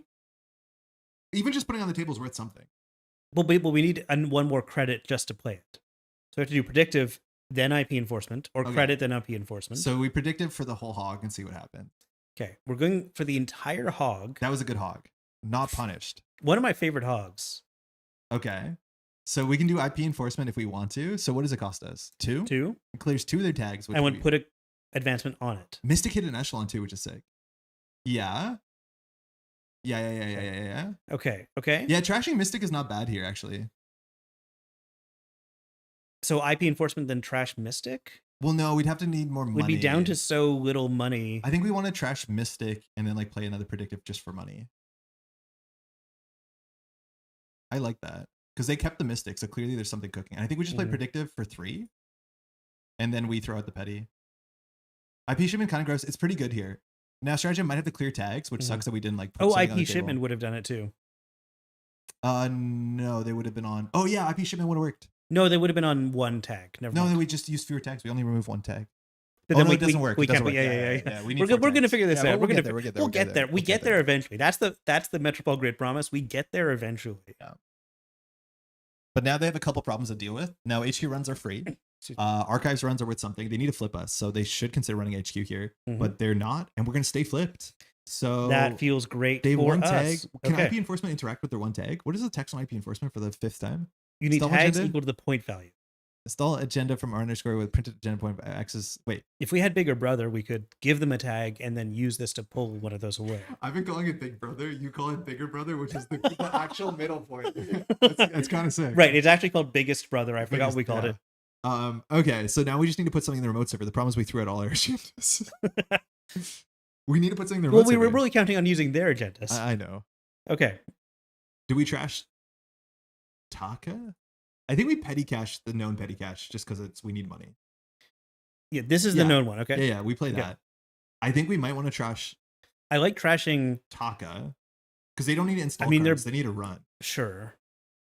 Okay, but the problem is now we should have planned the rest of the turn out. Well, Regolith click twice.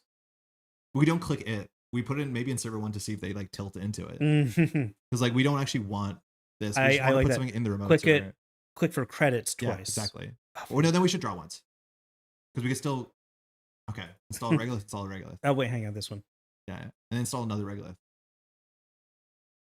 That's good stuff. Yeah, that's good stuff. That's B1001. That's good stuff. That's good stuff. That's good. That's good. Yeah. Can they afford to get in? No, Who but we don't have cares? anything to jam. That's a problem. Like if they pinhole the Anoetic and maybe run it after they play the econ operation, but their money's bad. Like ultimately, we could have just maybe drawn one more, and that might have been better. But this is something. We also could fire the Spin Doctor. Yeah, the board is good. Like we're just also complexity upping. Okay, no tags. Installed another Taka off the Paladin. That's fine. That's fine. Feels bad. Okay, start turn. Do we shuffle spin? They have no tags. But they shuffle these in and maybe draw one? No, we have enough agendas in our deck. So why shuffle spin? Exactly. Okay. I agree. Well, that's a good question. Okay. You play the first petty cache. Yes, because it's clickless. Okay, now draw an agenda. We do a quick draw. Agenda. Fuck. No, I thought we did. If we want agenda, we should have shuffled these in. But we didn't want those agendas. Okay. You're right. You're absolutely right. Like the deck has, doing math, 5 agendas and 20. So it's a 1 to 4 shot. So I think you draw for an agenda and then jam. Fuck. Okay, they threw out an echelon. So Starlit Knight's good. Starlit Knight is actually looking very good. We were flipped and we didn't do anything with petty cache, so they know it's not an agenda in the remote server. So I think you put this on R&D, and I think you might trash the Funhouse. Just on Oppa for aggressive tags. I mean, why not trash the virtual surface agent? No, the Funhouse on R&D. Oh, trash the Funhouse on R&D. Okay, sorry. You can do it manually. It's fine. No, hold on. You don't have to. Okay. So we just do this, and we just do that. You just write over install so they know. But then we also trash the VSA as part of the end of turn? Yeah, because we're overhand cool. sides. Just one check. I think you triple click the Unice Rego. Yeah, we could. We want the Unice Rego to be able to like do a big old Oppo for 6, but yeah. Andre's weird obsession with not taking credits from Regoliths. I mean, we don't need it. Okay, they're load bearing. You don't want to take things away from them. So this is a free run. They can still use Talk if they want to, but Oppo will be online if they steal or trash. It's a ping. Okay, useless access. Oh, that was the ping. Sorry, they flip. Not a bad access. I wonder if Starlit Knight on HQ is better. It would have been better. Fencer, okay. All right, top deck and agenda. God damn it. Okay, so things you can do. You can Spin Doctor back better cards and then play the second Spin Doctor. So maybe Spin Doctor I see what you're saying. But maybe you Spin Doctor cards that we actually want to draw. We could also, do I play the visible petty cache to flip us? But then we install the Starlit Knight on HQ, so now we have some way of keeping them out. It won't keep them out. Yeah, they will keep them out. But it will look scary. Yeah. Start with the petty cache that's known. Okay, then we Starlit Knight HQ. I don't think you keep the ping. I don't think you keep the ping. Save a credit. You sure? No. Well, we're spending 1 credit, and this is still going to be 1 credit every time. Sure, but they have bad Pumataka. Sure, fine. Yeah, maybe 1 credit does matter for us. And then here we can put a Spin Doctor on top of server 1. Actually, that's fun. Crashing this. Oh, okay, actually, res Regolith in the remote server. Take 3 and then install the spin. Yeah, that's sick. Because now we have an agenda. So it's the equivalent of taking a credit. But we give them information because like we want to sell them that this was garbage and now it's good, right? Like we're this is the Kuleshov effect or whatever. Okay. Yeah. Good. Nailed it. We've battened down the hatches. Yes, We've added an obvious agenda to server 1 that was better than a Regolith. We threw out a Regolith at 12 credits, and we're saying like, yeah, that's the game we're playing, right? I know. I see it. I see that, and I like it. But it's also so obvious that that's what we're doing. All right, they found the second echelon. That's terrible. Okay. That's really bad. I think we're gonna lose to Pinhole. I want to see Under's flowchart for regular usage. It's so silly. I mean, we clicked for credit creatively. Yeah. All right, they're respecting Oppo. Unfortunately, okay. Oh, actually, I don't think you're meant to start a turn. You might want to shuffle in Spin Doctor because now we're forced to use the Spin Doctor really ugly. That's too late. Yeah, we have to let them dream, which is what we would have shuffled in. Yeah, but what do you do here? We can get enough clicks, but like this is not a wage workers, so we can't do anything. I think we have to just install the Let Them Dream. They haven't found their Hermes yet. Okay, do I pop both spin doctors or do I overinstall the spin doctor? You overinstall that spin doctor. Yeah. Yeah. So now they looked really bad. It looks so bad. So now you probably just dump this regolith. Yeah, this one? Yeah, because we're not going to play an operation. If they trashed it, Oppo's online. We just told them it's not a wage or a B. If it was a wage, we could have fast advanced out. Which, like, again, we have so much work to do because we're only on 2 points. We have to score 4 agendas. Like, this is not a good mid game. They like survived by doing nothing. They have to run this turn because of Taka, which shouldn't be that hard. But they don't have the burst economy to deal with server 1 easily unless they pinhole it. Which, like, they should be on pinholes. Hermes also will hurt. And now our Starlight Knights are shit. The Funhouse is better than a Starlight Knight. Oh, Hannah's so good too. Hannah's very good here. Ow, my soul. I guess I will pop it to rescue our agendas. Actually, you might leave an agenda. It's bad into Hermes, but you could do Spin Doctor, Let Them Dream. You could also do Spin Doctor Oppo. Or sorry, Let Them Dream Oppo. I do want the Spin Doctor. Okay, so Spin Doctor. No, they're probably on Hermes. I would do 2 Let Them Dreams because they run archives, we lose. Yeah. Like, not we lose. They like Hermes the board and we lose. Yeah. However, installing Funhouse and now R&D is so soft. I know, I agree. I agreed, but I thought they would not get the second echelon, but it's like so wrong. I think you're totally right. Our money wasn't good then, but we should have just kept it for credit. It wasn't good then, but it is good now. So if they don't run R&D or HQ, we have it. We have 2 more points. What are you going to celebrate? We also could have let them trash the Spin Doctor because of Oppo, and this would have been a good Oppo turn. But yeah, I think we just score the points. Okay, score the points. So petty cash. Unfortunately, petty cash. Imagine this was the last witch hunt. I'm thinking about it. Okay. Do we? I think we always search R&D. We always search, and then we can put it on the bottom. We could have left an agenda in archives with Spin Doctor with this thing. Feels bad. But we didn't know they weren't going to run. Yeah. I'm going to do R&D. Well, they have no reason to run archives, right? I don't know, 4 face downs. Okay. Tomorrow's headline.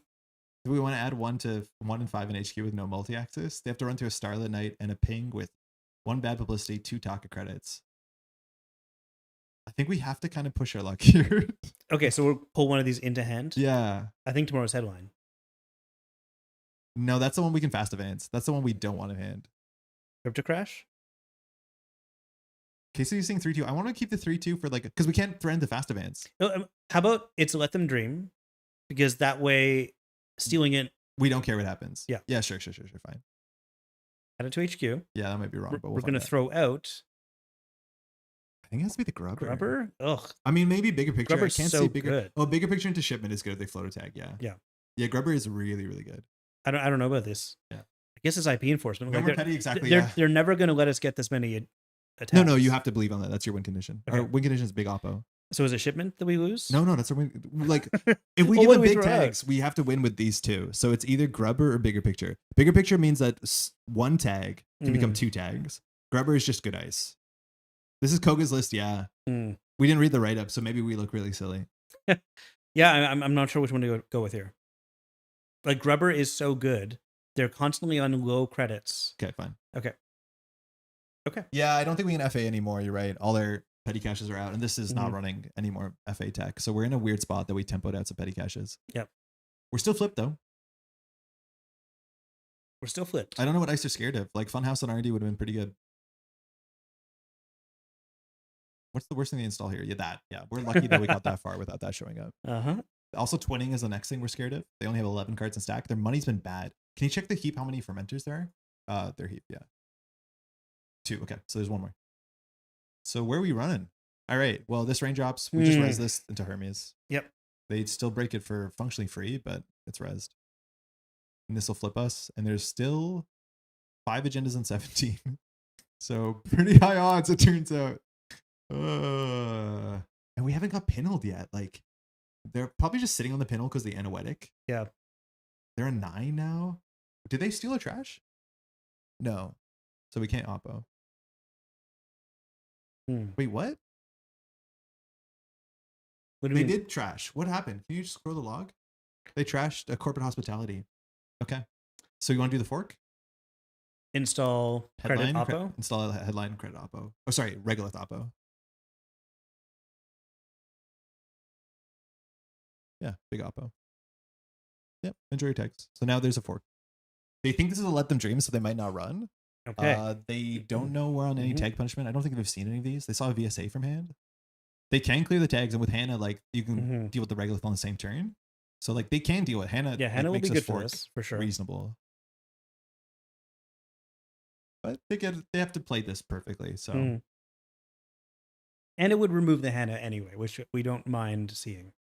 yeah, and Hannah's not great into the Anoetic unless they pin Mhm. all. So like Hannah, regolith, whatever. I don't know if they can trash regolith this turn. With the fencer, yeah, they should trash regolith. They can. for They free, will for free. try to. Yeah, it's free. I think they pop Hannah, and with the click they get back, they trash regolith.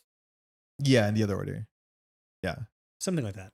Yeah, you Hannah server 4, Mhm. Hannah the tag, clear some. I don't know. You could also like save flow tags, I don't care, and you pinhole Anoetic. Hmm. Then run server this. Yeah, okay. This always happens. This is free. The dream here is shipment the tomorrow's headline, IP enforcement and crypto crash into their mode if they don't clear. We have like a lot of weird forks here. Let's see if they use the Hannah or not. But like I can't believe this Anoetic is a standard against like no pinholes yet. That it stood. Their Tide Magi is a bit better now because they found the second one. I really want to see a matchup where like somebody runs and they use Audrey to throw at a Rising Tide just to hit strength. I haven't seen it yet, but it must happen. That is cool. in That's a cool idea. This list also might be on 2 Audreys. All right. Okay, so we can just clear tags. We can clear tags with a click left. We are still Nebula flipped, but it doesn't really matter here unless we do some kick flip.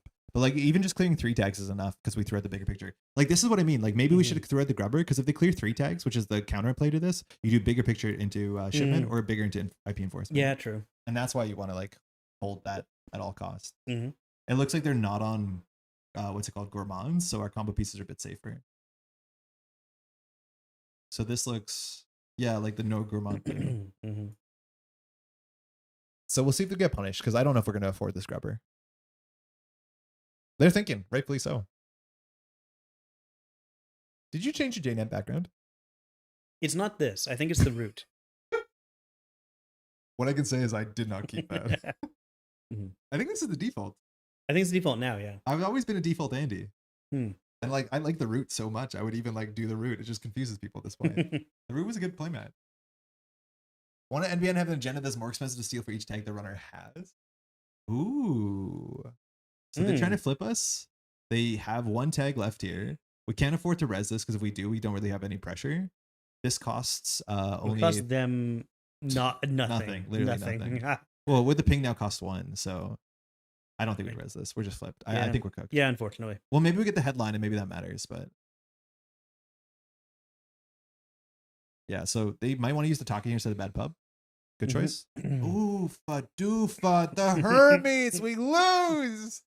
That was a 1 in 4. Bounces the card. Come on. Come on. Okay. Like, I don't know if they don't run the remote server if we have that, but like the 1 in 4 just cost us the whole game here, unless we top deck an Oppo, but we don't have one. I'm not sure what to do. Like, draw YDL, install again, and pass turn? Simply a skill def. I mean, it was a good run. Maybe they should have gone HQ instead of R&D. That makes sense. We have to draw for an Oppo. Okay. Yeah, I do YDL jam. That's 1 in 4 was awful. We could have scored that a bit on game point and they would be on a tag. Yep. Instead, we get the worst of it. Bummer. There's still one more Let Them Dream in there, right? So there's one it's more on the bottom. Okay. Oh, right. No, you add it to hand. It's not on the bottom. Yeah. Okay, Tungsten. So the pings are now credit positive with bad publicity. I don't think this deck wants to go to like turn whatever we're on, 17. Are we basically saying how often can you fire Anoetic? Because the answer is we will do it for every single run. You don't know what we're capable of. What we're forced to do. Imagine firing Anoetic, throws out the petty cash, and then Nebula gets you out of nowhere with it. Yeah, that would be great. That'd be really cool. I don't think that's ever going to happen. Well, no, but... And then they make money on the ping. Yeah. Okay. Gotta do what we gotta do. Throw out the least important cards. Nice. Yeah, the other stuff can win the game.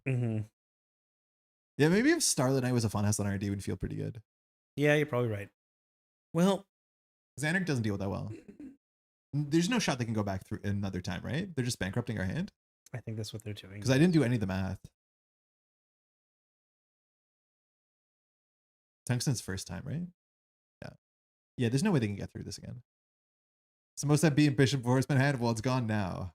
Like game theory says we have to do this. We've managed to IP enforcement before, and so we assume it can happen again. Check archives, yeah. No. All right. So we're gonna have 2 cards in hand after we score, so it's not the end of the world. Great, good. And there'll be a tag to clear. Oh, fencer left. Okay, cool. Good. We're fighting. Imagine we play the 2-1. We could play 2-1s. NBN has them. NBN has the 2-1. Yeah. I think Funhouse in the list is what make the Knights actually scary. Yes. Yeah, you're probably right. Yeah. And it's just like an annoying ass card. The thing is, like, when you're in game point, they can just like full send it. Yeah, but if we have a Starlit Knight there, like now we can put the Funhouse in front of the Starlit Knight. There's no world in which we can afford that.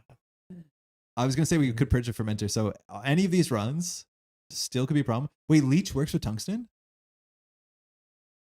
Holy shit, Leech works with Tungsten? You should use the Leech here because you can gain a credit. I guess it doesn't matter because you're not boosting, so maybe a wash, but okay. I think you run HQ here. Oh, HQ run is actually entirely free. I think you always run HQ for the ping, but maybe they want to draw. Tungsten was a mistake. Yeah, Leech Tungsten, I can't believe works. Triple credit? No, okay, so we could do draw, jam in the remote server, force them to run it twice. Hopefully we draw like a wage workers or something.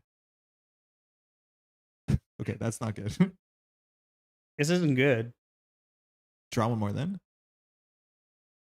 Getting good. Click for credit. Chill. Okay. Crew Charm Audrey can also get there. Yeah, that's wild. You could just Crew Charm for credit. All right, they'll run, steal the last Let Them Dream. Then we oppo.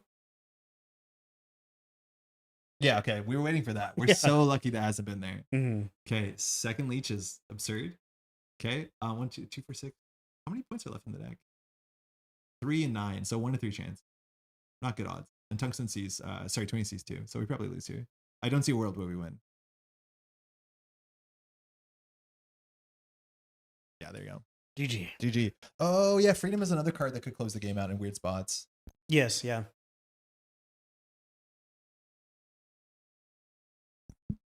Yeah, weird list. I mean, a lot has to line up. Yeah, I do want to go back and read the write-up eventually. But I do like this kind of game where we're both scrappily on low credits the entire time.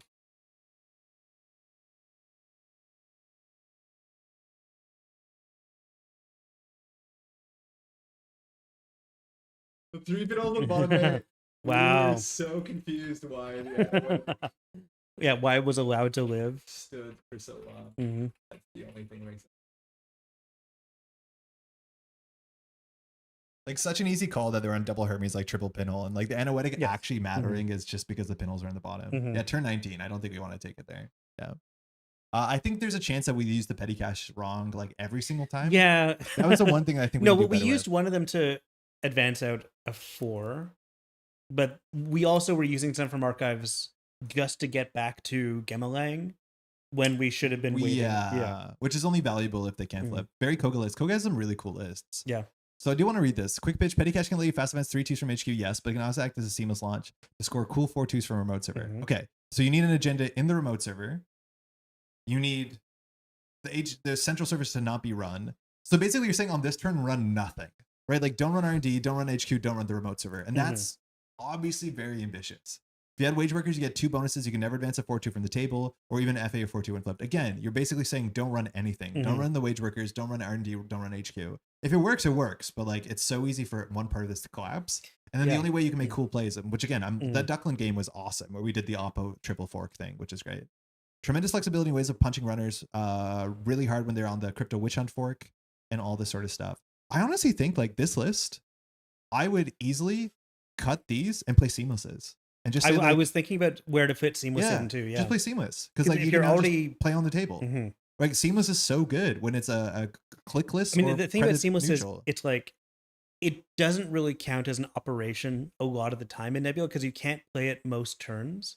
This actually doesn't have a lot of operations you can just play to flip No, Nebula, it which is doesn't. very frustrating. Like I thought we were in 3 YDL round 2. Yeah. The predictives are great. The petty caches are obviously important. Mhm. But you're right. There's actually very few operations we can play. There's only like Yeah, at least 8. corporate hospitality is something that you can play and you can without. it. Yeah, and you can figure it out. That's Yeah, cool. That's cool.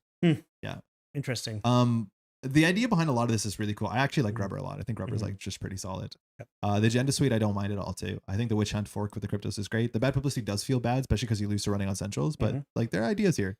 Ooh, interesting. So, influence to stealth to debate. Corporate hospitality used to be top down, seamless, mindscaping. I Top felt down's I also haven't found good. that card, ideal card. I would want to try seamless, I think, and also I want to try Brawn. Like I just want to have bigger Yep. remote ice and be Like like, oh. the Anoetic, I'm not 100% sold on, even though it obviously was doing some work for us. It feels bad because we're in a pinhole Yeah. meta and we have nothing in this deck to pinhole besides this one. Yeah, that's a good point. It's yeah. a pinhole meta where it's very cheap. Hedge fund's not even in the deck. Yeah, that's hard. Well, hedge fund's not even in the deck. Hedge fund is the one. How is Regolith better than hedge fund?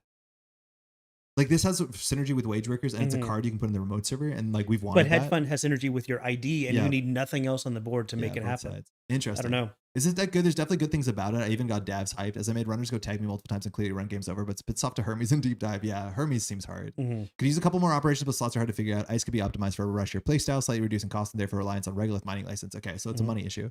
Though it may move the needle towards variance draw a bit too much. Hedge fund's a crutch, pass it on. All right. I really like Koga's list, so I'm glad we played this. This is cool, and I think I'm going to like look at this one, copy it into my deck list, and just maybe tinker a bit to make it more to my feelings. But I don't often get into an NBN deck. This one seems like it has a lot of things that I think I like about it, and I think I'll try it out. Yeah, that's neat. Cool. All right. Hey, folks. Thanks so much to all these names here and more that support the Metropole Grid. We had a new patron, Man of the Moon. Thanks so much. Thanks, Man of the Moon. I believe the Man of the Moon showdown, the summer showdown, is it not this weekend? I think it's the next weekend. I did just get an email about that. It's soon. I think it's coming up soon. If you don't know about it, we've talked about it on the channel before. Always can check out netrunnercards.net. But again, all these names here and more support the Metropole Grid so we can do stuff like this, hanging out during the day, do the streams, all that. So many familiar names. Love looking at this list. Yes. Also, of course, our daily cast patrons. Unfortunately, their names are not here, but incredibly appreciating all the support on the channel to keep this thing going the way that it has been. Yeah, if you want to support the channel, you can find a link in the Patreon just below. Any amount of support is incredibly appreciated. If you want to take a second just to leave a like, to interact on YouTube. I know you always get asked that. Leave a comment. Comment on someone else's comment. Like if someone's asking a question, just keep on commenting. Try and get the biggest chain. At some point, it just goes on the front page of YouTube, I think. I think that's how it works. That's how it works. How do you feel reanimation protocol Grubber saves you 3 credits and doesn't give you the bad publicity? You get the bad publicity from the Grubber.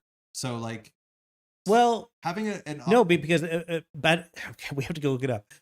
No, it gives you a bad publicity. It gives you a bad pub if the ice is not a liability. Yes. And this is when you res it, give a bad publicity. If it's hitting a central server. Yes. So if you res it, if you reanimation it for a remote server, you don't get bad pub from the reanimation. We need to look up reanimation.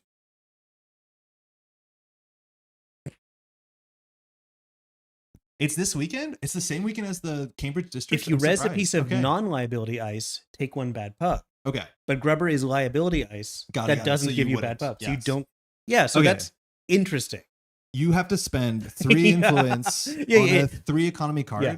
Now, I want to be very clear. Reanimation protocol is probably not good unless you're saving like 4 to 6 credits on it. But the biggest reason why reanimation protocol sees play in certain decks is because either you're responding to ice destruction, which we're not, and you can get your ice clicklessly in archives, which you can with Nuvem, you can get with Toxin. But having to overdraw to discard your Grubber just to save 3 credits for 3 influence obviously is a bit like salad. Yeah, like it is kind of cheeky that you play this liability card and don't get a bad pub from it, but I don't think it's worth the hoops you have to go through. Especially because I don't think we want to Grubber centrals that commonly. Yeah.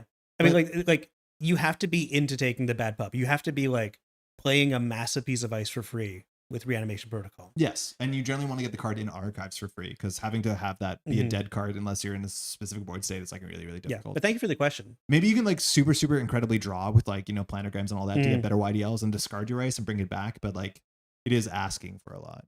True. Yeah. Neat. That's a neat interaction. Hey, Warlock. Yeah, because it is a liability, but it doesn't necessarily give a bad publicity, which is kind of weird. Yeah. So interesting. I think though, if you're trying to do that, like either just play editorial and or play scapegoat. Like that's probably more what you want. In editorial, it actually probably is a considerable play. Yeah, and then you can actually grab like lethies and stuff too, which is neat. Yeah, that's it. Well, thanks. folks, Catch you next one. Thanks for hanging out, Pat. Bye, everybody. Be back on Thursday. Bye. Ciao.